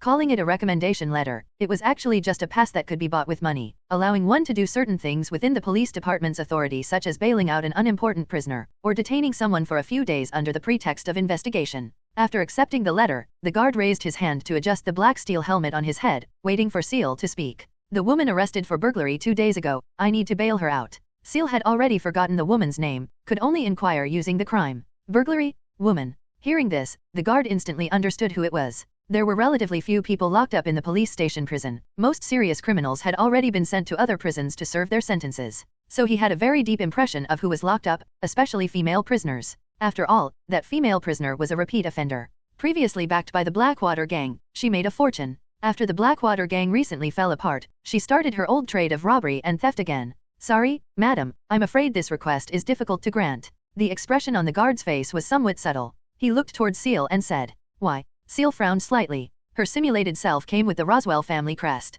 Unless absolutely necessary, Ciel didn't want to exchange Avena's family crest for this matter, as she couldn't explain the crest's origin to Avena. "She's already dead," the guard shrugged, saying, "Just a few hours ago, drug addiction flared up, scratched her own neck open. By the time we found her, her body was already stiff. Dead? Just last night?" The sudden turn of events made Ciel frown slightly, but she didn't lose her composure, directly asking, "Then where is her body?" "Still in the cell, just waiting for someone to collect the body. After all, keeping it here is quite unlucky." The guard's face was full of disgust, seemingly genuinely uncomfortable about a prisoner dying within the police station. After all, this was an era where even autopsies were considered vulgar by detectives. People still held some taboos regarding corpses. No need to find someone to collect the body. Ciel felt slight relief inwardly upon hearing the body was still there, saying, "Just let me take it away directly. I will handle her funeral ceremony." "Oh, Are you her acquaintance? Of course, no problem. The guard nodded repeatedly. He was certainly very willing to get rid of the body sooner. The guard led Ciel to the underground prison, opened one of the cells.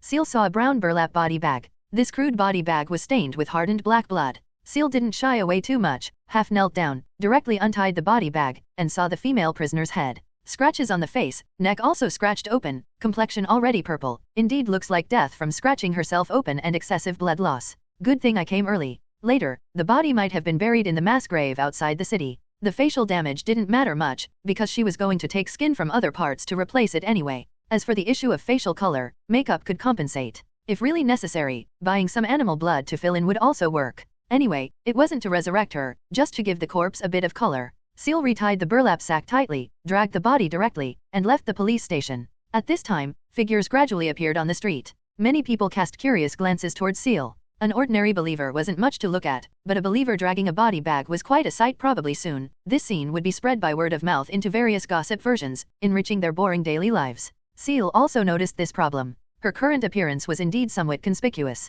Realizing this, Ciel dragged the body bag into a dim alley. At this time, the sky had only turned a faint lake blue, no sunlight had shone down yet. The alley remained extremely gloomy. No 4. A silver light flashed. Ciel's fate points decreased from 168 to 163. She directly spent 5 fate points transforming into the coroner save file in advance. Ciel half knelt beside the body bag. A strange, flesh-colored spider crawled out from the shadow of her cloak, crawled along her clothes to the back of her hand, then jumped onto the body bag, bit through the sack, and directly crawled inside. In the quiet alley, came a teeth-grinding sound, like tiny rodents gnawing on a skull. Soon, the body bag before Ciel began to twitch. She reached out, directly untied the rope binding the body bag, opening the mouth of the bag. A stiff, pale hand, almost purplish, reached out from the body bag, pressing onto the ground. Footsteps sounded from behind. Ciel quickly stood up, turned around, walked towards the alley entrance, brushing past the newcomer. And behind her, the long-dead corpse, now slowly stood up in the darkness, supporting itself against the alley wall. In its hand, it held the body bag that previously contained itself. Thump. The shoulder of the man walking into the alley collided with the corpse. The man's steps faltered. He seemed not to notice someone else standing nearby, turned his head, and quickly said, "Sorry, this, madam." By the dim morning light at the alley entrance, he could see the woman's silhouette. But somehow, he felt the woman's movements were somewhat strange. But before he could think further, the woman completely ignored him, just swayed slightly, supporting herself against the wall, walking towards the alley entrance. Hungover? So strange. The man scratched his head. Seeing the woman didn't pursue the matter, he directly turned around and continued walking deeper into the alley. What he didn't notice was that his white shirt, when colliding with the woman just now, had already been stained with a patch of dried blood. Ciel, carrying the corpse, rushed back to her room, almost at a jog, before the sun fully emerged. After placing the corpse in the living room, Ciel went out again with money to buy some simple suturing tools and large pieces of cheap cloth, finally returning home again. Ciel spread the purchased cloth on the larger dining table, then summoned the corpse, letting her lie on the waste cloth. Before the coroner effect ended, Ciel cut off the corpse's clothes. Without time to clean the bloodstains on her body, she began disassembling and suturing at the fastest speed possible. The corpse didn't need to worry about any infection issues, so Ciel's crude tools wouldn't affect the suturing result at most. The facial sutures would be slightly more obvious. After all, this era didn't have things like cosmetic sutures. Achieving truly hidden sutures was unlikely. She could only make it look somewhat human. In the simulation, Ciel had already seen the portraits and prompts given by her simulated self in the simulation notebook. So this time, when suturing, Ciel's speed was extremely fast. Originally, her simulated self, still exploring, used 2 save file transformations, meaning 1 hour to completely finish suturing the corpse. But the real Ciel knew in advance which piece of skin or muscle to cut, how much bone to shave off to make the final product closer to the appearance of the woman in the quill pen's impression. Plus, with the tailoring LV.2 skill in hand, her suturing speed was quite rapid. Soon, Ciel completely disassembled and reassembled the corpse's face, and in the last few tens of seconds, completely sealed the corpse with spider silk. The moment the spider web enveloped the entire corpse, Ciel took a few steps back, looking at the corpse wrapped like a mummy before her. Done. A silver light flickered on Ciel. Her black and blue long hair was covered again by red, the dark purple in her eyes quickly faded. Ciel looked at the corpse before her, dragged it into the cabinet under the kitchen counter to hide, placed all the tools on the dining table, finally took off the blood-stained long robe she wore, also placing it on the dining table. Finally, she used the waistcloth spread on the dining table to wrap everything together, packing it into a bundle, like kitchen garbage, placed beside the trash bin. These things just needed an opportunity to be disposed of later, burned and buried, or simply sacrifice an inexpensive transcendent item, throwing these things in when the other side gate opened. Thinking about it, the other side is quite convenient for disposing of such garbage, and almost impossible for anyone to trace, just don't know if it can be thrown in. After handling everything, Ciel went to the washroom, washed her hands clean, then leaned back on the sofa, feeling slightly exhausted. The smell of blood lingered in the living room, impossible to dissipate. This cozy little house, originally rented to live with her sister, now completely lacked any cozy feeling. Save file transformation also consumed Ciel's spirit. She leaned back against the sofa, closed her eyes, preparing to sleep for a while, not wasting any time that could recover spirit. For the current Ciel, sleeping had changed from enjoyment and relaxation into something like a task. About half an hour later, Ciel opened her eyes from her light sleep. Now, everything she could do was done. The only thing Ciel could do was wait, and pray. No, what she could do wasn't just this. Ciel remembered the scene from the previous simulation. At that time, her simulated self very clearly left such a condition. If Ciel completely obeyed the misfortune rules, she would also gain benefits. If she actively maintained calm daily life, Ciel would receive luck. But if she deliberately created a calm daily life now, is it still possible? Her simulated self back then had absolutely no contact with transcendence, even brought her sister to the house, and found a job. If calculated at the fastest rate, Terra should return to Baron City tomorrow. At that time, she would have to contact Terra again. Thinking of this, Ciel shook her head. The incident of the female thief dying early this time served as a warning to Ciel. Any action different from her simulated self could potentially cause butterfly effects, whether serious or minor. Ciel decided not to perform unnecessary operations that her simulated self didn't perform last time. Finally, Ciel decided to go upstairs, picked up the books Avena sent over before, began reading them, and when tired, started trying out drawing. Now, whether learning or drawing, both could let Ciel temporarily forget the mental fatigue, allowing her temporary relaxation, like stepping into a comfort zone. After all, in the 3 years before the simulation came, Ciel lived like this too: study, life, point A to point B. Just like that, on the second day, the evening of the 27th, Terra knocked on Ciel's door. Knock knock knock. Lord Ciel. Ciel, standing behind the door, heard the familiar voice at the entrance, then directly opened the wooden door, letting Terra straight in. After Ciel closed the wooden door, Terra, dressed in casual clothes, wearing a round-topped small beige hat, directly half-knelt before Ciel, lowering her gaze, and said, "Lord Ciel, I have completed the task you assigned. The letter was delivered under my full supervision." Gemma had no suspicion. Just now, she has already gone to visit the Roswell family residence. At this moment, Terra's small nose twitched slightly, seeming to detect a faint unusual smell, but didn't ask. "This is the smell of blood and corpses?" "Good." Ciel nodded. Then, there was nothing more for Terra to do. Just as Ciel was about to find an excuse to send Terra away, Terra spoke again. "Lord Ciel, do you still need sacrifices? I can go get some more for you." Terra looked up, towards Ciel's face, continuing, "Letting myself be the sacrifice is also fine." Actually, Terra's heart was also somewhat conflicted at this moment. Not because her faith was shaken, but because she was slightly divided between her spirit ascending to the divine kingdom after death to serve the Mother Goddess, and staying in reality to serve the Mother Goddess's human vessel. If the Mother Goddess wanted her to sacrifice herself, she certainly wouldn't hesitate. But at the same time, Terra preferred serving the Mother Goddess's human vessel nearby. Does this count as betraying the Mother Goddess? Terra struggled for a moment, then quickly gave up thinking. One side is the Mother Goddess's supreme spiritual kingdom, the other is the Mother Goddess's flesh body. Both sides are the Mother Goddess, same thing. Just that she prefers the Mother Goddess's flesh body a bit more. This doesn't count as betrayal. At this moment Ciel, hearing Terra's words, felt slightly speechless. Ciel knew Terra was somewhat sensitive to smells. The smell of corpses and blood definitely couldn't be hidden from her. But Ciel didn't expect Terra to link all this to blood sacrifice again, making herself seem like some kind of murderer. "Did you forget what I told you?" Ciel said calmly. "Sorry, Lord Ciel." Terra quickly lowered her head, whispering, "Please forgive your foolish servant. I shouldn't have mentioned anything about things. Please punish me, Lord Ciel." Terra is willing to accept any punishment. Saying this, Terra drew the ritual carving knife from her waist, held it with both hands, and offered it towards Ciel. This person, could she be a masochist? Ciel looked at Terra kneeling before her, somewhat speechless. Why does she ask for punishment at every turn? Why do the Divine Advent Church members she encounters seem to have strange fetishes? But it makes sense. Ascetics, or rather, fanatics, are basically no different from masochists. Impossible to understand their thinking with common sense. If she really used the carving knife to cut Terra once, maybe Terra would be ecstatic, use a transcendent item to preserve the wound, preventing it from ever healing, treating the wound given by Ciel as a medal. Thinking carefully, this really seems like something Terra would do. Just find a place to settle down. Remember, stay far away from me. Ciel thought for a moment, then continued, "Do not take any action until I notify you." "Yes, Lord Ciel." Terra immediately agreed, but judging from her tone, she seemed slightly disappointed. Just don't know if the reason for disappointment was that she didn't cut her, or being driven away by her. After Terra left Ciel's house, Ciel returned to her room, continued reading books, and incidentally started waiting for Avena's reply letter. Just don't know if Avena would be suspicious. just happened to lack a brainwashed second tier to complete the ritual, and a brainwashed second tier cultist delivered themselves to the door, almost in a form of surrendering without resistance. This is like getting a pillow when sleepy. With Avena's suspicious nature, she would definitely feel this matter wasn't simple, just don't know if she would suspect Ciel. Studying, resting, timing the elimination of misfortune. Ciel spent another 2 days almost formulaically. Time arrived at the 30th. On this day, 2 pieces of good news arrived. 1. The clothing was finished, now delivered into Ciel's hands, and Ciel also paid the remaining balance. And the other was Avena's early advancement. Missing 2 wrong attempts, Avena advanced to Tier 2 more smoothly, removing Gemma's cultist brainwashing. However, Terra left a failsafe in Gemma's memory.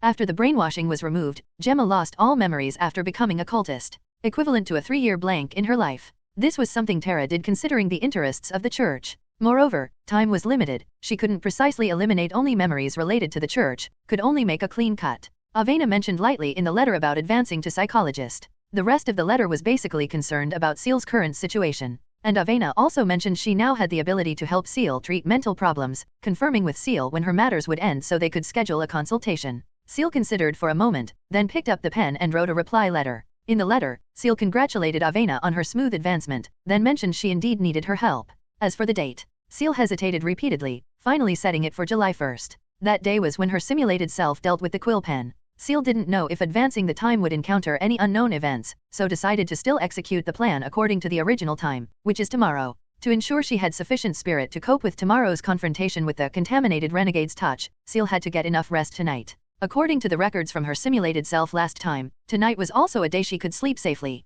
But Ciel wouldn't actually sleep through the whole night directly, instead diluting the tranquilizer into 3 bottles, sleeping in 3 segments, avoiding any accidents in between. Clothes, corpse, Avena for cleanup, everything was ready. After drinking the diluted tranquilizer, Ciel's mind began repeatedly replaying the steps drawn by her simulated self, continuously strengthening the impression, imagining the scene, then falling asleep under this condition. This was something she had been doing these past few days. Moreover, sleeping like this would likely let her experience a small segment of the dream within the nightmares she frequently had recently, although most times the dreams were very distorted and abstract. Besides recovering slightly less spirit, doing this had no disadvantages. After sleeping intermittently for 3 rounds, Ciel could no longer fall asleep. Early morning, before the sky brightened, she had already used the purchased burlap to wrap the corpse from the net, dragged the corpse towards Clock Tower Alley. Ciel deliberately took a large detour, bypassing all places where Church of the Savior Goddess members might appear, especially staying far away from the location of the Clock Tower Church, finally arriving at the abandoned factory building that was never completed. Terra had already scouted the vicinity for several days under Ciel's command.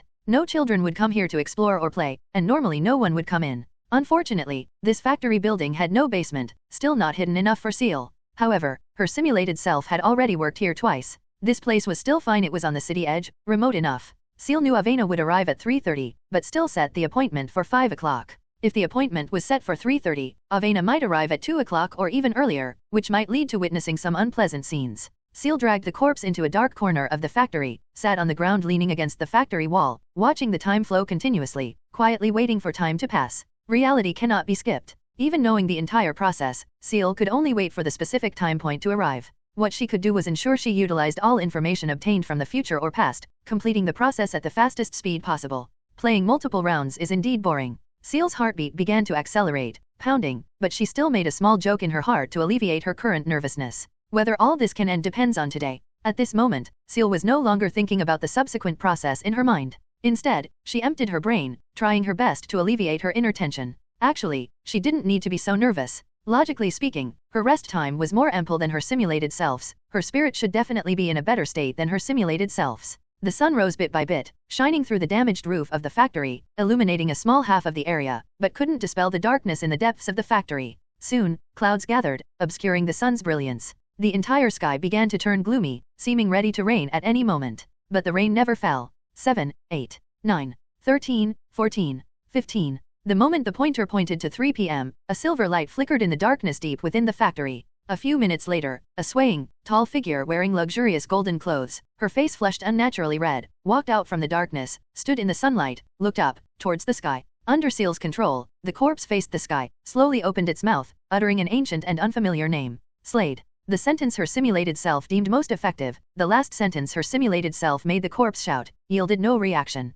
Ciel, already transformed into coroner, showed no panic towards this unexpected situation. Before things began, tension still existed in her heart. Success or failure hinged on this moment. The closer it got to this life or death juncture, the calmer Ciel became. Ciel cut open her left wrist with a small knife, letting the blood flow down her fingers, drawing the pattern of a blood array on the ground. Simultaneously, Ciel controlled the corpse with divided attention, starting from the beginning, repeating the words her simulated self tried. Perhaps it wasn't the last word that completely awakened the quill pen's memory. These preparatory steps were also extremely important. A raven circled above Detton Manor, outside Baron City. The huge shadow cast by its body covered a large area below. In its cold gaze, a woman with long brown hair walked out of Detton Manor's entrance. She held a rust-colored coin in her hand, seemingly attempting to walk out of Detton Manor. The moment she stepped into Detton Manor, the raven shadow swooped down. It stopped on the outer wall of Detton Manor, watching the woman, and the entire raven shadow seemed to cover the woman. But the woman, as if unable to see the raven shadow, picked up the coin on her own, slowly raised her hand, and flicked it.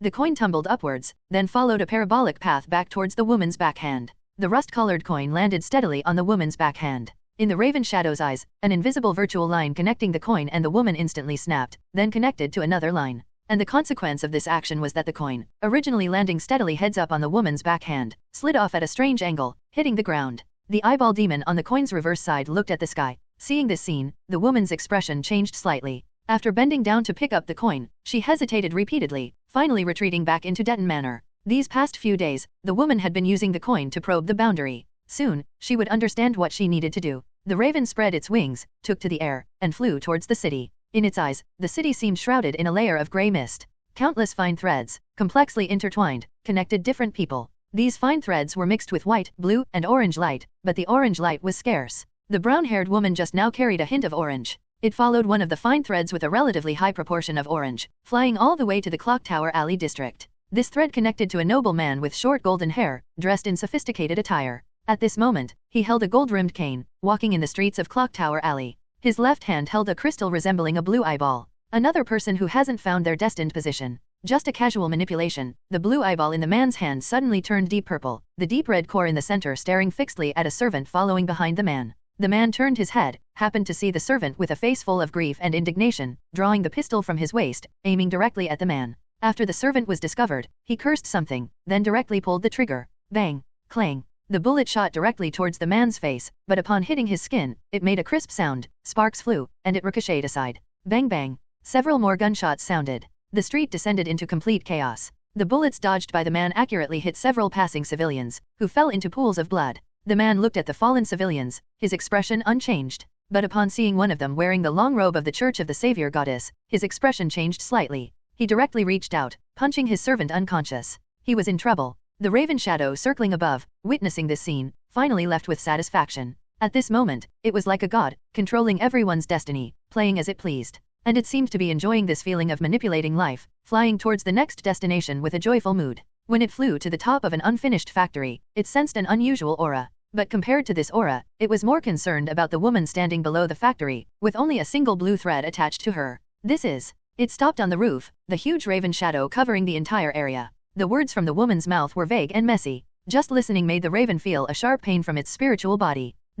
What? I am the omniscient and omnipotent God. How can I not understand what she is saying? Impossible. I am God. In the raven's pupil, the silver gear turned slightly. Instantly, a large amount of memory flooded into its mind. I knew it. I definitely know. The huge raven shadow instantly spread its wings, but soon, both the raven and the huge shadow froze. Because this time, it truly understood. And after understanding, those mortal memories it deliberately sealed away were also tearing open their self-confinement, flowing out bit by bit. From now on, let's call you Slade, okay? No special meaning, just rolls off the tongue. Slade. The woman, in the half-exposed factory interior, under the gloomy sunlight, seemed to be performing a bizarre one-person stage play, even without any audience. But her performance was tearing open the raven shadow's self-sealed memories bit by bit. Professor, look, I can also grant life. Can I graduate now? Woo. Slade, your ink is too expensive. Can't you produce ink yourself? The huge raven shadow convulsed and twisted. Standing on the top, it just glanced at the woman's face, and its entire spiritual body seemed to suffer a heavy blow. More memories were released in its mind. Knowledge, memories, experiences. Large amounts of thoughts collided within its head, almost like sharp explosions erupting beside its ears. But it still stood there stunned. Hallucinations began appearing in its eyes. The dilapidated factory before it seemed to transform into a magnificent palace hall. And the golden-haired woman sat on the steps covered with red carpet, saying something to the raven shadow in her hand. Suddenly, the woman's movements stopped stiffly, as if a preset clockwork doll lacked the next program, starting the next program instead.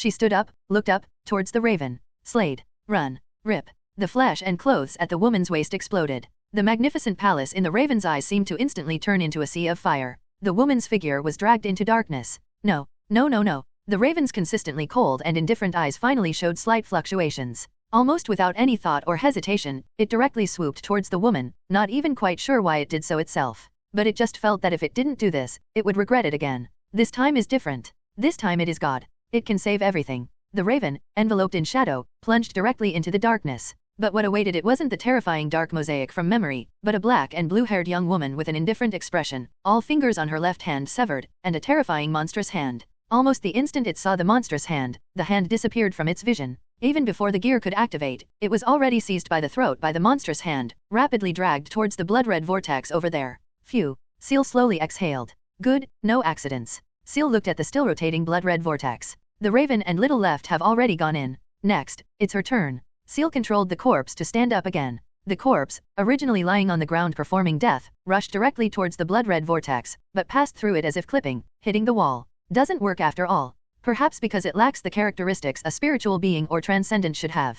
Or perhaps its inspiration hasn't reached a certain level to enter. Ciel didn't conduct more experiments. These were irrelevant matters. More important things awaited her completion. Her left hand continued bleeding, replenishing the blood-red vortex. She stepped across the blood array, extending her right hand towards the blood array. A monstrous hand emerged from the blood thread vortex, grasped Ciel's wrist, and dragged her directly into the vortex. Spiritual alarms sounded frequently in Ciel's mind. A large amount of grey mist enveloped Ciel's vision. Everything in the surrounding factory began to distort. Within the mist, countless terrifying monstrous dark shadows stirred, approaching Ciel along with the continuously obscuring dense fog. Without a single moment for Ciel to hesitate, she quickly rushed towards the raven, eroded by the other side, currently standing stunned in place. Old Ansu, impossible. I am God, impossible. It seemed to sense something approaching it in the mist, but before it could react, a hand already reached towards its pupil. The moment the hand reached over, the raven felt bursts of intense heat erupting from its eyeball. Large amounts of spirit, spiritual body, and knowledge were frantically stripped from its spiritual body,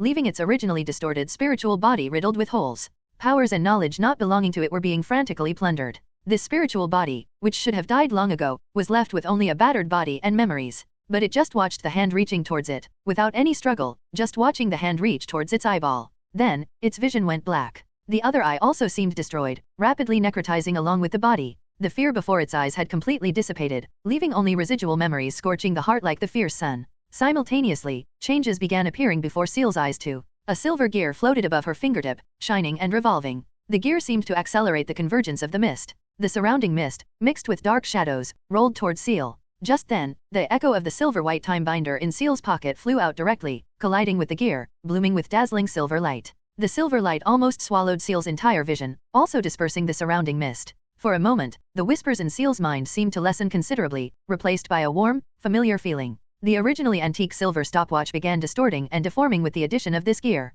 The originally simple appearance began showing complex carved imprints. At the center of the watch face, a gear was gradually forming, slowly revolving. Go. Amidst the expanse of silver-white light, a system screen appeared before her eyes, but vanished after just a flash, yet still allowing Ciel's thoughts to start turning again. Little left? The moment it sensed Ciel's thought, Little left leaped up directly, grabbed Ciel's back collar, and flung her directly towards the gradually shrinking blood thread vortex. Thump! Ciel's figure was thrown out of the blood-red vortex like a rag doll, tumbling rapidly several times on the ground before slamming heavily against the factory wall, making a huge noise. This violent impact also caused Ciel's figure to start flickering. The original black and blue hair rapidly lost its color, reoccupied by red, deactivating the transformation state. Simultaneously, in the Ansu Church of the Savior Goddess, a saintess with tightly shut eyes suddenly opened her eyes, filled with shock and disbelief. She quickly stood up, leaped down from the holy platform, didn't even have time to put on her shoes, and ran towards the Pope standing at the entrance talking with an archbishop. Your Holiness? Something's wrong. A deity of one path has already retrieved part of the uniqueness.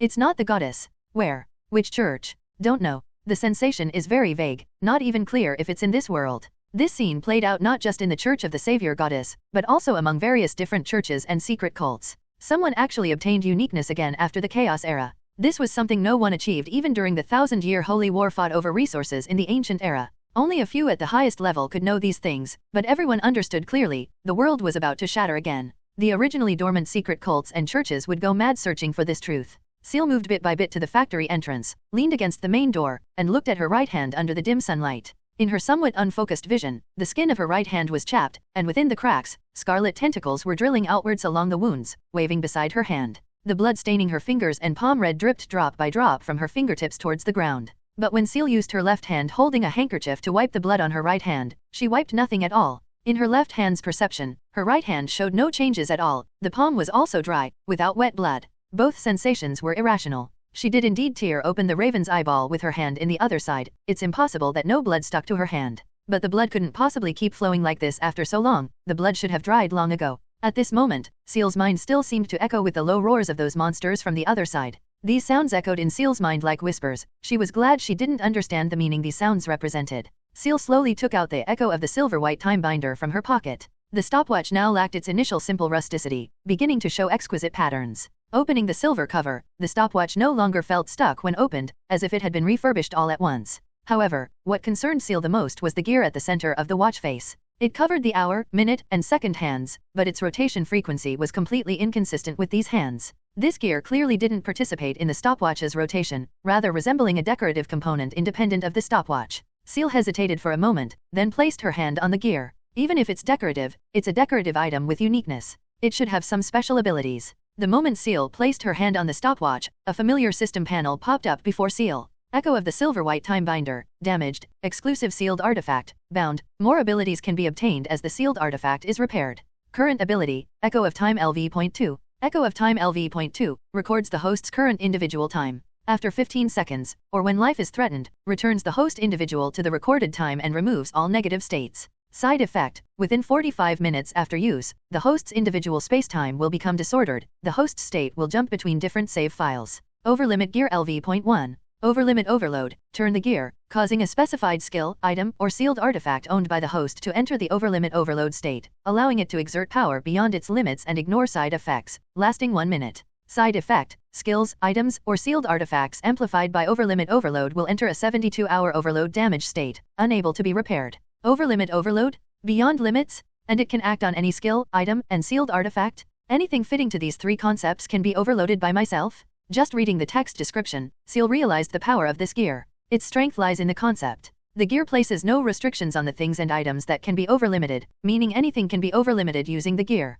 Just don't know how this owned is determined. If only items redeemed from the system store count as owned, then the item Ciel can use would be greatly limited. Ignoring item, skill, sealed artifact type, overloading without upper limit. If what she held was already a high-tier item or high-tier sealed artifact, overloading it again would let it break the upper limit. Most importantly, during that 1 minute, the side effects of those items, sealed artifacts, and skills are ignored. If paired with specific powerful sealed artifacts or skills, Ciel essentially possesses 1 minute of unrestrained, frantic attack time. Considered a powerful hand card. As for other uses, only her future self can slowly develop them. So that Raven relied on this overload to exert power beyond its own strength, summoning meteors. A throbbing pain in her brain made Ciel temporarily stop reviewing previous events. Just as Ciel was about to watch the system time count down to calm her spirit, she heard the sound of urgent footsteps. Ciel. Hearing this familiar voice, Ciel, leaning against the door, relaxed her spirit directly. Just a slight slackening of spirit, and she fainted immediately. Before falling and losing consciousness, Ciel felt a soft embrace. So hot. Ciel, unconscious, felt a stuffy, scorching heat all over her body. This feeling made her head increasingly dizzy, the splitting headache making her wish she could just smash her own skull for complete release. Unsure how long passed, when a cool sensation came from her brain, the agitated emotions in Ciel's mind gradually disappeared. This change was also reflected in Ciel's expression at this moment. Her originally tightly furrowed brows gradually relaxed. Avena, kneeling on the ground, had fine beads of sweat on her forehead. Her lips trembled constantly, her face deathly pale, as if frightened by something. At this moment, Ciel lay before Avena, her head pillowed on Avena's soft thighs, eyes tightly shut. After another 10 minutes or so, Ciel's eyelashes trembled slightly. She slowly opened her eyes, seeing Avena currently placing both hands on her forehead, her expression unusual. Compared to before, the swelling and dizziness in Ciel's head had subsided considerably. Even the volume of the whispers had noticeably weakened. Ciel slowly raised her hand, grasped Avena's slender wrist, and bit by bit moved her hand away from her forehead. Psychologist wasn't a path suited for combat. Avena's physical strength couldn't compare to Ciel's at all.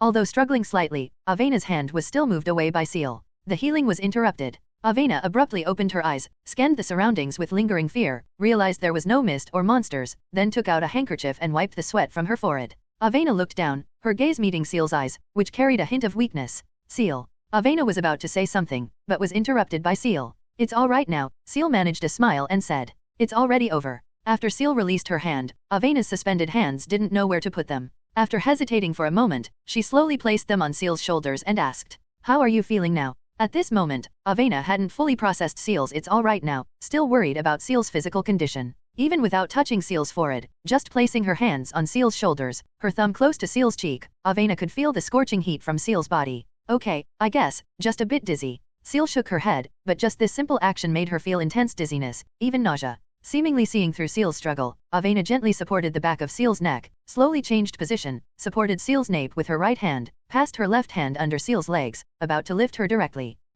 Avena, just preparing to lift Ciel in a princess carry, froze slightly when preparing to stand up. Although Ciel's body was very light, Avena surprisingly couldn't lift Ciel directly at once. Avena didn't know how to directly carry someone lying down on her back. Lifting face to face by the buttocks seemed somewhat inappropriate. For a moment, Avena didn't know what to do. However, this slight delay also allowed Ciel to recover somewhat from the dizziness. She propped her hand on the ground, attempting to stand up. Seeing this, Avena quickly supported Ciel's shoulder, helping her stand up bit by bit. "Ciel, hold on a little longer, the carriage will be here soon," Avena said softly. "Carriage?" Ciel's slightly muddled mind imagined the bumpy picture of sitting in a carriage. Riding a carriage now might really kill her. "No carriage," Ciel said slowly, "can you help me walk home?" Home? Where? Her own home? Or the house Ciel rented on Gem Avenue? No matter where, it wasn't a place the current Ciel could walk to. But there was another place Ciel could manage to walk to. North-South Stone Street. Avena asked tentatively.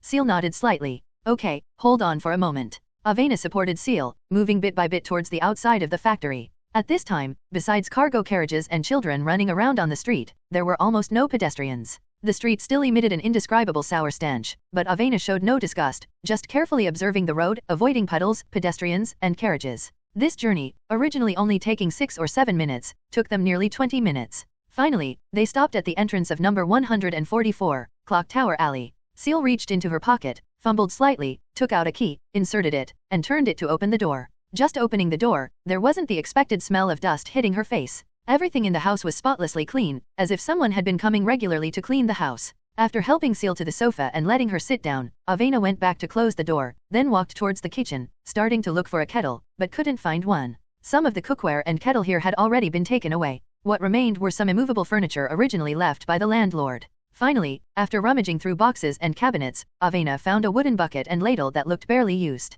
After filling the ladle with some tap water, she walked directly to the living room and offered it to Ciel's mouth. "Ciel, drink some water." Avena just finished speaking, but quickly withdrew her hand. "Sorry, let me wash it." The clear water just in the ladle turned turbid red after sloshing a few times, accompanied by an indescribable rusty smell. "Is this blood?" Avena continuously scrubbed the stains on the ladle in the kitchen with her hands, but after trying for a long time, the water scooped up still became turbid, just the color slightly lighter. Avena, who had never done housework once since childhood, was almost frantic at this moment. When she finally managed to scoop a ladle of clear water and brought it to the living room, she found Ciel already curled up on the small sofa with cracked leather, long asleep. About 30 minutes later, Nia, who returned to the factory but didn't find anyone, found her way here. After Avena gave her some instructions, Nia went out again. Following Avena's instructions, Nia first went to the clinic in the Gem District, called Adele over, then returned to the abandoned factory again, cleaning up all the corpses inside. After Adele arrived at Ciel's house, she performed a set of routine checks on Ciel. This time again, no physical problems were found.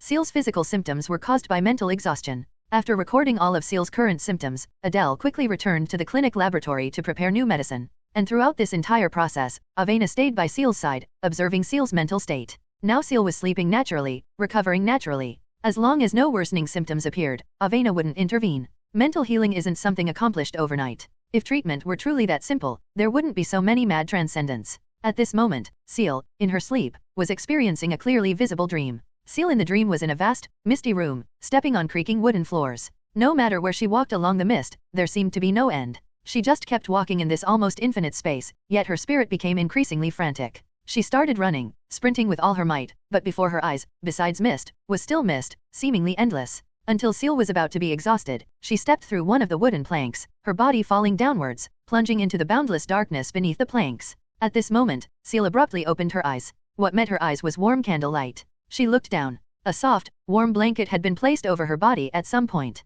She just raised her right hand wanting to rub her eyes, but was startled by the scarlet tentacles probing before her eyes. Only then did she remember her vision was still in a contaminated state. The spiritual damage to her right hand still existed. However, compared to the beginning, the dizziness in her head had subsided considerably. Most importantly, the feeling of overloaded calculation in her brain was gone, and her body temperature had also returned to normal levels. Besides the hallucinations before her eyes and the seemingly constant monster roars in her head, Ciel's spirit had recovered significantly. She propped herself up on the sofa with her right hand, gently rubbing her forehead with her left hand. Her simulated self didn't faint for this long, and didn't describe this state similar to a high fever either. This could basically be determined to be due to absorbing the uniqueness gear. After all, the variable between reality and simulation was only whether uniqueness was truly collected. System, is all that knowledge sealed in my mind? Ciel asked the system inwardly. Can't he waste my memory, right?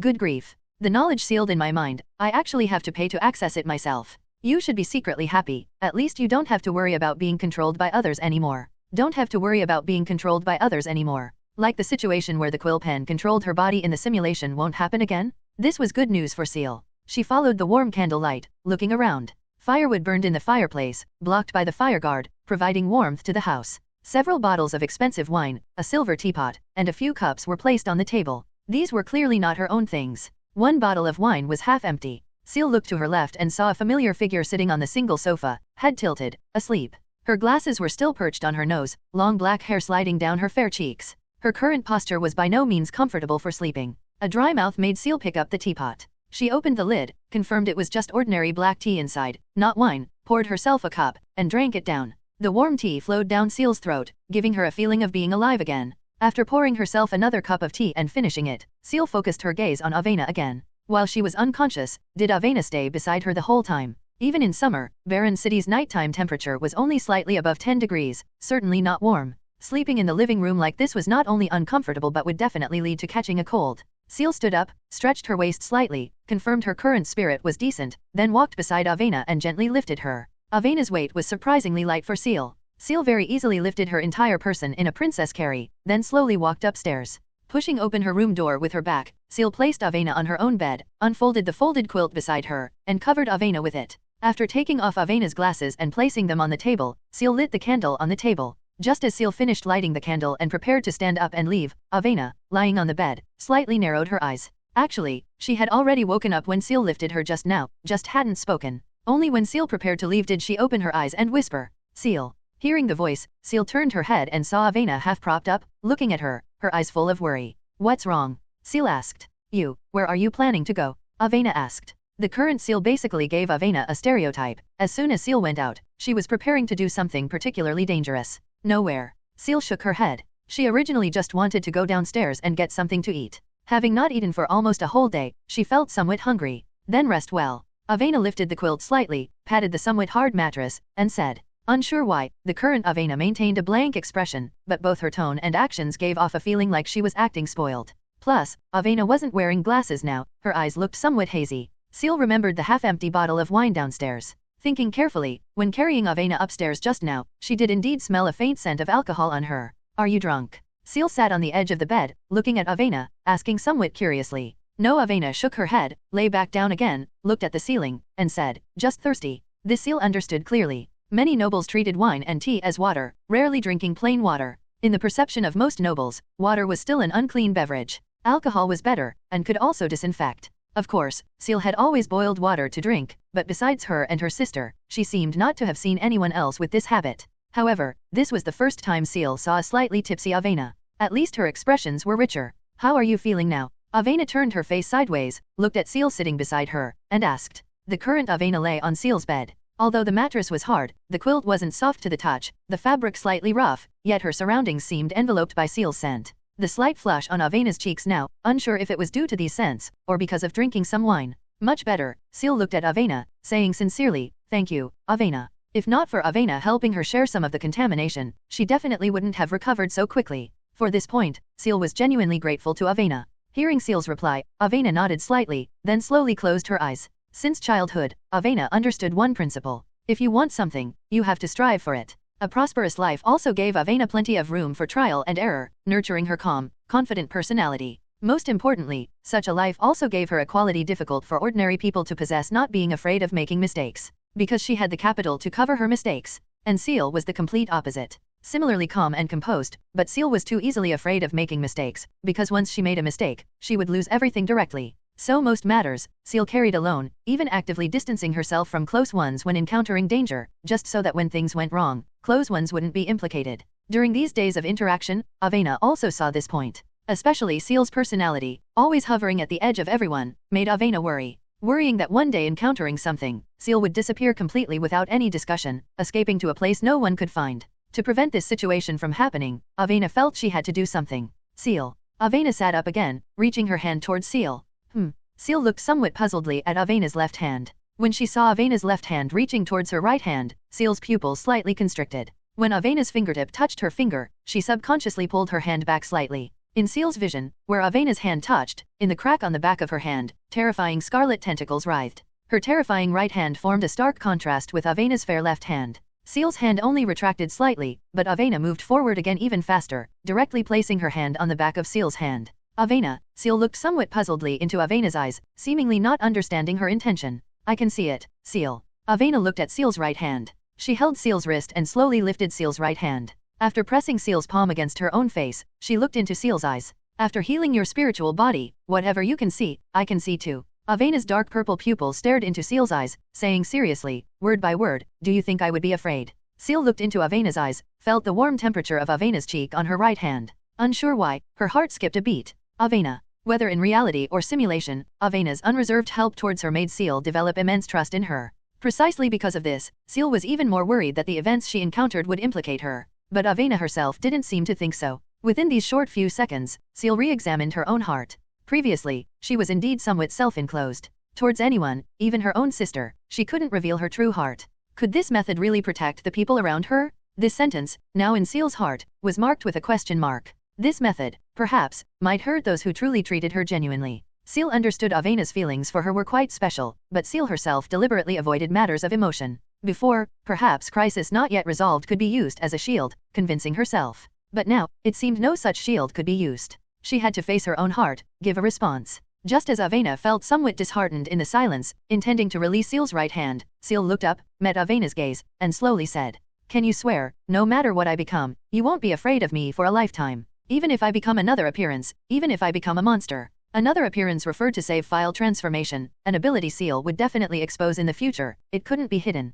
And the other, naturally, was the contamination from the other side. Ciel didn't know, under continuous contact with the other side, or continuous absorption of uniqueness, how long her human body could be maintained. But she knew, as the uniqueness she held increased, she would definitely slowly deviate from the path of human. Ciel's question was very serious, but this question left Avena slightly stunned for a moment. A lifetime? Why did it suddenly escalate to a lifetime? But looking at Ciel's serious eyes, unlike lying, Avena took a deep breath and slowly nodded. From the first sight of this red-haired young woman at the police station, a seed quietly sprouted in Avena's heart. And when this red-haired young woman named Ciel tore open her collar and bit her neck, Avena knew she might never forget her for a lifetime. Thus, at this moment, facing Ciel's question, Avena had only one answer. I promise. The faint candlelight flickered on the table, casting the two young women's reflections onto the curtains. Avena gazed at Ciel's beautiful dark red pupils, unable to move her sight away at this moment. Unsure for what reason, Avena's body leaned forward slightly, perhaps probing, perhaps just accidentally. But this small probe made the somewhat weak red-haired young woman before her subconsciously lean back slightly. But soon, the red-haired young woman's body also leaned forward slightly, the long hair hanging over her shoulders sliding down before her, swaying gently. The young women slowly approached each other, but neither knew what they were doing, nor what they were about to do. When their noses touched, even able to feel each other's breath, Avena finally came back to her senses slightly. What on earth am I doing? A flush rose on Avena's face. She seemed to realize the current distance was somewhat too close, leaning back slightly at the last moment, she actually retreated somewhat. But Avena's slight resistance didn't make the beautiful red-haired young woman retreat. Instead, she turned over, climbed onto the bed, pressing closer towards Avena by several steps. Eee! The young woman's sudden approach caught Avena off guard. Her entire person fell back onto the bed, emitting a delicate sound she thought impossible to come from her own mouth. This posture now was quite similar to the posture in the bathroom before. Avena's heart pounded rapidly. She instinctively wanted to close her eyes tightly, but worried this would be interpreted by the sensitive Ciel as a signal of rejection. Could only slightly narrow her eyes, watch helplessly as the stunningly beautiful face approached her bit by bit. The young women's lips lightly touched together. In an instant, whispers, the sound of wind, breathing, all sounds dissipated from Avena's mind. She felt as if a steam train had run through her brain and opened its release valve as it passed over her head. The cool night wind blew gently. Nia stood on the rooftop, leaning against the chimney, looking up at the night sky above. Dark clouds gathered in the afternoon, but unexpectedly, the rain clouds drifted away, revealing the bright moon above. Through the faint haze, some stars in the sky could still be seen. If the smell of the street wasn't so pungent, this would have been a cool night. Suddenly, Nia lowered her head. Her gaze seemed attracted by a faint light. She looked towards the opposite window. Through the curtains, a candlelight could be seen lit inside. Under the candlelight's illumination, the reflection of one person holding another appeared on the curtains. That's... Oh, Miss Ciel is awake? Young mistress fell asleep instead. Makes sense. Young mistress recently saw hope for advancement, staying up almost all night for the reconstitution ritual. Falling asleep while watching over Miss Ciel is also normal. After seeing Miss Ciel's figure place young mistress on the bed and cover her with the quilt, Nia's gaze shifted away from the window. After scanning the surroundings and finding nothing, she continued looking up at the bright moon in the sky. But a few minutes later, Nia seemed to hear something, lowered her head somewhat surprisedly, looking towards the curtains. In her vision, the two figures in the curtains sat facing each other, then one figure gradually pressed forward, pushing the other figure down onto the bed. This. Nia scratched her metal chin with her fingers, coughed lightly twice in embarrassment, and glanced left and right. Young people nowadays are really... Nia's right hand lifted, seeming to grasp something, and waved it towards the window. It was a piece of red-hot iron armor, sticking to the wall when thrown below the window. As Nia's right palm opened, a thin metal iron curtain slowly rose, covering the entire window, blocking others' view. Regarding matters between men and women, having lived for so long, she had heard a little. But between women, can they have children? But the good thing is, she probably doesn't need to remind young mistress about contraception anymore. No wonder young mistress refused those noble children's dance invitations since childhood. Turns out the gender was wrong. The moonlight is truly beautiful. Nia crossed her arms before her chest plate, looked up at the moon, contemplating these topics in her long life. She was accustomed to thinking about these boring things, keeping her mind active. Meanwhile, inside Ciel's room, the faint fragrances of the young women intertwined. From simple probing to gradually intensifying, the young women's breathing gradually became heavy. Avena's hands had already lifted, passing through Ciel's hair, hooking around her neck. Ciel's hanging hair scattered beside her face. Surrounded by Ciel's scent, this dreamlike feeling made Avena feel slightly suffocated, even forgetting how to breathe, just wanting to maintain this moment. Avena didn't even notice, she didn't know when she had closed her eyes. She didn't know what to do next, just felt extremely happy like this. At least since she could remember, this was the first time she experienced this kind of joy and relaxation that seemed capable of abandoning reason. Gradually, Avena's hands were no longer content just hanging around Ciel's neck, but started sliding down Ciel's body restlessly, feeling the different texture with her fingertips. However, a drop of water landed on her closed left eye, pulling Avena back from her chaotic thoughts. She slowly opened her right eye, looking at Ciel, who also had her eyes tightly shut at this moment. But at this moment, tears hung in Ciel's eyes. Ciel? Avena withdrew her hands, slowly pressed Ciel's shoulders, pushing her slightly away. After slightly calming her breath, she whispered, "Did I hurt you?" Avena's voice was slightly nervous. She didn't know what she did just now, what kind of force she used in fact. She couldn't exert much strength just now either.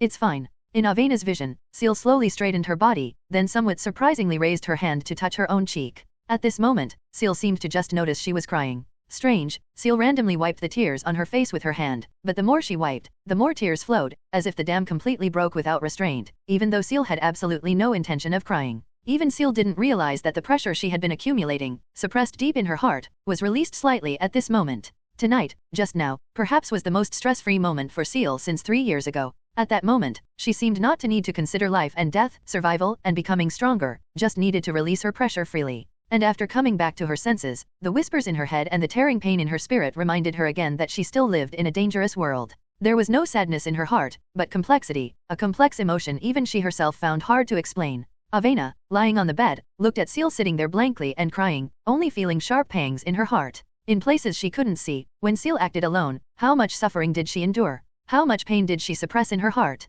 Although Avena had only performed spiritual healing for Ciel twice, both times Avena felt intense painful emotions, and each time the pain was different. Avena knew Ciel still had many secrets she hadn't unearthed yet. But Avena wouldn't actively ask. If Ciel's heart could be opened, she would tell herself. And now, what Ciel needed most was rest, letting her spirit completely relax. Avena slowly raised her hand, grasping Ciel's arm. Suddenly grabbed, Ciel looked somewhat puzzledly at Avena below. Immediately after, she felt bursts of pulling force from Avena's hand. Although the strength was small, Ciel didn't resist, but slowly leaned down following Avena's force. Soon, just as Ciel's cheek was about to touch Avena's face, Avena abruptly turned her body, looking like she wanted to turn over and switch positions. But when Avena exerted force, Ciel subconsciously stabilized her body, causing Avena to blush furiously without being able to turn even slightly. Slap. Avena's hands cupped Ciel's cheeks, saying with shame and anger, "Don't exert force. Ciel seemed unaware she had inadvertently made Avena lose face, just listened to what Avena said, stopped exerting force, letting her turn over and switch positions. Avena reached out, untied Ciel's belt, removed her slightly blood-stained dress, leaving only a thin slip. When Avena reached for her own waist, she seemed to think of something, picked up Ciel's left hand, blocked Ciel's eyes with it, and whispered, "Cover it yourself." Ciel obediently raised both hands, covering her own eyes. In the darkness, she could only hear rustling sounds of clothes being removed. "Let go of your hands." "Okay." Ciel released her hands, looked at the blushing Avena, holding a handkerchief, beginning to wipe the tear stains on her face bit by bit. Click. After wiping Ciel's face clean, Avena snapped her fingers. The candle, already almost burned down, extinguished directly. With the iron curtain blocking the window outside, not even a sliver of moonlight could penetrate. The room instantly plunged into absolute darkness. In the darkness, the frantic roars in Ciel's head seemed to become even clearer. Ciel slowly clenched her fists, her spirit tensing up again. In the pitch-black room where one couldn't see their fingers, Ciel felt Avena had gotten off her, now fumbling for something on the bed. Soon, Ciel felt something approaching her head, and recognized what it was by touch. "Pillow?" Ciel lifted her hand, brushed aside her somewhat messy long hair, slowly raised her head. The pillow was tucked under her head. Then, the quilt was also pulled up by Avena, covering both of them. The room was quiet enough to only hear their breathing. After a while, Ciel felt Avena's arm slowly embrace her head, and her own cheek pressed against a small softness separated by smooth silk. Avena opened her mouth, a gentle singing voice slowly sounded above Ciel's head. This was the lullaby Ciel had heard before, also hummed by Avena. The lullaby, carrying the psychologist ability, slowly calmed the frantic whispers in Ciel's mind, allowing Ciel's tensed muscles to gradually relax. Ciel hesitated for a moment, then reached out, wrapped her arms around Avena's slender waist, and slowly closed her eyes. "Thank you, Avena." Ciel didn't say this sentence out loud. She knew the other party probably didn't like hearing these things. Compared to verbal thanks, perhaps Ciel doing something practical as repayment would interest Avena more, even if just sending a small, inexpensive but thoughtful gift. Ciel's complex emotions gradually calmed down, her tense spirit also began to slowly relax. Accompanied by Avena's body temperature, fragrance, and soft humming, she gradually fell asleep. If only Avena could sleep with me every night in the future. Before falling asleep, only this thought remained in Ciel's mind. The next day, Barren City, Clock Tower Alley, North-South Stone Street number 144. Avena stood beside the bed, putting on her clothes. Ciel, lying on the bed, only slowly opened her eyes after Avena finished dressing. As soon as she opened her eyes, Ciel felt an indescribable sense of ease. Except for the whisper still roaring in her head, her spirit seemed greatly replenished and restored, no longer feeling the constant tension from before. Most importantly, her brain no longer felt that tearing pain, replaced instead by intermittent dull aches. This was already much better than before. Just don't know if it's because she hadn't slept so comfortably for too long. The current Ciel lay on the bed, feeling completely limp all over, not wanting to move at all. She turned her head slightly, looked towards Avena already dressed beside the bed, found Avena currently looking down, expressionlessly watching her. "Breakfast?" Avena put on her glasses, asked, seeming to have returned to her usual indifferent state, but the words spoken still contained concern. "Was last night really related to drinking?" "Yes." Ciel nodded. She ate almost nothing last night, then slept until morning. The current Ciel felt starved, her front sticking to her back. Perhaps the feeling of being limp all over was related to not eating. "I've already had someone deliver the meal. When you're dressed, come down." Avena walked towards the door. When she reached the door, she seemed to think of something, turned back towards Ciel, and asked, "Are you free later?"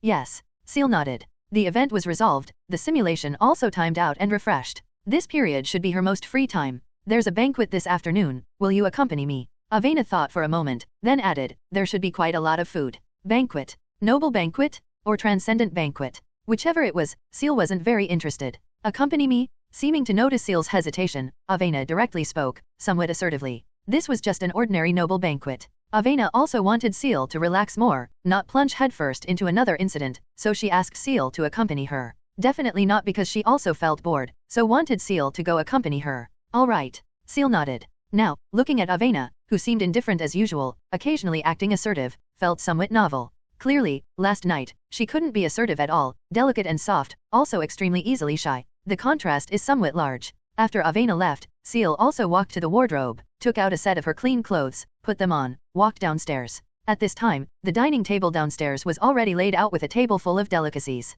Avena sat across from Ciel, her right elbow propped on the table, palm supporting her cheek, watching Ciel eat with her head lowered. It was evident Ciel was very hungry. Although she ate quickly, her table manners were methodical and pleasing to watch. Just watching Ciel eat seemed to increase her own appetite. Although lacking any noble rules and etiquette, it didn't give any uncomfortable feeling, rather appearing natural and graceful. Avena took advantage of the pause in Ciel's eating to scan the surroundings, the now somewhat empty kitchen and the adjoining living room, looking around.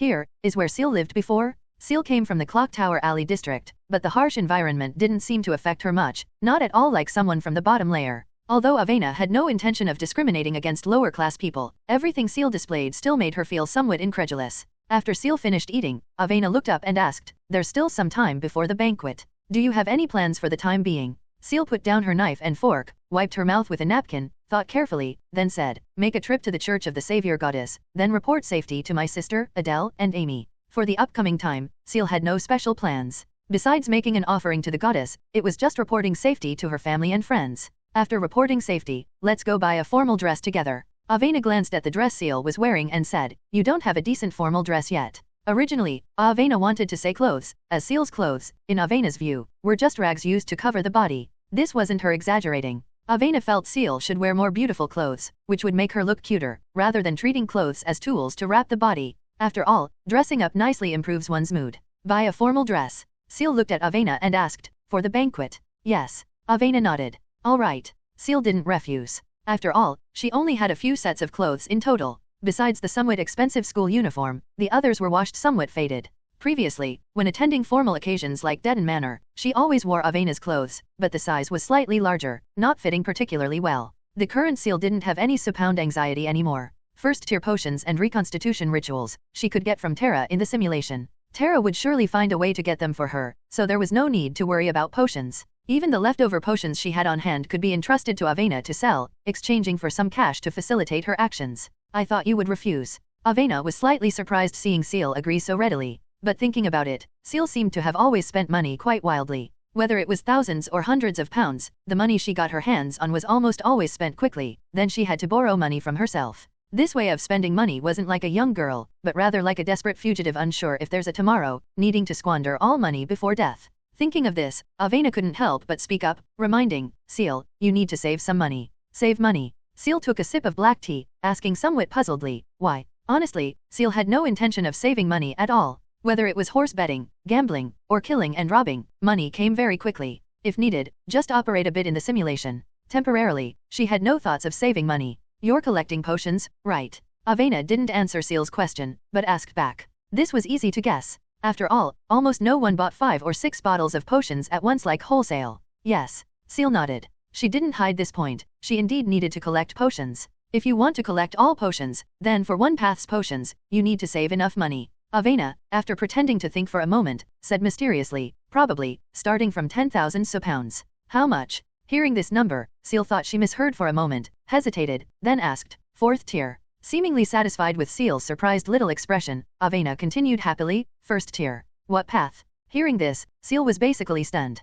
There were indeed a few paths that were quite rare, but she didn't expect the price to be so outrageous. "This is the 1st tier, right? The darkest Dedon Manor only sold it for 800 pounds. At this point, Avena stopped keeping her in suspense, explaining, "Musician. Actually, the musician potion and path cost at most 1,000 pounds, but purchasing requires conditions. One of the conditions is that it's only sold to nobles, which means you at least need to donate or bribe your way into a baronetcy. The price of donating a title now is probably upwards of 10,000 pounds, provided someone is willing to take the money and mention your name to the queen. Musician is actually a path controlled by the royal family. Need to buy a noble title to purchase it? Black market? Dedon Manor? Or can you buy it directly for me?" Ciel proposed several possibilities, asking tentatively, "You might not be clear about the way to obtain the musician potion." Avena shook her head, saying, "Even I basically can't obtain it." Next, Avena patiently explained the method of obtaining the musician potion to Ciel. After listening, Ciel also fell silent. This is indeed difficult. Obtaining the musician potion and reconstitution ritual from the royal family is extremely difficult. First condition, you must be a noble. Second, you need to pass the royal family's music theory and instrument assessments. After passing all assessments, if the royal family judges you have completed the reconstitution ritual, they will issue you a certificate. Only with this certificate do you gain the qualification to purchase the potion, and only one bottle, taken under royal supervision. This is considered the most difficult potion to obtain among known paths. However, for Ciel, it wasn't entirely impossible. Just need to spend fate points to raise music theory and performance to at least LV.3, then study for a period in the simulation, perhaps less than a month, should be able to pass the assessments smoothly. As for 10,000 pounds, obtaining it in the simulation is very simple. Ciel has many ways. "I understand." Ciel nodded, agreeing, "I will save money." After finishing the meal, Ciel tidied up her clothes and appearance, then went out with Avena. Avena still had some time now, so she could accompany Ciel for a while longer. As the two walked side by side towards the Church of the Savior Goddess, Avena seemed to want to find a topic, so she asked, "What are you going to the Church of the Savior Goddess for?" "Donate some money," Ciel said. Whether in reality or simulation, Ciel had skimmed the Church of the Savior Goddess too many times. After all, this is a world with transcendent abilities. Ciel wouldn't be surprised if gods truly existed. To avoid suffering the goddess's divine punishment or condemnation, Ciel still planned to donate some, consider it buying peace of mind. After all, there might be many occasions to scam the Church of the Savior Goddess in the future. After passing through North-South Stone Street, Ciel and Avena stood at the church entrance. However, Avena stopped at the steps, letting Ciel enter alone. After all, Avena's identity was special. To avoid causing misunderstandings, she wouldn't enter together with Ciel. And Ciel didn't linger long after entering the Clock Tower Church. After stuffing 2 large 10-pound banknotes into the donation box, she bowed towards the statue of the deity, silently chanting sorry for offending before in her heart. After doing all this, Ciel turned around preparing to leave, but soon, she heard a somewhat familiar voice from behind. "Only if your heart is pious enough, child, might the goddess bless you." Hearing this gentle voice, Ciel turned her head and, sure enough, saw a familiar silver-haired figure. High Priestess Eurus. At this moment, there was no one else in the church. High Priestess Eurus sat alone on a pew, smilingly looking towards Ciel. Hearing Ciel's footsteps stop, she continued, "Does this believer have something on her mind?" "Sorry, I'm not a believer." Ciel shook her head. This was her first contact with High Priestess Eurus in reality. They had interacted many times in simulations, and she had helped herself quite a bit.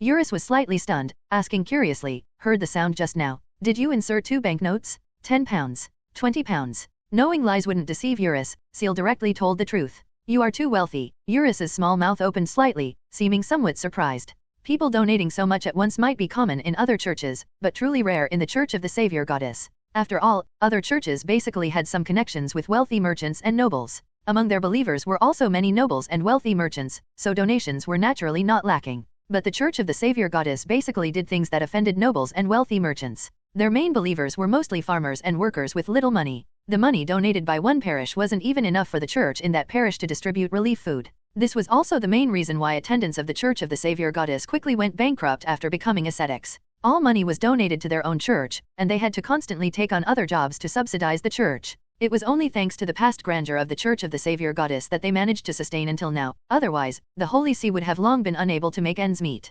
Therefore, upon encountering such a rare developable potential believer donating such a large sum at once, Eurus had the thought of converting her. "If you don't mind, you can come with me to the private prayer room. I can lead you through a prayer, letting the goddess also hear your wishes." Eurus showed a friendly smile, simultaneously extending her right hand towards Ciel. "Don't worry, the private prayer room only has us 2 girls, no one will disturb." Seeming to dispel Ciel's doubts, Eurus explained. Her explanation would have been fine, but explaining made Ciel remember the time she was taken to the private prayer room and tricked into having her face pinched for a whole evening. The corner of Ciel's mouth twitched. She said, "No thanks, I have very important things to do later, no time." "Is that so? Wish you success in your matters, may the goddess protect you." Hearing Ciel's words, Eurus didn't insist further, just said a few auspicious words, then watched Ciel leave. However, just after Ciel's footsteps faded away, a slightly puzzled expression appeared on Eurus's face. Strange, why did that child's tone sound slightly resentful just now, as if I did something to her? Do I know her? However, Eurus remembered the young woman's voice and scent.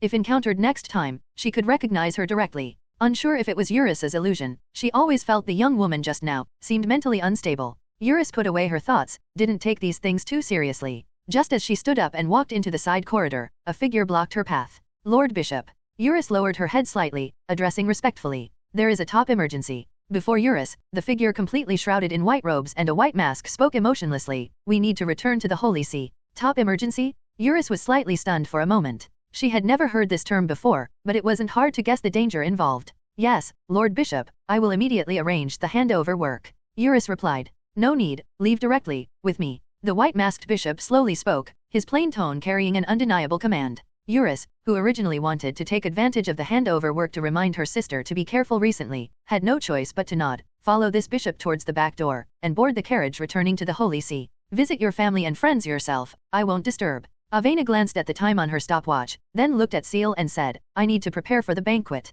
4 o'clock, remember." "Okay." Not long after leaving the Church of the Savior Goddess, Avena bid farewell to Ciel. She knew Ciel was going to catch up with her family next. Although she had indeed met Ciel's sister before, the meeting then wasn't very formal. Now she wasn't prepared on how to introduce herself to Ciel's sister either, so might as well not disturb for now. Avena boarded the carriage returning to the manor, while Ciel also found a carriage, destination Gem Avenue. It was already 10 in the morning. This time she slept somewhat long, but the benefit was significant mental recovery. If she could continuously receive Avena's healing, Ciel felt she could very steadily fully recover her spirit. However, Avena's own mental endurance capacity also needed consideration. Talk to Avena later, discuss the most suitable treatment plan. Soon, the carriage brought Ciel to the entrance of the crystalline jewelry store on Gem Avenue. Just as Ciel got off the carriage, she saw Lychee inside the store wiping the glass counter. This time Ciel didn't just stand outside watching, but walked straight towards the jewelry store, pushing open the door. "Well, welcome to Crystalline.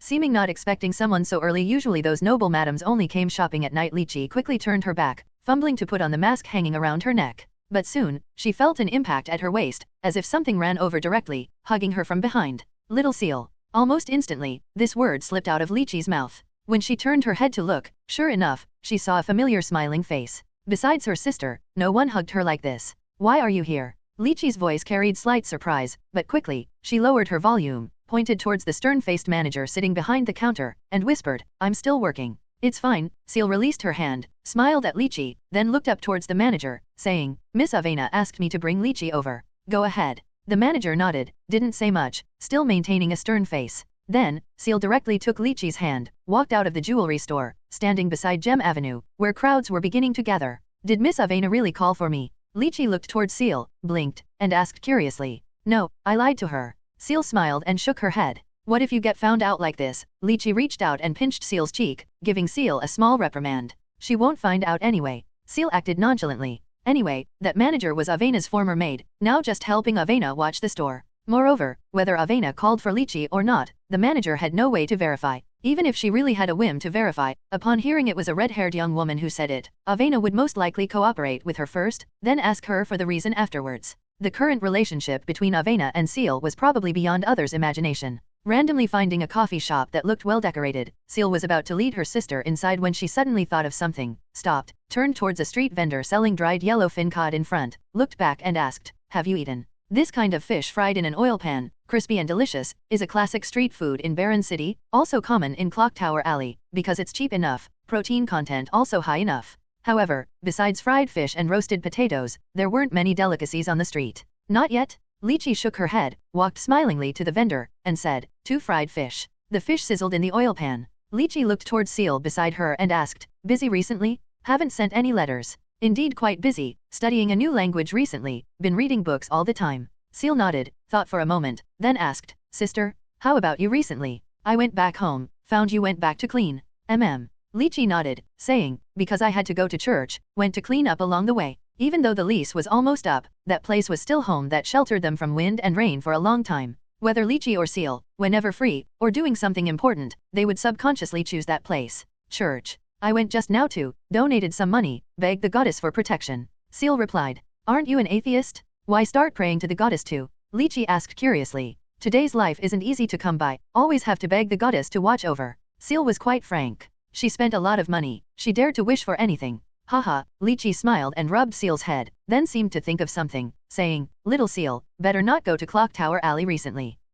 Why?" Ciel took the roasted fish wrapped in oil paper from the boss, handed it to Lychee, then asked, "Is something happening there?" Lychee hesitated for a moment, then said, "Recently many factories had people pass away. Some were due to the previous dehydration syndrome, but quite a few were from overwork sudden death. Now many workers are very resentful. Even the Blackwater gang doesn't dare collect protection fees now. Better stay away from Clock Tower Alley for a while. Sudden death from overwork, workers. Isn't this?" Ciel had seen this scene in the simulation. However, in the simulation, she was a clerk, handling a case of workers collectively suing the mint factory manager. That case ruled the factory owner innocent, the magistrate was Baron Hastings. But that was July 21st. Now it's only July 2nd. Did things start brewing so early? Ciel felt slightly uneasy in her heart. However, this was just ordinary worker protest. And so nobles and wealthy merchants should have very rich experience dealing with it. Moreover, Avena's assets were related to gem mining, shouldn't involve her. Taking a bite of the fried fish in her hand, Ciel swallowed the fragrant fried fish with some difficulty. Not because it tasted bad, but because she was already very full just now.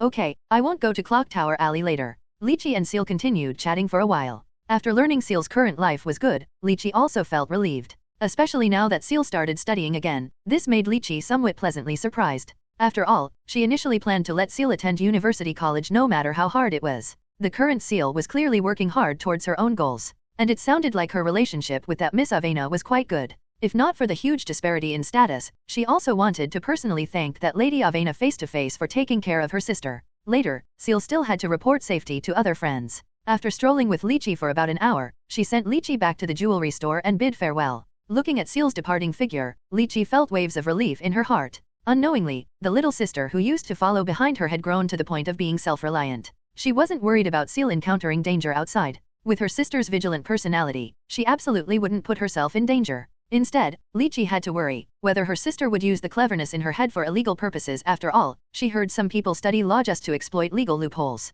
But her own sister probably wouldn't, right? In the following time, Ciel visited Avena's clinic and Amy's home. Adele indeed wasn't at home, but stayed in the laboratory at Avena's clinic. Amy also happened not to be visiting friends, so Ciel didn't make a wasted trip. Both expressed surprise upon knowing they could freely find Ciel later. However, Adele was still not entirely reassured, insisting on giving Ciel a comprehensive checkup. Only after confirming there were truly no major issues did she let Ciel leave the laboratory. What surprised Ciel slightly was that not only herself, but Amy also received Avena's banquet invitation, though saying it like that wasn't quite appropriate. This invitation letter was addressed to Baron Hastings, but the Baron would bring Amy along. However, Baron Hastings was very happy about this, even feeling he benefited from his daughter Amy knowing Avena. When Ciel went over, he even arranged many desserts she had never seen before, but Ciel was too full, so didn't eat much. After all, previously, for banquets hosted by the Roswell family, emerging minor nobles like Hastings, who were marginal and landless, basically had little chance to participate. The two were not in the same social stratum. By the time she left Amy's house and walked towards Avena's manor, it was already 1 in the afternoon.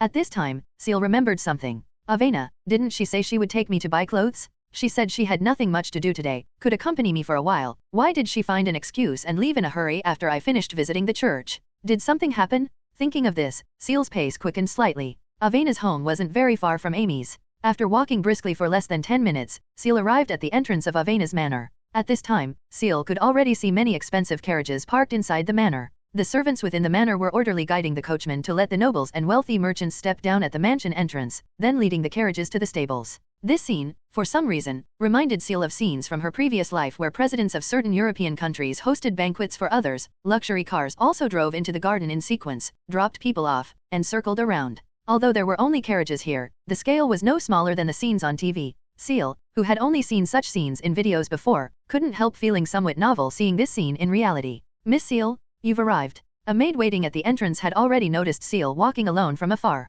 When Ciel reached the entrance, she quickly went up to greet her. "Lady Avena is busy, I'll take you inside first." "Okay." Ciel nodded, then followed behind the maid, but didn't take the crowded main path, instead detouring to the garden, preparing to enter the mansion from the back garden. This scene happened to be seen by someone in a carriage. "Father, who is that?" The young girl peeking out from the carriage pointed at the plainly dressed young girl walking towards the distance, turned back and asked curiously, "Why doesn't she need an invitation?" "Don't know, probably a maid who hasn't changed clothes yet." The golden-haired man just glanced at the red-haired figure's back, then lost all interest. This wasn't any noble he knew, nor did he remember anyone's daughter having red hair. "She's not a maid, didn't you see the maid being very respectful towards her? Her status must not be low, and she's very familiar with Avena, I bet you." The young girl seemed somewhat unconvinced, grumbling. "You have time to think about this, better think about how to talk more with Lady Avena later." The man raised his hand and rubbed his brow, saying, "Sit properly, deportment." "Humph." The young girl sat down obediently, somewhat unconvinced, just couldn't help muttering, "I told you, building connections with Avena is useless, she's not the kind of person who can be flattered.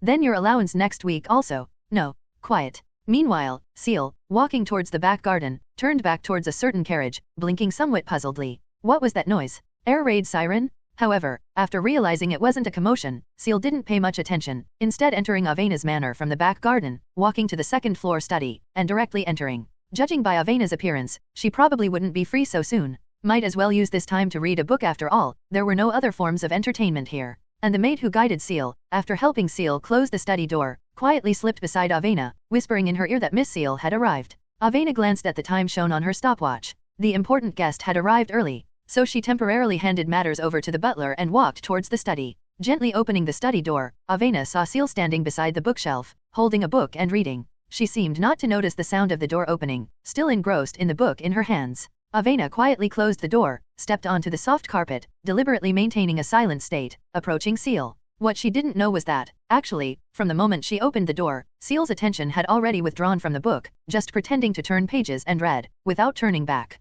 3 meters. 1 meter. When Avena's footsteps were almost directly behind her, Ciel turned around directly and asked, Avena, when did you arrive? Avena, who just raised her hand, put it down without leaving a trace, her gaze shifting directly to the book in Ciel's hand, nodding, so you understand Pharisee. Although Avena tried hard to pretend nothing happened, her method of changing the subject was still somewhat naive, like a kitten caught about to play a prank, pretending nonchalantly to be busy grooming and washing its face. I just remembered something, didn't you say you'd take me to buy clothes? Why did you leave early? Ciel suppressed her laughter and asked. A guest arrived early, Nia came back to pick them up. Avena shook her head and said, I'll make it up next time. If you don't mind, for the banquet's formal dress, just wear my old clothes first. Although they are old clothes, they've basically only been worn once or twice. Wearing a set of clothes only once or twice. Avena's extravagance exceeded Ciel's expectations. She even felt she didn't need to buy clothes anymore, just pick up Avena's unwanted clothes to wear. Anyway, she didn't mind wearing Avena's clothes, perhaps Avena herself would mind a little.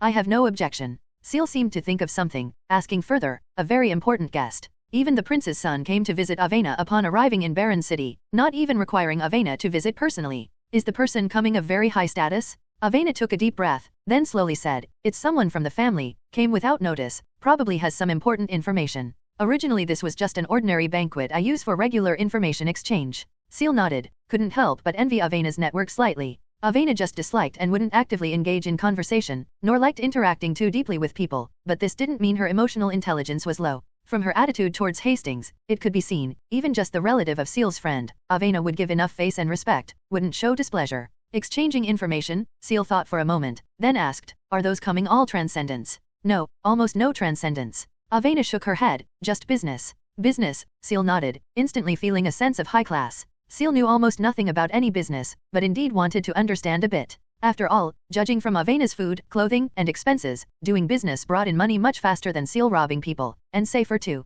Suddenly, Ciel realized something, asking, your money, did you earn it all yourself? Hearing Ciel's words, Avena asked back somewhat puzzledly, otherwise. Huh? Not given by the family? Although I did indeed use the Roswell family name and initial capital, every penny I spend is earned by myself. Avena realized she hadn't told Ciel these things, explaining, the largest shares in the company, mines, and factories are in my hands. Then you're super rich now? Ciel asked somewhat surprisedly. She previously always thought Avena spent money given by the family, about 1 or 2,000 pounds per month, but now it seemed Avena was even richer than she imagined. If you ask me to directly take out over 10,000 to help you buy a title, it's indeed possible. Avena shook her head, saying, but doing so, the company would go bankrupt. What I do is just small business. The real big businesses are in the hands of Ansu and the overseas companies. Is that so? Ciel nodded, having a judgment of Avena's approximate wealth. Her assets definitely started from 20 or 30,000 pounds, but the actual funds she could directly access probably wouldn't exceed 7,000 pounds, more, and the capital chain might not turn.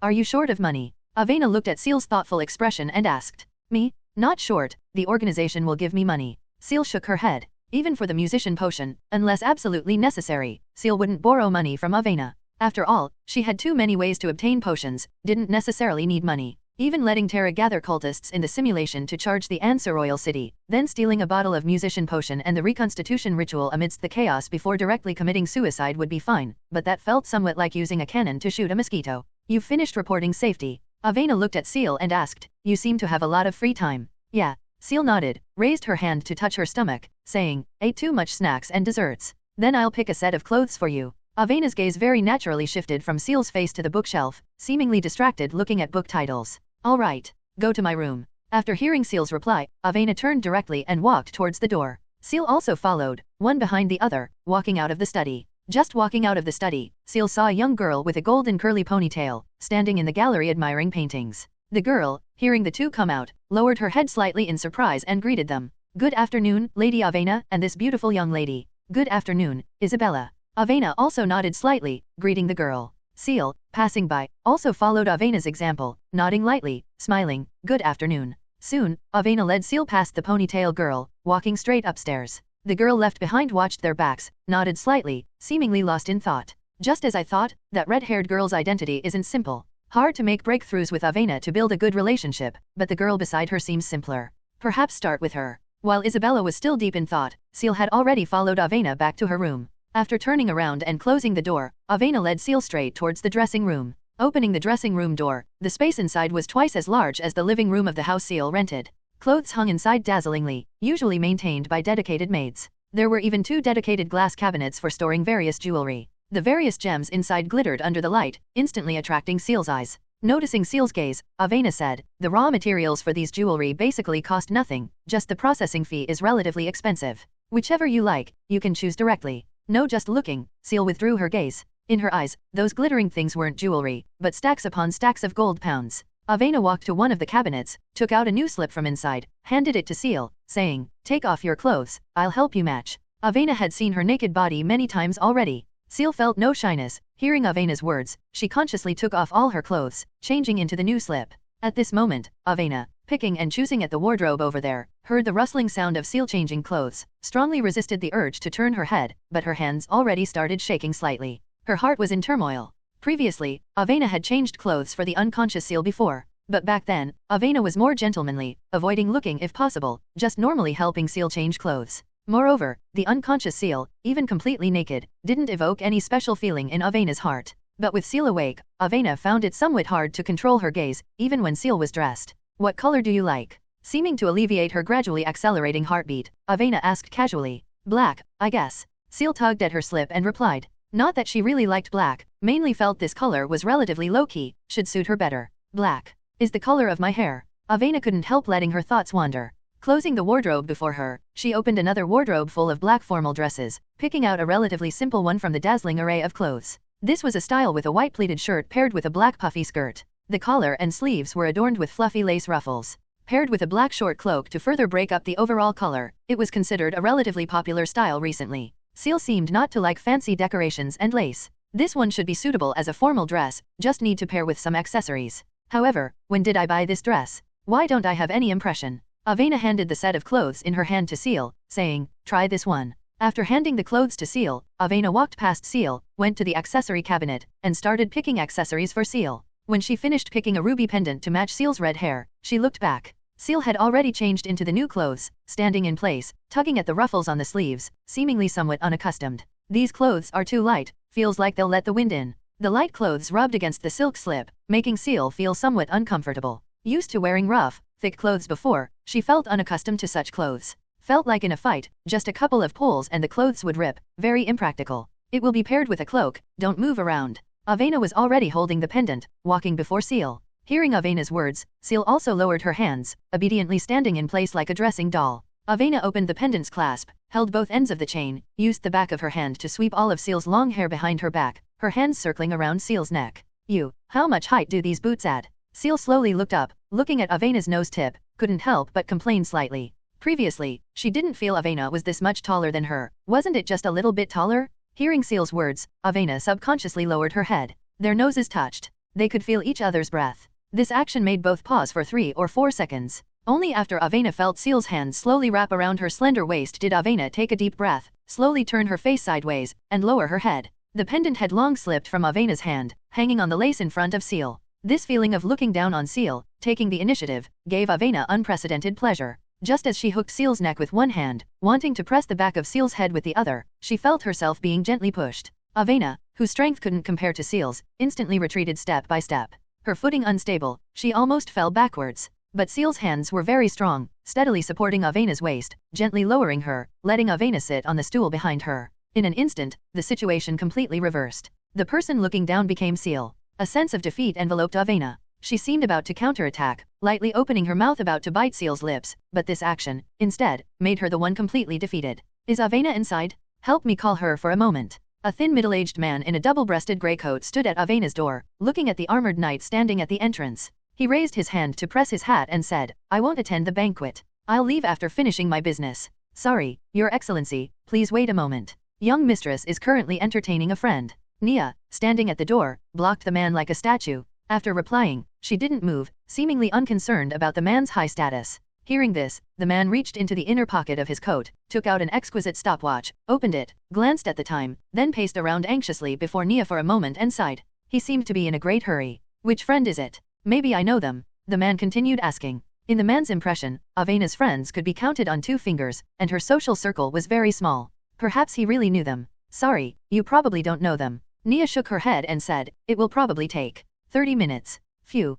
The man let out a long sigh, just regretting why he didn't say things earlier. But Avena using the excuse of entertaining guests was actually just giving him the cold shoulder out of pique. Soon, he took out a shorthand notebook from his coat pocket, took out his dip pen and portable ink, dipped the pen in water, and wrote a short sentence on the paper. Rip. He tore off the note, folded it, and handed it to Nia before him. He knew Nia was absolutely trustworthy. Please help me give this to Avena. Also, help me tell her, if she wants to go back, she can anytime. Sister, her mother, will definitely not ask her to do anything she's unwilling to do anymore. I will hand the note to Lady Avena. After taking the note, Nia didn't speak again, not even answering whether she would relay the man's latter sentence. Sigh. The man sighed again. This feeling of being caught in the middle made him very uncomfortable, making the wrinkles on his face seem much deeper. Thank you, I'll take my leave first. Just passing by this time, giving some information incidentally. The train is still waiting for me. The man pressed the grey bowler hat on his head, turned, and left, walking downstairs. He wasn't leaving so quickly yet. His arrival needed to be known by more people, letting others know Avena still had backing, so they wouldn't have designs on her.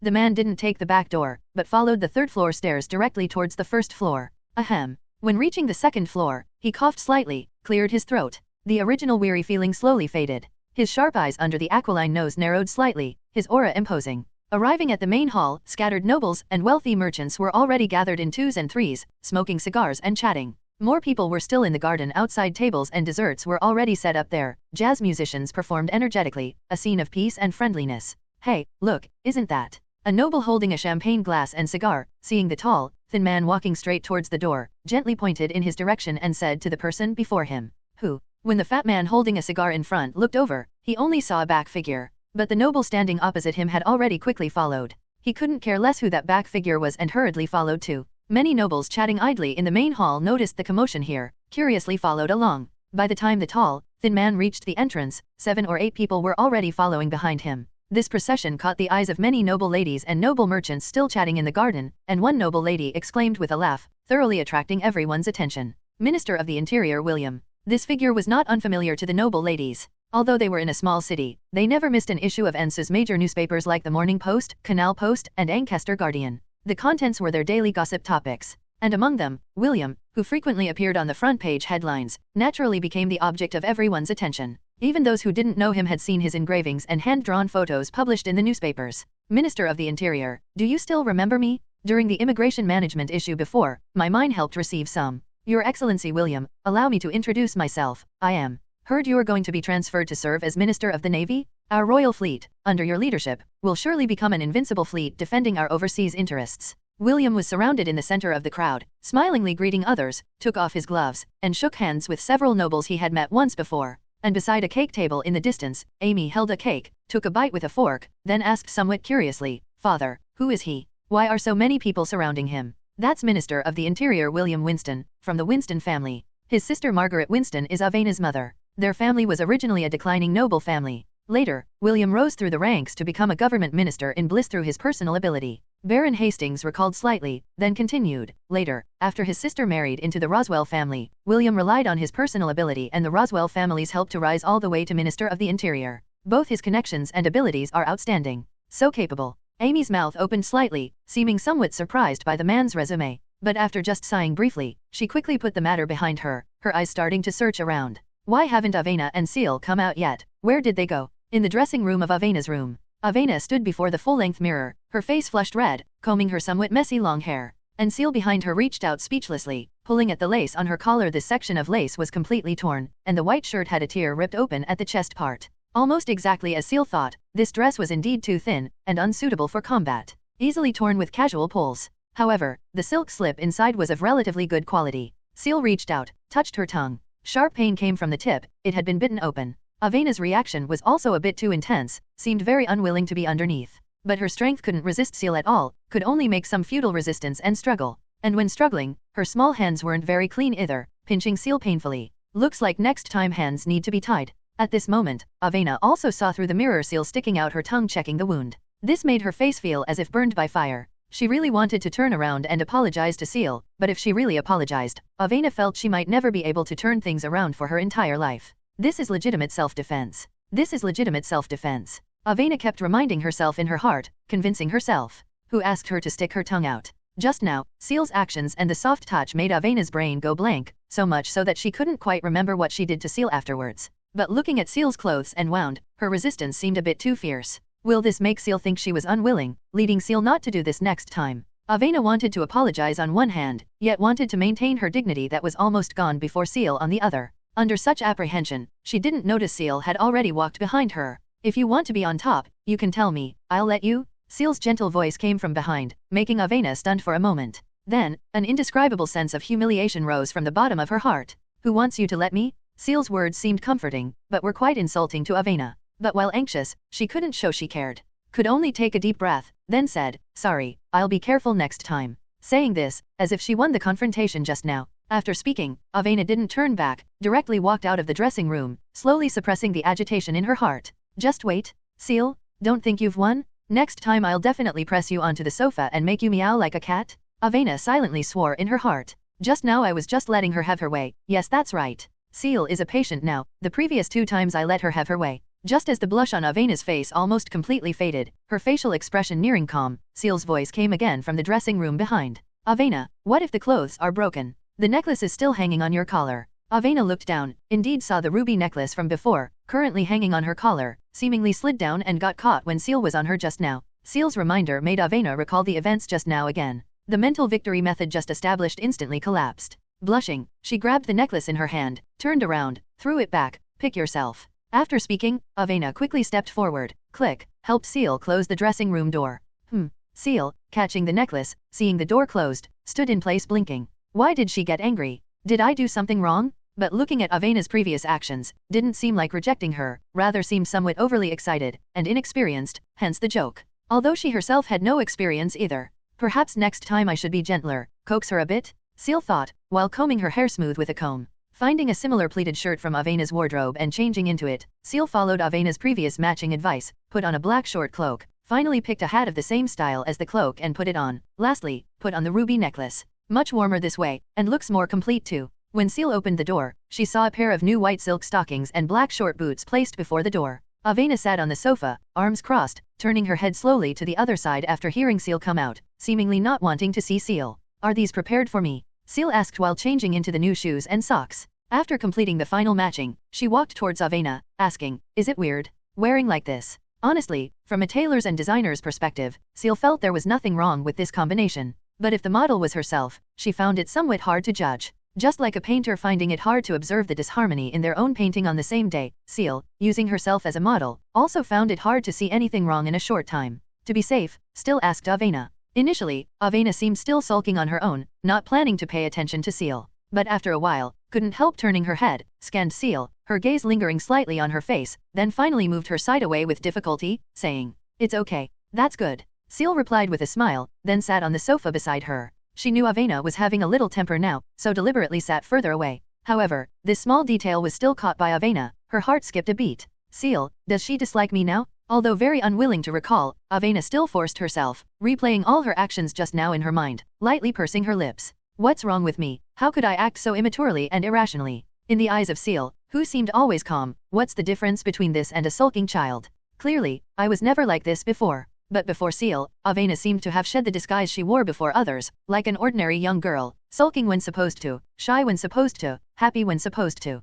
Ciel, after hesitating for a moment, Avena extended her right hand, patted the sofa beside her, saying, sit here. Ciel obediently sat beside Avena, their shoulders touching. After a moment of silence, Avena said, sorry, Ciel, I was being a bit unreasonable just now. Ciel didn't speak, just extended her left hand, the back of her hand resting on Avena's right leg, fingers spread, palm facing up. Initially, Avena didn't understand what this meant, but after hesitating for a moment, Avena gently placed her right hand on Ciel's left hand, fingers tightly intertwined. The strength in Ciel's hand made Avena's heart feel slightly warm, as if everything was understood without words. But Ciel's next sentence made the warmth in Avena's heart rise directly along her neck to her cheeks. Then is there any compensation tonight? Ciel asked. The moment she heard this sentence, Avena's hand was about to withdraw from Ciel's palm, but Ciel's strength was too great, making Avena unable to move almost at all even with full force. Big trouble? No, Avena said expressionlessly. What a pity. Ciel didn't push too far, directly released her hand. This made Avena, who was secretly struggling, directly withdraw her hand. But after withdrawing her hand, Avena seemed slightly regretful. Her right hand paused slightly in midair, before crossing again before her chest. Wasted too much time, the banquet has almost started. Avena stood up, didn't look back at Ciel, quickly walked towards the room door. She urgently needed the cold wind outside to cool her cheeks. At this moment, Ciel, having enjoyed enough of the shy Avena, also stood up contentedly. She slightly adjusted her clothes before the mirror, only feeling very happy now. Seeing the usually cold-faced Avena showing so many different expressions before her, Ciel felt extremely happy. She seemed to have found a source of joy, a new way to restore sanity, teasing Avena. By the time Ciel finished tidying her appearance and walked out of the room, Nia had already been waiting at the door for a short while. Upon seeing Ciel, Nia lowered her head slightly, saying, "Miss Ciel, young mistress has already gone down first. She said you prefer to be low-key, asked you to come down with me later." "Okay, thank you." Ciel smiled and nodded at Nia. At this moment, Nia seemed to notice a slight damage on Ciel's lips. After hesitating for a moment, she asked, "Miss Ciel, do you need some recovery potion? Your lips have some external injury." "Okay. Is there external medicine? The kind for bruises?" Ciel thought for a moment, then asked. "Yes, I'll go get it for you." Nia nodded, simultaneously feeling slightly sorry for the harmless-looking Ciel in her heart. Don't be fooled by Lady Avena's usual coldness. In fact, her personality is extremely strong, decisive, and brooks no argument. Poor Miss Ciel must have been bullied fiercely by young mistress just now. Perhaps even has bruised injuries in unseen places. In contrast, young mistress, besides looking somewhat flushed, seemed completely fine. After all, one is an ordinary person, the other a second-tier transcendent. One is a commoner with no power, the other a great noble almost destined to stand at the core of power. The relationship between the two, no matter what, is unlikely to be equal. Poor Ciel has almost no room to fight back or resist. However, the matter between these two is their private affair. Nia couldn't say much, just quickly went to get potions and wound medicine. Can only find an opportunity to remind Lady Avena to be gentler. After all, Miss Ciel's body is weak and she's ill. After bringing the items to Ciel, Ciel spent about 10 minutes in the room treating the bruises on her body herself, then put on her clothes again, following Nia downstairs. At this time, there were no nobles in the main hall, only a few unfamiliar nobles and merchants smoking cigars and sniffing snuff in the drawing room. Ciel walked straight out the main door, looked towards the garden, happened to see Avena surrounded by nobles in the center. At this moment, Avena held a champagne glass, elegantly and calmly answering questions from those around her, chatting with others, as if nothing happened just now. If not for the silk slip rubbing against her chest causing slight pain when walking, Ciel would also think nothing happened just now. What surprised Ciel slightly was that she saw Baron Hastings and Amy. Baron Hastings seemed surrounded by many people talking eloquently, occasionally clinking glasses and drinking, while Amy sat at a dining table not far away, silently nibbling dessert. If she remembered correctly, this was the first time Baron Hastings received an invitation, right? But now it seemed, his side was the most crowded place besides Avena, and judging from the attire, mostly wealthy merchants. Ciel walked carefully, minimizing upper body movements to avoid the slip continuing to rub her chest. She didn't disturb Avena, but slowly walked towards Amy. At this moment, the corner of Avena's eye also noticed Ciel slipping past quietly. Seeing her walking slightly bent over, recalled what she did, guilt surged in her heart. Tonight, still have to give some compensation to Ciel. Avena thought silently. At this time, Ciel had already moved beside Amy and sat down. Not many people on the scene noticed Ciel's arrival, which made Ciel slightly less constrained. Amy was somewhat pleasantly surprised by Ciel's arrival, prepared to get up and help Ciel get a portion of dessert too, but Ciel stopped her, simply asking her to bring a glass of juice over instead. Today Ciel ate almost from morning till now, couldn't eat anything more at all, even dessert. With a friend accompanying her, the originally somewhat constrained Amy gradually loosened up, starting to chatter with Ciel. When Ciel asked why so many people were looking for her father, Amy also shook her head, not understanding why. But according to Amy's impression, whenever someone came looking for her father, it was mostly related to court matters. After all, her father was a magistrate, most cases in Baron City passed through his hands. However, usually, her father interacted more with those factory owners. This time it was direct contact with the real power holders behind those factory owners, the level clearly much higher. Many people came from out of town to attend the banquet. Several even came specifically from Anso for business here. Looks like Avena's business exchange meeting still held some influence. You don't know why they're looking for Baron Hastings. A gentle voice suddenly interjected, interrupting Ciel and Amy's conversation. They looked towards the speaker, saw a young girl with a golden ponytail and emerald green eyes. "Hello, allow me to introduce myself. My name is Isabella Stewart. My father is the owner of the Stewart Art Exchange." Isabella smiled slightly, introducing herself to the two. "My name is Ciel." Ciel nodded, stating her name. As for what art exchange, she had never heard of it at all. "Just call me Amy." Amy didn't know this girl either, but facing the other party's goodwill, still gave her name. "Just now I heard you discussing Baron Hastings. Are you curious why so many people are looking for him?" Isabella very naturally sat opposite Amy and Ciel. Her familiarity didn't make people feel repulsed, mainly because her attitude was very friendly, and the topic she discussed was also something Ciel was interested in. "Yes." Ciel nodded slightly, following the other party's words. "What do you know? Maybe you forgot to read the newspaper. There have actually been quite a few things recently." Isabella smiled, then explained, "Actually, it's still somewhat related to the previous dehydration syndrome." Dehydration syndrome. Ciel blinked somewhat curiously. Hasn't this matter already ended? This matter could be said to be ended by her own hand. Moreover, the antidote was developed by Adele and distributed by the Church of the Savior Goddess. Hasn't this matter passed already? And Adele also completed the reconstitution ritual because of this, advancing to second-tier plague doctor. Dehydration syndrome is cured, but the subsequent impact hasn't ended yet. Isabella shook her head, saying, mostly related to the deaths from dehydration syndrome and those who lost their jobs because of it. Initially because of some rumors, saying dehydration syndrome was a virus created by factory owners to kill disobedient people. Of course, this rumor couldn't stand. Later, various other rumors spread, basically everyone pointing fingers at various factories. This deepened the hatred of families of workers injured or killed by dehydration syndrome towards factory owners. Moreover, most factory owners don't recognize death from dehydration syndrome as work-related injury, giving no compensation which it originally wasn't. Plus some factories themselves have heavy workloads. Some people recovered from dehydration syndrome haven't fully recovered their bodies, collapsed again during work. Too many such examples further fueled the conflict. Speaking here, Isabella shook her head, saying, the situation is like this now. The truth about dehydration syndrome is unclear, and the conflict between workers and factory owners is intensifying. Ciel nodded slightly. This is indeed difficult to handle. The truth about dehydration syndrome involves transcendence, cults, and the Redemption Society. Any party, especially the Redemption Society, absolutely wouldn't want the matter exposed. The news could only remain suppressed. But Ciel also noticed a somewhat unusual point. That is, the rumors. Generally speaking, with the existence of the Church of the Savior Goddess, these ridiculous rumors wouldn't spread on such a large scale among the working class. The Church of the Savior Goddess also needed to maintain a delicate balance with nobles and wealthy merchants, wouldn't tear faces apart. Yet rumors emerged endlessly, clearly indicating the presence of a behind-the-scenes pusher. And, something major happened recently too. Things will likely be difficult to remain peaceful during this period. Isabella lowered her voice, leaned forward slightly.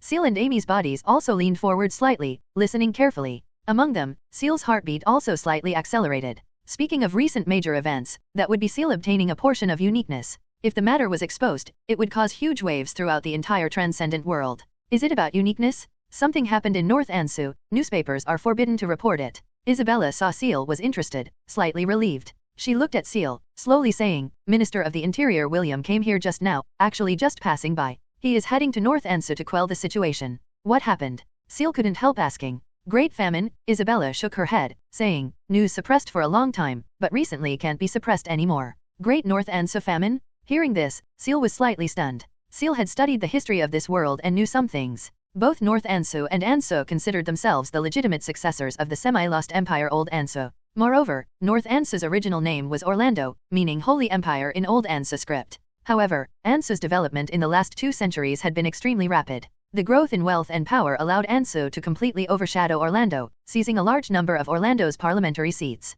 Decades ago, the country's name was changed under the Queen's auspices from the United Kingdom of Ansu and Orlando to the somewhat strange name United Kingdom of Ansu and North Ansu. This change seemed like probing Orlando's bottom line and indeed provoked numerous uprisings and resistance from Orlando, but all were suppressed by Ansu. Presumably, once Orlando's power weakened further, the name would have to be changed to Kingdom of Ansu or Holy Kingdom of Ansu, completely annexing Orlando. Even now, from nobles down to commoners on both sides, there was strong hostility towards each other. Ansu people called North Ansu people lazy bums and barbarians, while North Ansu people called Ansu people vampires and greedy pigs. Some of this knowledge Ciel obtained from history books, some inadvertently learned through conversations. She herself rarely delved into these political issues, as these things were too distant from her. For the past 3 years, she herself was still struggling with studies and livelihood. Where would she find time to understand these things? She wasn't taking civil service exams. But the term Great Famine was somewhat sensitive. And Isabella, seeing Ciel's engrossed expression, knew she had bet correctly. Saying too much about these things could lead to mistakes. She didn't understand Ciel's political stance, could only gamble. Thank heavens, Ciel clearly looked very interested. I know, Amy spoke up at this time, asking curiously, haven't they been suffering from famine for over 2 years over there? It's more serious this year, Isabella shook her head, explaining, this year, North Ansu's potatoes and other crops yielded almost nothing.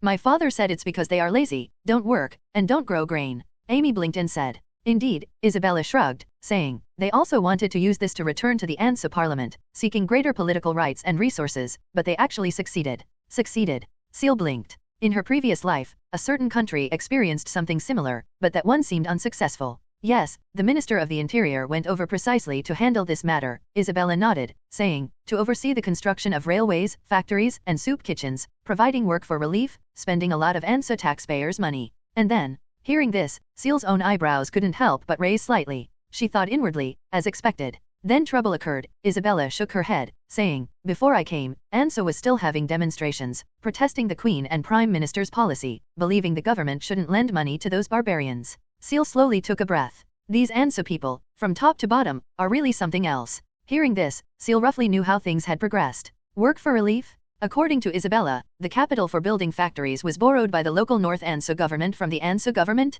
Ciel secretly shook her head. A few soup kitchens couldn't possibly save the millions in North Anso. Work for relief was even more laughable. After they finished working and received those few shillings, where could they buy grain? Is this a joke? However, Ciel couldn't really say if the Prime Minister and Queen were divine figures or not. After all, Great Britain in her previous life did it too. After hesitating for a moment, Ciel still asked, did they also increase grain imports and ban North Anso's grain exports? Hearing this, Isabella looked at Ciel somewhat surprisedly, saying, indeed. Didn't you say you weren't familiar with these matters? This decree was issued not long ago. Ciel. She could almost predict how things would develop next. This policy sounded quite humane, the logic also simple. Since they lacked grain themselves, they should ban grain exports and increase grain imports to supplement supply, so North Anso people could at least buy grain. But these policies failed to consider one group of people, grain merchants. Ciel reached out, rubbing her temples. Fortunately, this world had transcendent powers, and many plague doctors like Adele. They would probably rush to North Anso to solve the potato blight problem. However, Ciel couldn't be sure if this time's North Anso potato blight was caused by transcendents like plague bearers. Ciel even began to suspect if the Queen of Anso was also digesting some potion. Moreover, Ciel was also worried if her obtaining the uniqueness trait would cause a butterfly effect, accelerating the progress of certain events. It should be nothing major, no need to worry too much. Isabella looked at Ciel's reaction, hesitated slightly, then said, forgive my presumption, Miss Ciel, are you from North Anso? No, why? Ciel shook her head, looking somewhat curiously at Isabella. Was it her slightly worried expression just now that caused the misunderstanding? No, don't you know? The upper nobility of Old Anso has two relatively pure bloodline hair colors, one is black, the other is red, Isabella said. I remember the hearsay is, red hair indicates Orlando noble bloodline, black hair is from the Anso side. Look, isn't Lady Avena's hair black? This is considered relatively pure Old Anso bloodline. Is there such a saying? Ciel shook her head, didn't reply. From Ciel's previous memories, this red hair brought her mostly painful memories. Especially in Anso, red hair was often associated with witches, immorality, and debauchery in dramas. The lower the social stratum, the deeper the prejudice against red hair. According to Isabella's statement, it could also be slander, degradation, and defamation spread by the Anso government against Orlando nobles. Ciel was unfairly implicated. Meanwhile, Avena, having mostly dealt with the nobles around her, breathed a slight sigh of relief, her gaze searching the surroundings for Ciel's figure. Soon, she found Ciel sitting with two other beautiful young women, her brow furrowed slightly. Ciel, how come after just a dozen minutes apart, she already knows another pretty girl? Unsure if it was out of possessiveness, or just simple curiosity about what they were chatting about, Avena walked towards their table. Others sat 2 seats apart. Avena directly sat beside Ciel. Phew, Avena pretended to sigh in relief, then looked expressionlessly towards Isabella and Amy, saying, you guys continue, I'll rest here for a bit. These nobles are really overly enthusiastic, Lady Avena. Isabella smiled, seeming very understanding, like a cold, can't even chase them away. Avena certainly wouldn't dare say these words. Isabella spoke up to help Avena curse them out, perhaps hoping to leave a good impression on Avena. After all, Avena currently looked annoyed by the conversation with those nobles. Yes. Avena nodded. She deeply sympathized with this point. We were just chatting about hair color. I said Miss Ciel's hair color might come from the upper nobility of Old Anso. Isabella, not wanting the topic to go cold, quickly continued the previous conversation to avoid awkward silence. Simultaneously, through Avena's seating position, she confirmed her judgment was correct. That red-haired young girl was indeed Lady Avena's good friend.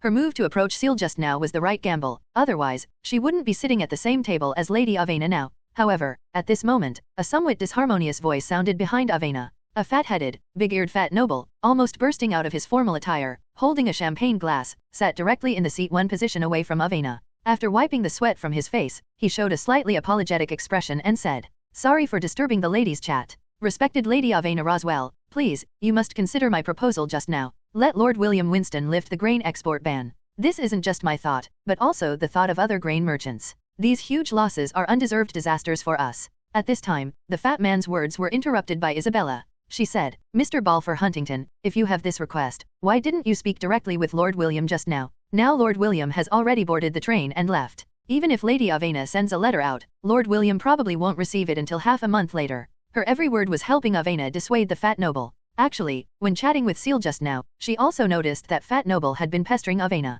Having his words interrupted made the fat noble somewhat annoyed. He looked towards Isabella, his expression showing slight contempt. A painting seller's daughter dares to interrupt my words? After just glancing contemptuously at Isabella, Balfour continued looking towards Avena.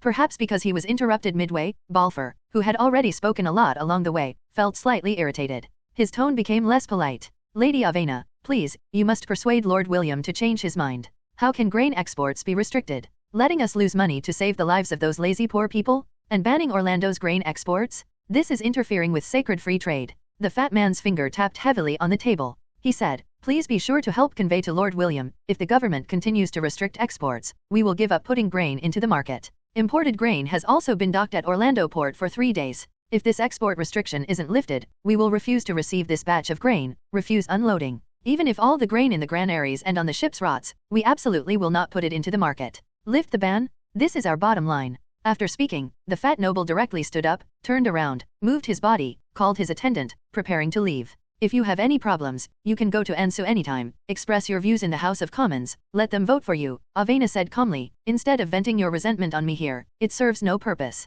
If you came to talk business, I welcome you very much. If you're just looking for me to be a mouthpiece, sorry, please leave here. Avena remained expressionless. She seemed accustomed to facing such nobles and wealthy merchants. These people couldn't reach the upper echelons of the Roswell family, and found it difficult to reach William, seemingly treating Avena as a mouthpiece, venting all their resentment on her. Of course, their attitude was already quite good. If they were really allowed to speak in the House of Lords, they could directly curse at those great noble lords. After all, this concerned their interests, and interests were their lives. Just then, she felt a somewhat warm small hand touch her lower back, gently stroking it. Are you okay, Avena? Ciel looked at the expressionless Avena, slightly worried. Although Avena remained expressionless, Ciel could clearly see slight fatigue in Avena's eyes. It seemed William's arrival had invisibly steered this banquet in a direction Avena couldn't quite control. I'm fine. Avena shook her head, then directly stood up, nodded slightly at the others, saying, sorry for disturbing your chat. Avena seemed to notice her arrival disrupted the originally relaxed atmosphere here, stood up, and left this table.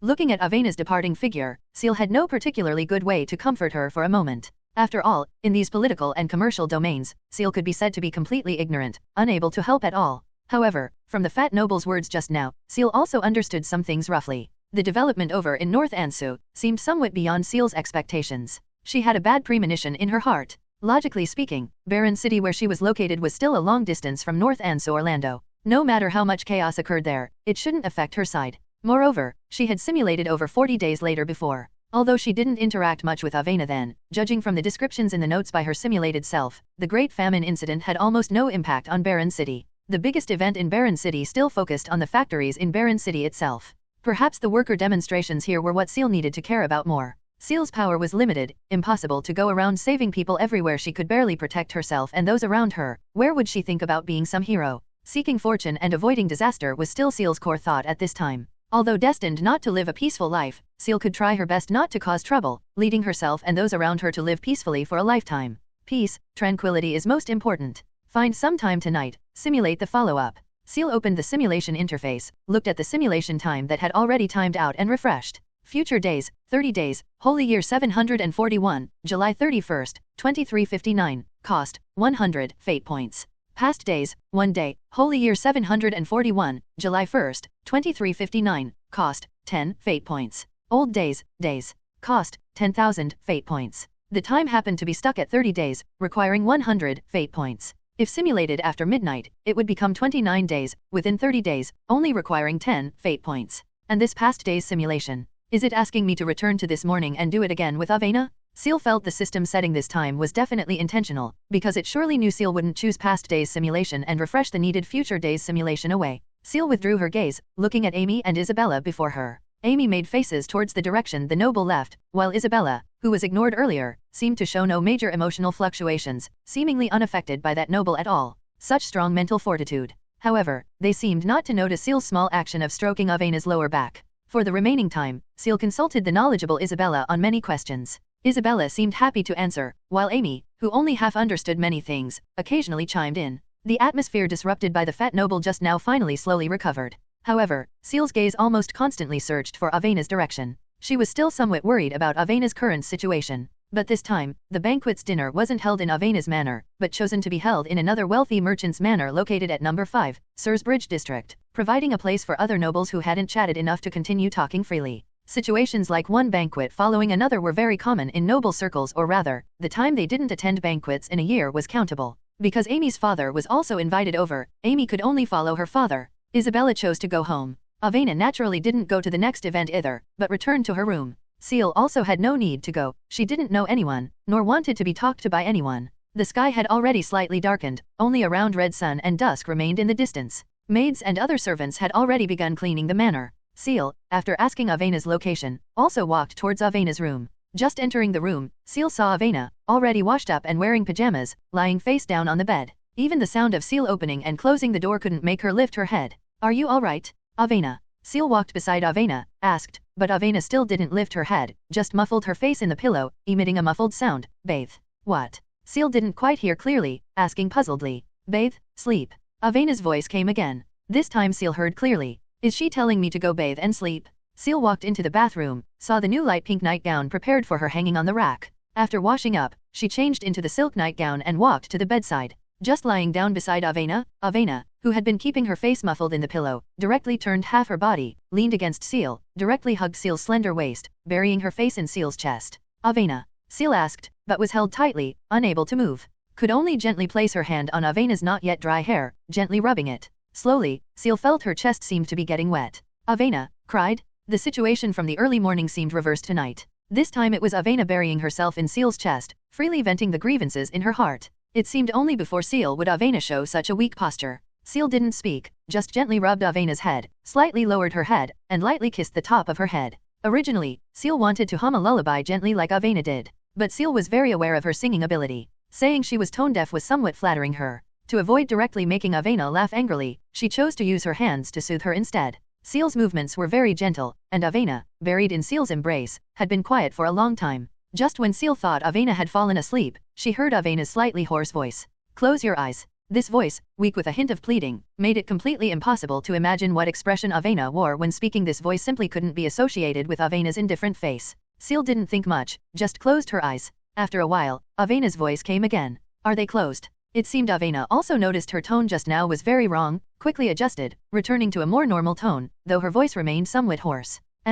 Ciel nodded. After hearing Ciel's reply, Avena shifted her body, slipping out of Ciel's embrace. Listening to the sound, Avena seemed to have gotten off the bed. The rustling sound piqued Ciel's curiosity. She really couldn't resist, squinted her eyes open a sliver, wanting to see what Avena was doing. At this moment, Ciel saw Avena, wearing a grey-blue nightgown, sitting on the edge of the bed, back facing Ciel, seemingly wiping her face with a handkerchief. Not noticing Ciel had already opened her eyes. Only when Avena showed signs of turning slightly did Ciel quickly close her eyes. Immediately after, she heard the sound of Avena approaching. Soon, Ciel felt a gentle touch on her lips, but it was like a dragonfly skimming water, touching and leaving instantly. Then Ciel heard the sound of Avena getting off the bed, putting on slippers, and walking away. "Is that it? Where's my compensation?" Only hearing the sound of writing coming from the direction of the desk, Ciel finally couldn't resist asking, "Can I open my eyes now?" Avena's response came from not far away. Ciel opened her eyes, climbed off the bed, and looked towards Avena. At this moment, Avena sat at the desk with her back to Ciel, seemingly writing something. "What are you doing?"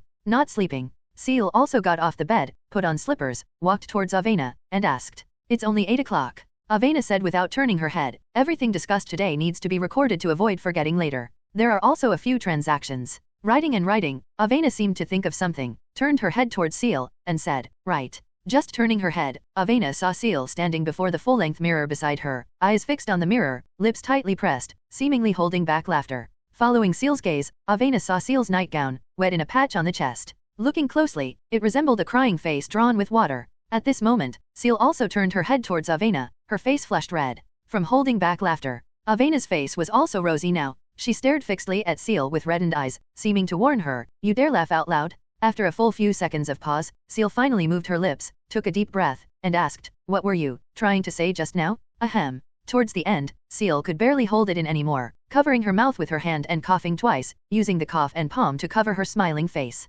But the amusement in her eyes couldn't be hidden. Avena clenched her teeth tightly. How she wished she could teach Ciel a harsh lesson, but without using transcendent abilities, she was no match for Ciel at all. She had no choice but to avert her gaze, look at the notepad before her, and say, "Today, old William gave me some news. I think it's necessary for you to know too. It's highly likely you already know. What is it?" Hearing it was serious business, Ciel also restrained her desire to continue teasing Avena, asking, "About the workers? Or the famine?" "No." Avena picked up a note placed on the table, handed it to Ciel, saying, "See for yourself." Ciel took the paper. The handwriting on it was messy, unlike Avena's handwriting. And what was written on it made Ciel's pupils shrink slightly. A transcendent has contained an item with uniqueness trait. Currently unknown who, where. You need to be careful, best if you can go home. This was written by that Minister of the Interior William to Avena? How is that possible? Didn't I seize the uniqueness trait inside the other side? Even the contaminated Fate Renegade's touch was left in the other side. Why would anyone know? Was another uniqueness contained by someone else? System. Ciel asked inwardly, her tone very strong.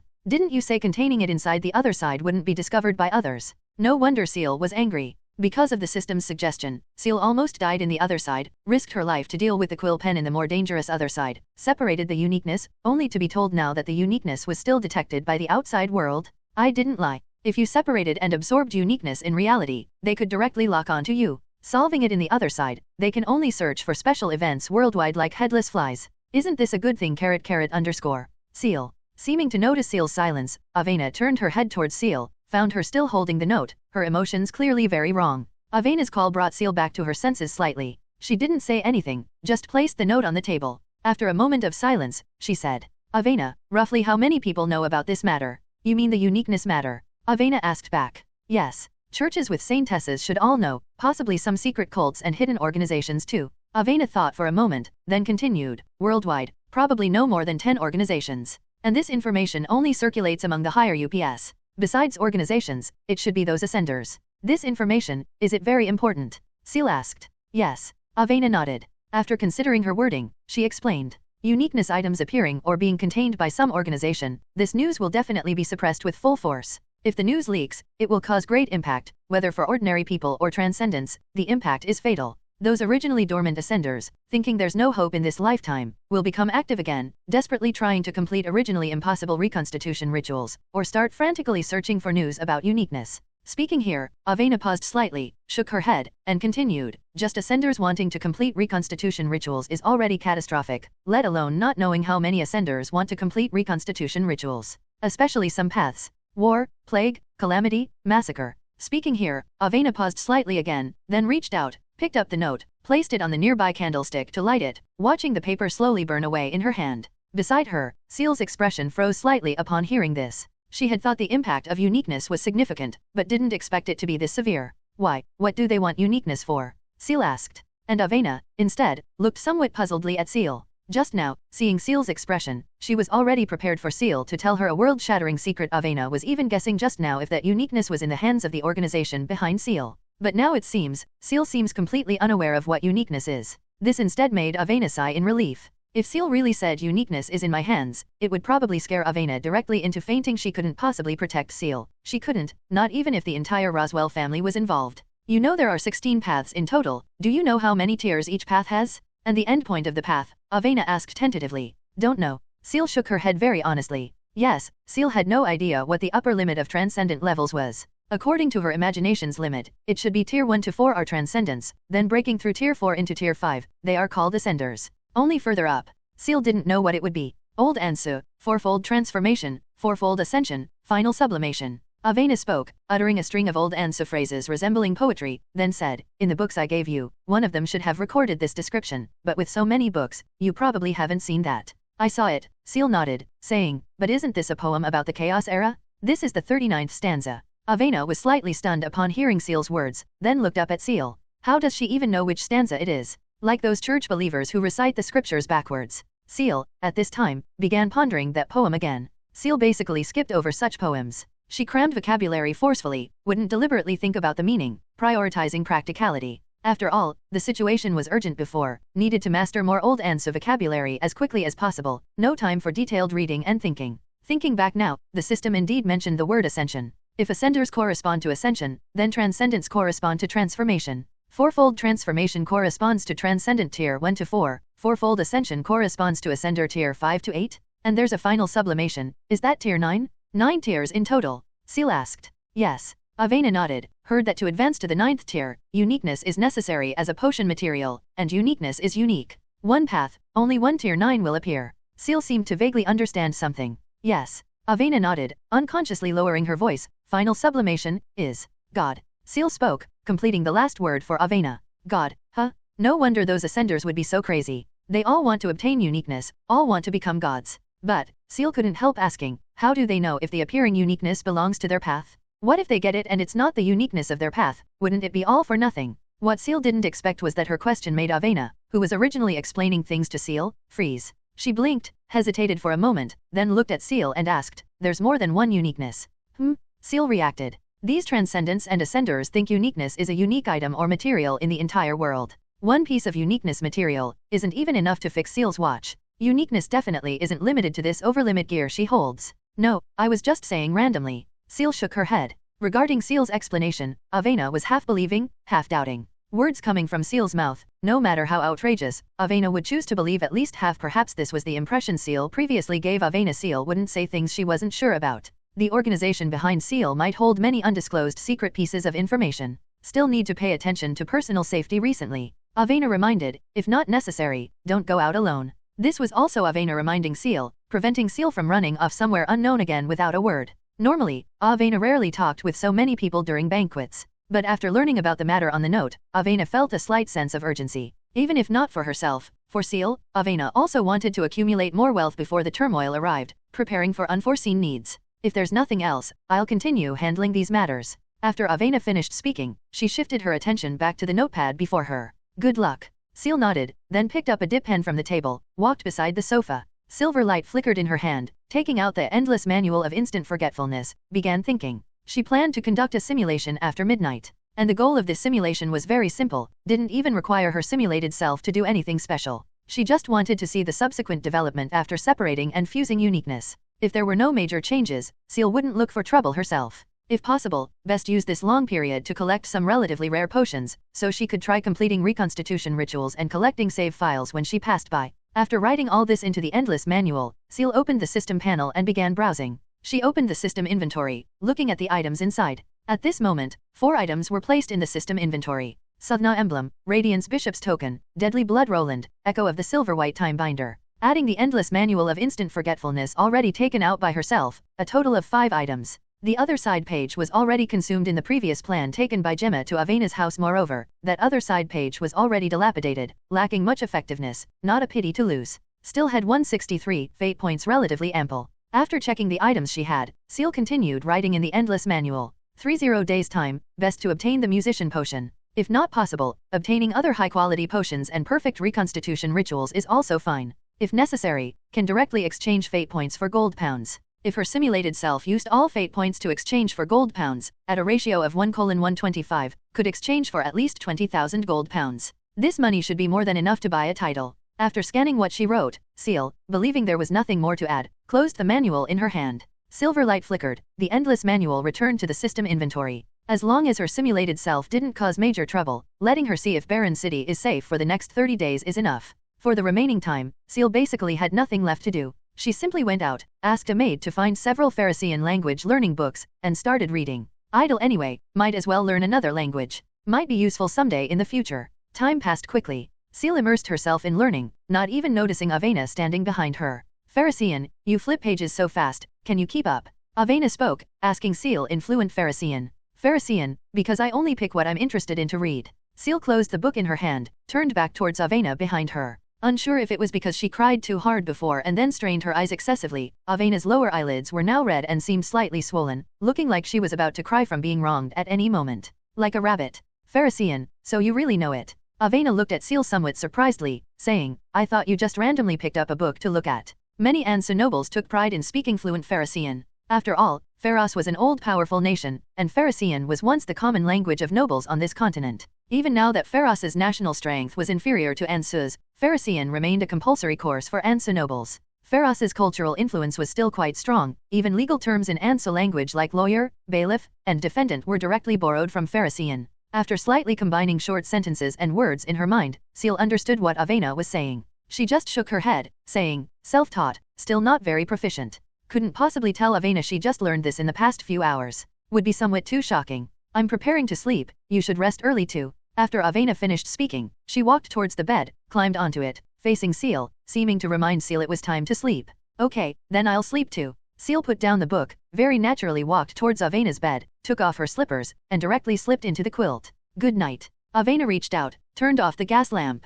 The room darkened, leaving only the still hot lamp wick flickering with a faint orange glow. In the dimness, Ciel opened the system interface, looking at the current time. Still an hour before simulation. What to do for this hour? Take a nap? System, do you have an alarm clock function? Ciel asked the system inwardly. Don't interrupt, don't interrupt, don't interrupt. This is critical, don't discuss useless things here. Just as the system replied, in the warm quilt, Ciel felt a slightly cool hand groping over, grasping her wrist. Avena? What does she want to do? In the darkness, Ciel felt her hand being lifted bit by bit. Avena held her hand with both hands, finally placing it on a piece of softness, slightly larger than her own. Is this the compensation? So there really is compensation? Ciel slowly tightened her palm's grip, but Avena's hand resisted. Don't move around. Avena used a weak tone to speak firm lines. Ciel could almost imagine Avena with reddened eyes saying this sentence now. Okay, I won't move. Ciel nodded, her hand no longer moving though didn't let go either. Just as Ciel was thinking of ways to turn on a light to see Avena's expression, Avena had already pushed Ciel's hand away, turned over, lying with her back to Ciel.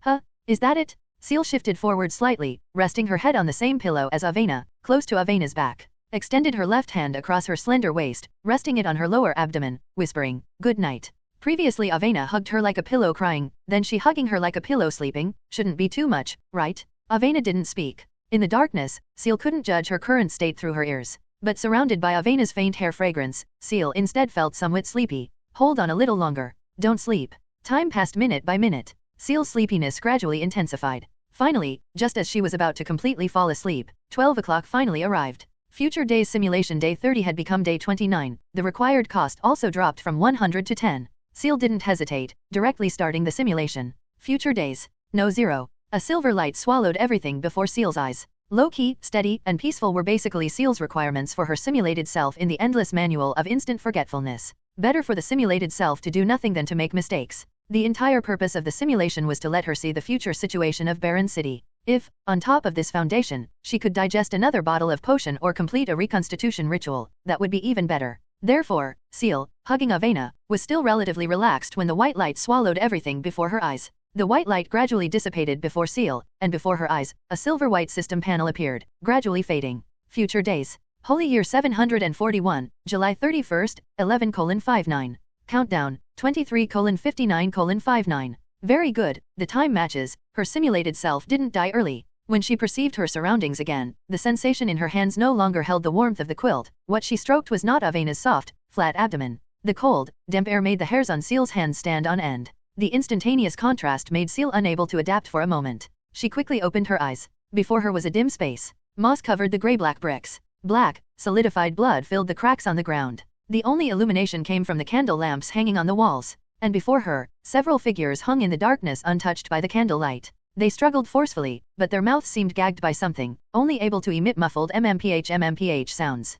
Due to the distance, Ciel couldn't see who they were. Kidnapped? Ciel quickly looked down, slightly stunned. She wasn't hanging. She was still completely dressed in black robes, no wounds on her hands, her right hand still holding a notepad. What exactly is going on? She picked up the notepad, opened the first page, and saw what her simulated self had recorded. But at the very top of the first page, a few extra lines were added. I have no time. No time to get the subsequent potions for Judicator. It's up to you now. 741.7.31.11:58. Words left just now? Her simulated self still had things unfinished, needing her continuation? Knock knock knock. A knocking sound came from behind Ciel, making Ciel quickly turn around. She saw a slightly dilapidated wooden door. Through a finger-width crack in the wooden door, Ciel could see light coming in from outside. Who? Lord Ciel, I've brought the things you wanted. Outside the door, a familiar voice sounded, slightly dispelling some of Ciel's doubts. It's Terra. Although their stances weren't quite the same, Terra could be considered the person Ciel trusted most besides her close ones, without question. If talking purely about obedience, she was even more trustworthy than Avena after all. She completely, unconditionally believed in Ciel. Even if Ciel ordered her to commit suicide on the spot, she wouldn't hesitate at all. Come in, Ciel said. Conveniently, she could subtly ask Terra what exactly had happened. Ciel lowered her head, flipped through the notepad in her hand, starting to extract noteworthy information. She needed to understand what exactly happened now at the fastest speed. The wooden door opened. Terra walked in carrying a tray, placing it on the wooden table to the left of the entrance. I've placed the potion on the table, Lord Ciel. After placing the tray on the wooden table, Terra looked towards Ciel, who was looking down at the notepad, her expression full of reverence. And Ciel, at this moment, the more she looked at the notepad in her hand, the heavier her heart became. Things were heading straight towards the direction she least hoped for. The containment of uniqueness indeed caused deviations in the original world's development, leading to events that had never happened before. and the development of Baron City was far more chaotic and complex than Ciel imagined. Queen of Anso calls for attention to North Anso famine, triggering public boycotts and protests. Large number of North Anso immigrants transported to Baron City and other industrial cities.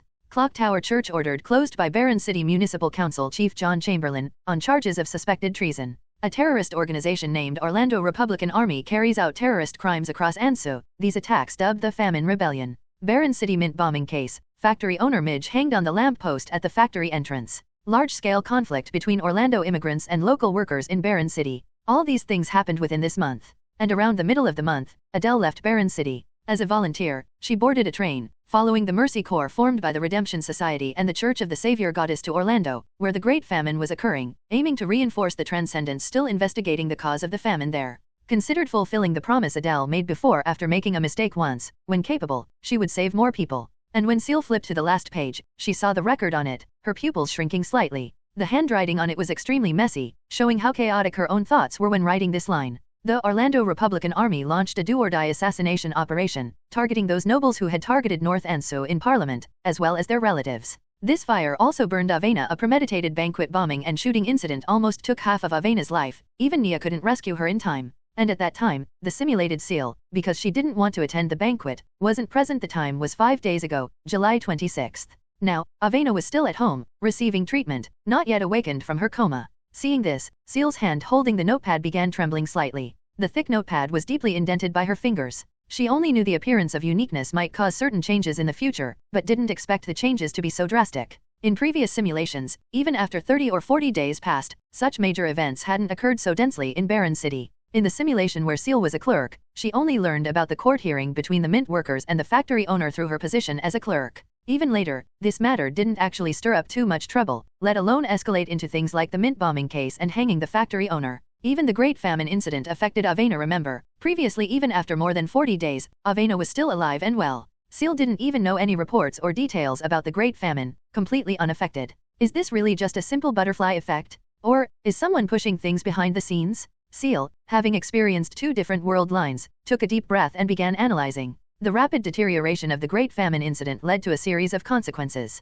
It must be caused by human factors, plus the impact of uniqueness appearing. Ciel could likely confirm that the potato blight in the Great Famine was definitely caused by transcendence artificially. Otherwise, such drastic changes wouldn't occur between 2 different timelines, especially when Ciel hadn't influenced North Anso at all. Remember, even Ireland in her previous life didn't establish a Republican army during the Great Famine, although uprisings and terrorist attacks did occur, just the impact wasn't this large. And the original worker issues within Baron City. Ciel remembered, previously during the court hearing, the notepad recorded that the workers' demonstration was backed by the Church of the Savior Goddess. But this simulation recorded that the Clock Tower Church of the Savior Goddess had also been banned by the Baron Municipal Council. And Orlando primarily believed in the Church of the Savior Goddess. Is the Church of the Savior Goddess behind all this? Is it the mastermind? Or the one being framed? And the assassination attempt targeting Avena? This, Ciel must stop in advance. Who could it be? Who orchestrated this assassination attempt, or provided help behind the scenes? Ciel didn't believe that just the Orlando Republican Army alone could successfully carry out an assassination attempt against Avena with so much protection.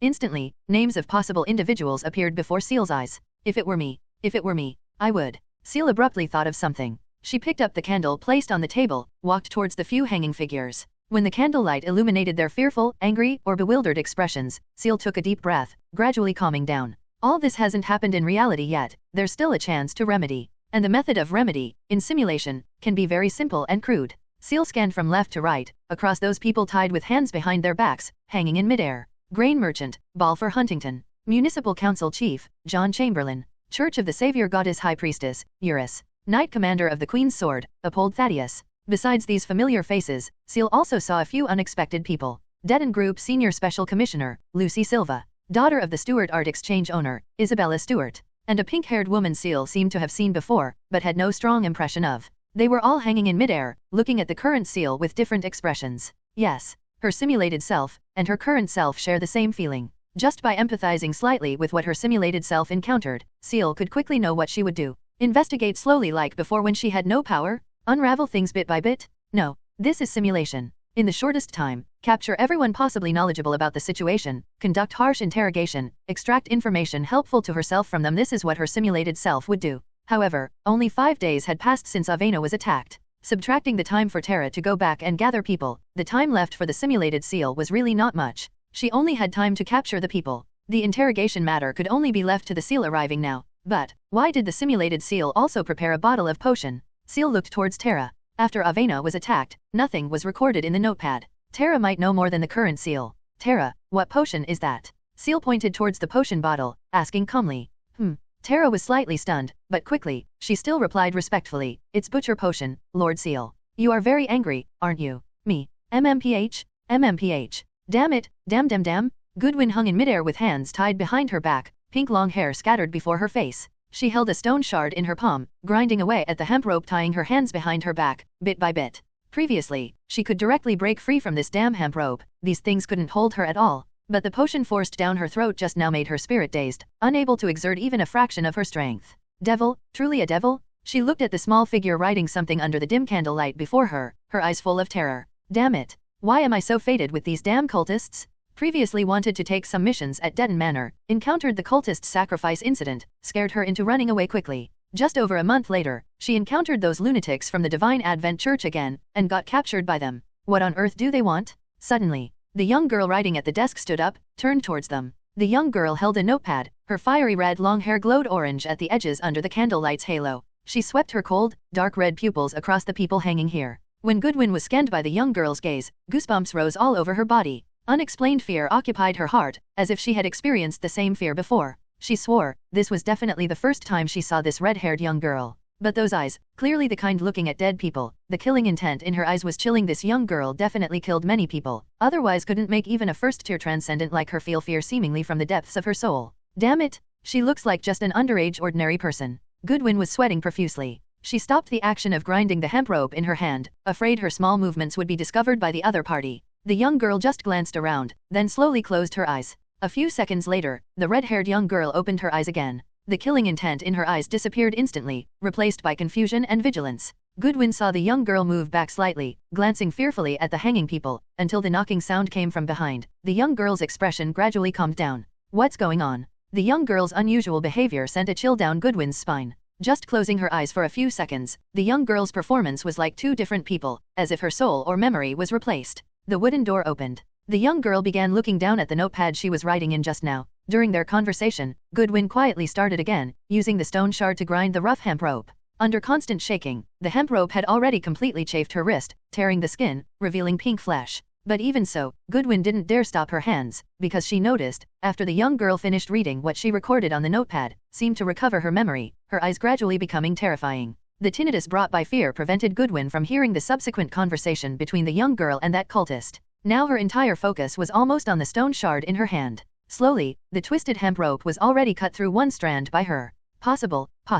Just when Goodwin felt slightly relieved in her heart, she saw the young girl called Lord Ciel leading that cultist, walking step by step towards the fat man furthest to Goodwin's right. Crack. The rope hanging the fat man suddenly snapped. A white shadow hung on the rope, swaying gently with the hemp rope's movement. Two white shadows pressed the dizzy fat man down to kneel. The young girl holding a carving knife stood before the fat man, saying expressionlessly, "Next, I ask one question, you answer one question, no nonsense." The rag in his mouth was also pulled out by a white shadow. The fat man trembled, tears already streaming down. Don't kill me, all yours, all my money is yours." Before the fat man finished speaking, a white shadow choked his throat, making him shut his mouth. 5 days ago, what were you doing? The red-haired young girl held the carving knife, asking coldly. The hand choking the fat man released. The fat man, sweating profusely, trembled and said, I. Due to excessive fear, the fat man couldn't recall what he was doing 5 days ago for a moment. After stuttering for several seconds, he finally said, I attended the banquet hosted by Lord Uphold. And then, the young girl continued asking. Because something came up midway, I went home first. Before the fat man finished speaking, the cultist transcendent standing behind the young girl, looking not much older than a little girl, slowly said, This is a lie, Lord Ciel. No, don't, I'll talk. The fat man's hands were directly pulled out by two white shadows. Schlick. The sharp carving knife directly pierced through his palm, fresh blood splashing onto the ground from the wound. Ah! Tragic screams echoed throughout the underground dark room. Almost everyone seeing this scene felt a chill in their hearts. As expected of cultists, completely devoid of humanity, this was almost everyone's first thought. Hello, everyone! As we wrap up this video, I want to share a quick note. I have a Patreon account. If you'd like to support me and enjoy on-demand audiobooks, you can become a Patreon member. Alternatively, you can check out my Google Drive link, which has 500 plus novel audiobooks available through my Ko-fi or Patreon shop. I appreciate your support.